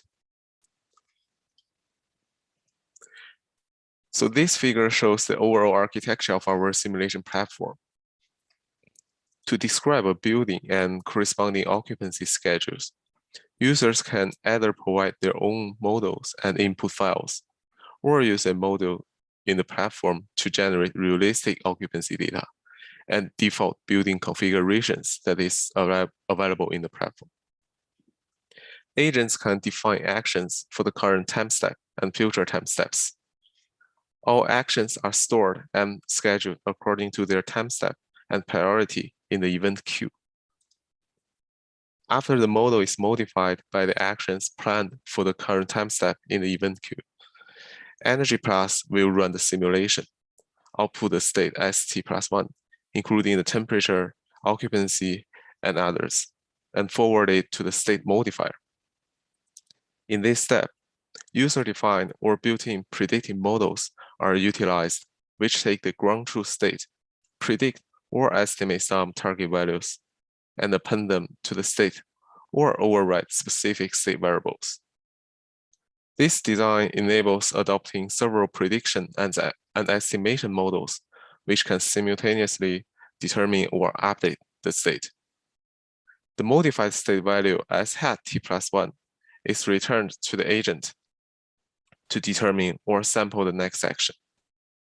All states will be stored in a buffer so that the agents or predictive models can easily access them later on.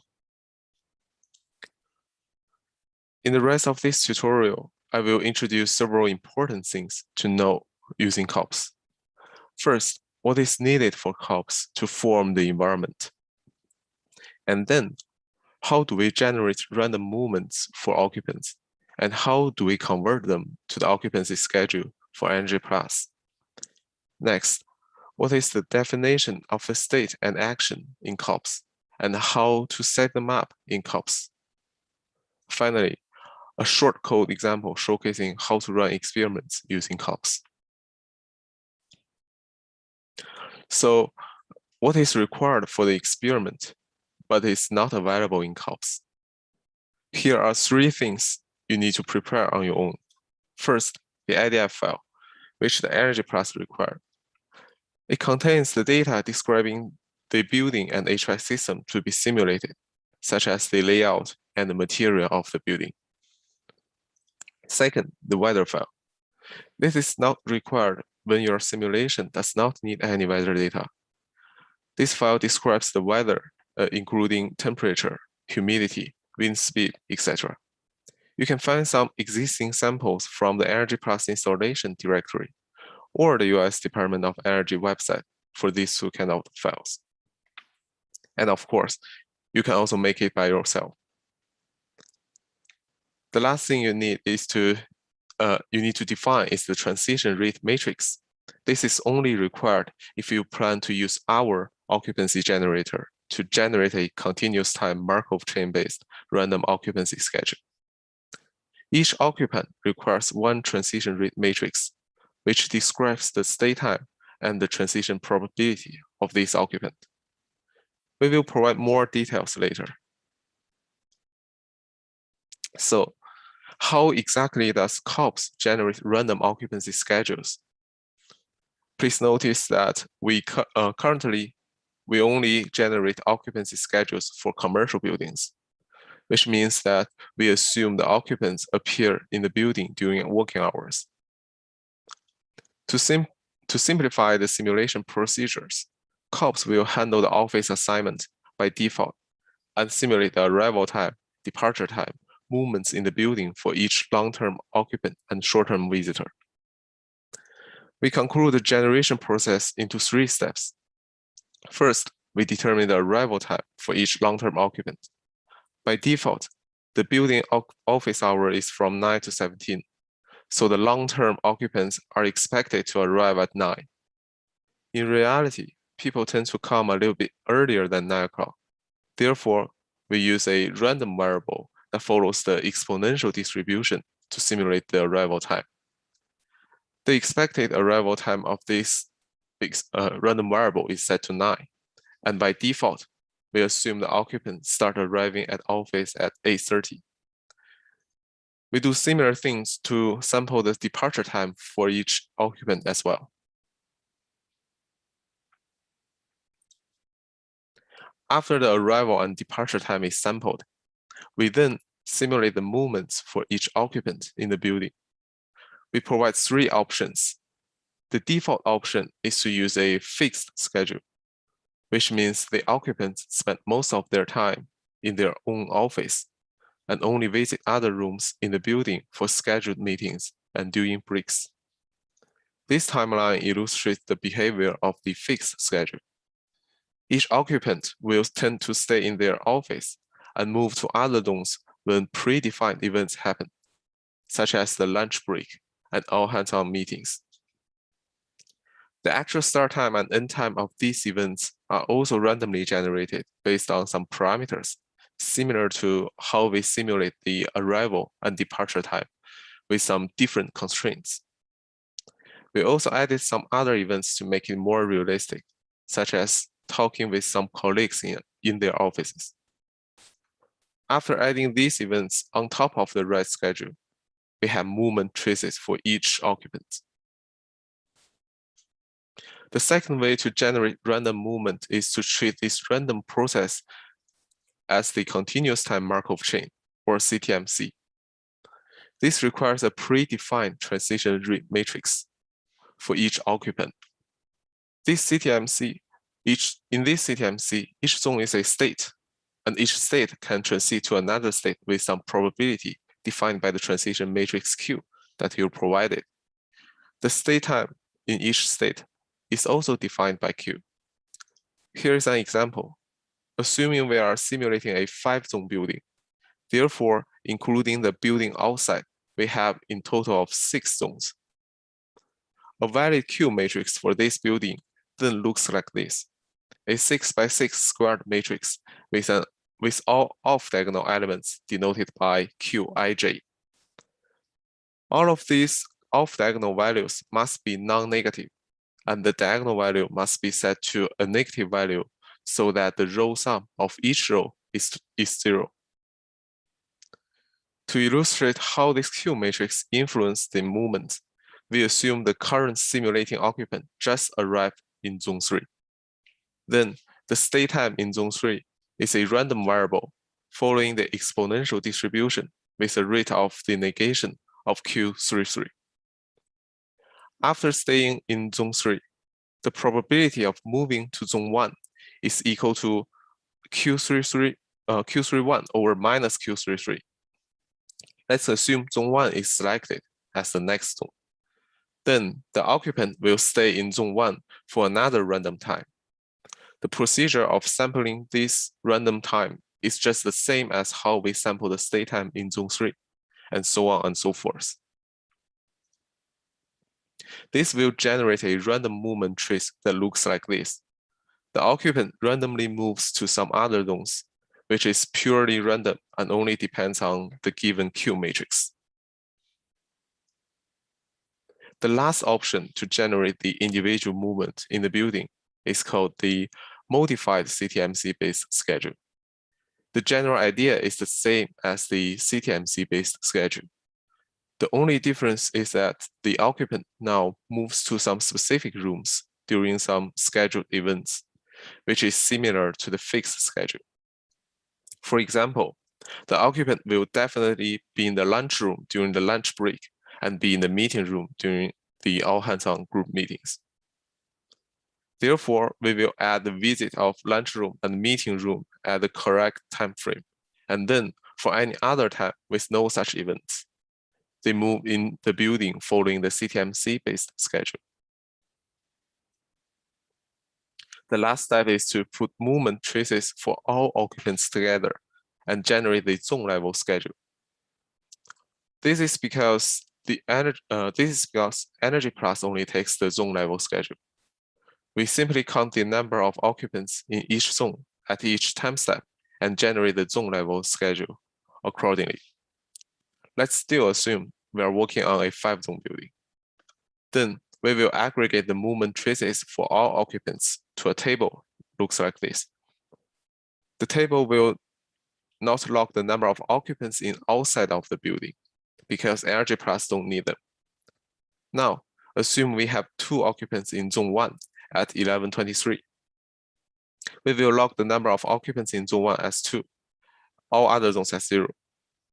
Then let's say the green person moves to zone 2 at 11:24 and the right person stay in zone 1.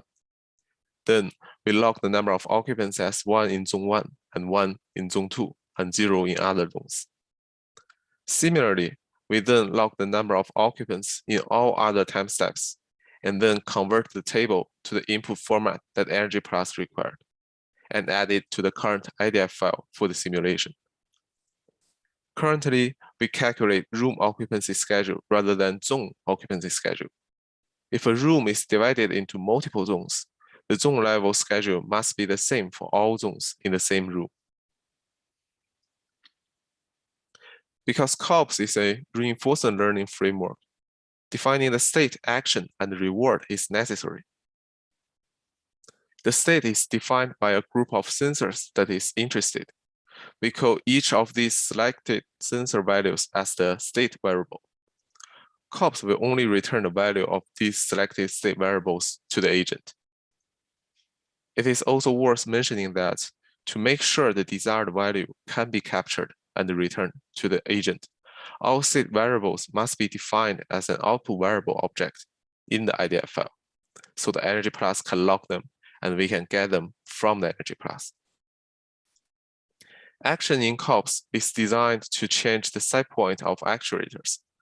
Notice that the action is not required to run the simulation because Energy Plus requires a predefined actuator value schedule to run the simulation.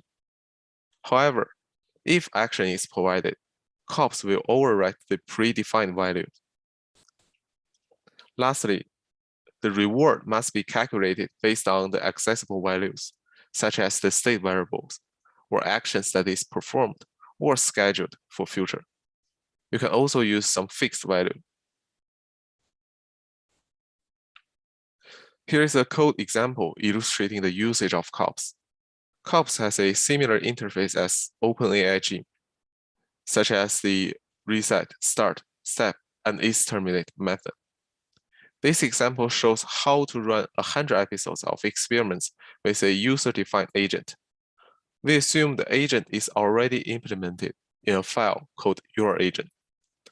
Then we just simply define the environment using provided IDF that describes the building and provided weather file to simulate the outdoor weather.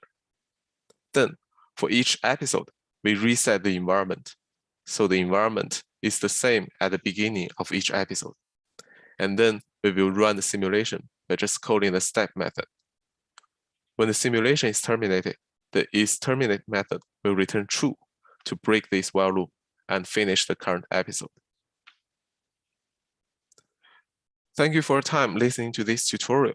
Due to the time limit, we cannot demonstrate the code examples for how to generate occupancy schedules and how to encode state and actions. Therefore, we made a Jupyter notebook with multiple code examples and detailed explanations. Please take a look if you are interested. I will post the notebook to the Slack channel once I finish the presentation, and it will look like this. So we have the description of the COPS, as well as how to install it and where to find the models inside this notebook. You will also be able to see detailed explanation of why we use this kind of the code and also what does each line of the code means in this notebook. We also provided several examples on how to run a very simple reinforcement learning agent in this COPS environment. For example, here, we provided an example on how to implement a naive SARSA agent using COPS that can control the temperature heating set point in order to minimize the building energy cost. We also add a link to our recent publication called On the Joint Control of Multiple Building Systems with Reinforcement Learning in this notebook. This is a repository that we used COPS to finish the whole work. If you're interested, please take a look. Thank you. And now I will take any general questions. Thank you, Tianyu. Very, very nice presentation, walking us through the details. Any questions from the audience? Maybe I can quickly clarify something. So one of the main reasons that we looked at occupancy is when we wanted to calculate the reward.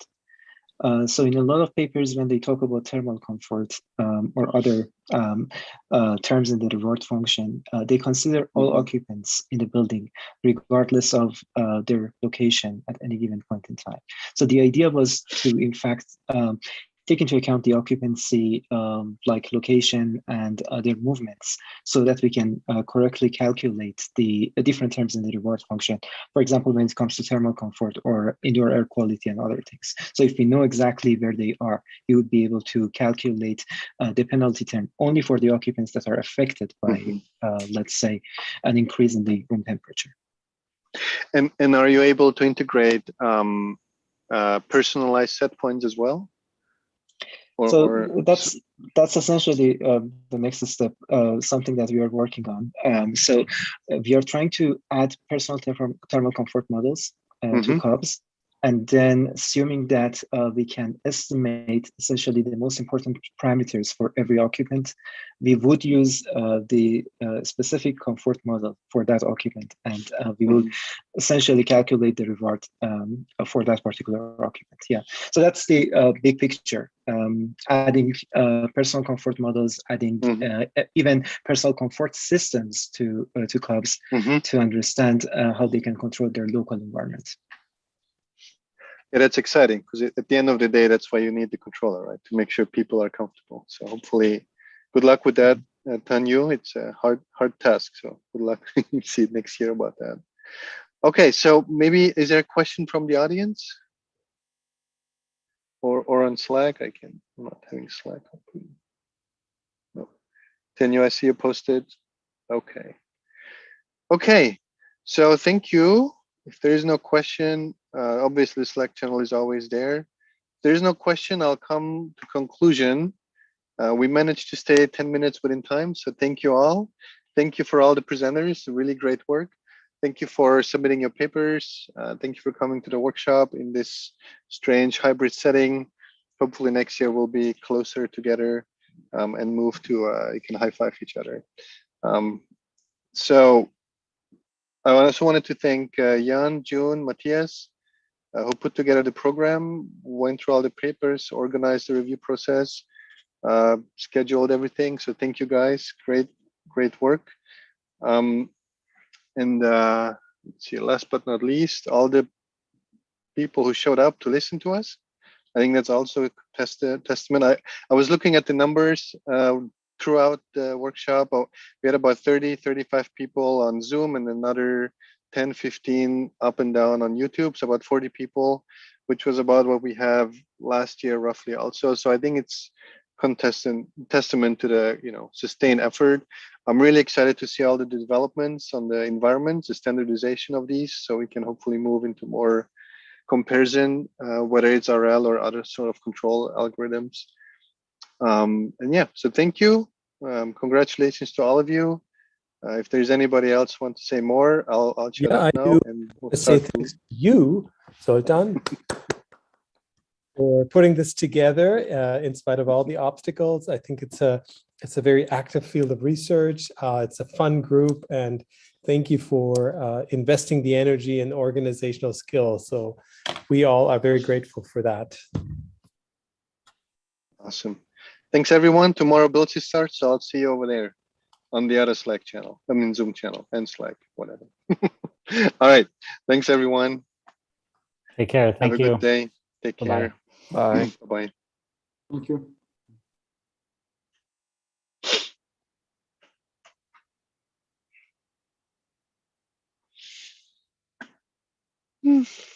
All right. Nice job, Jan. Thank you.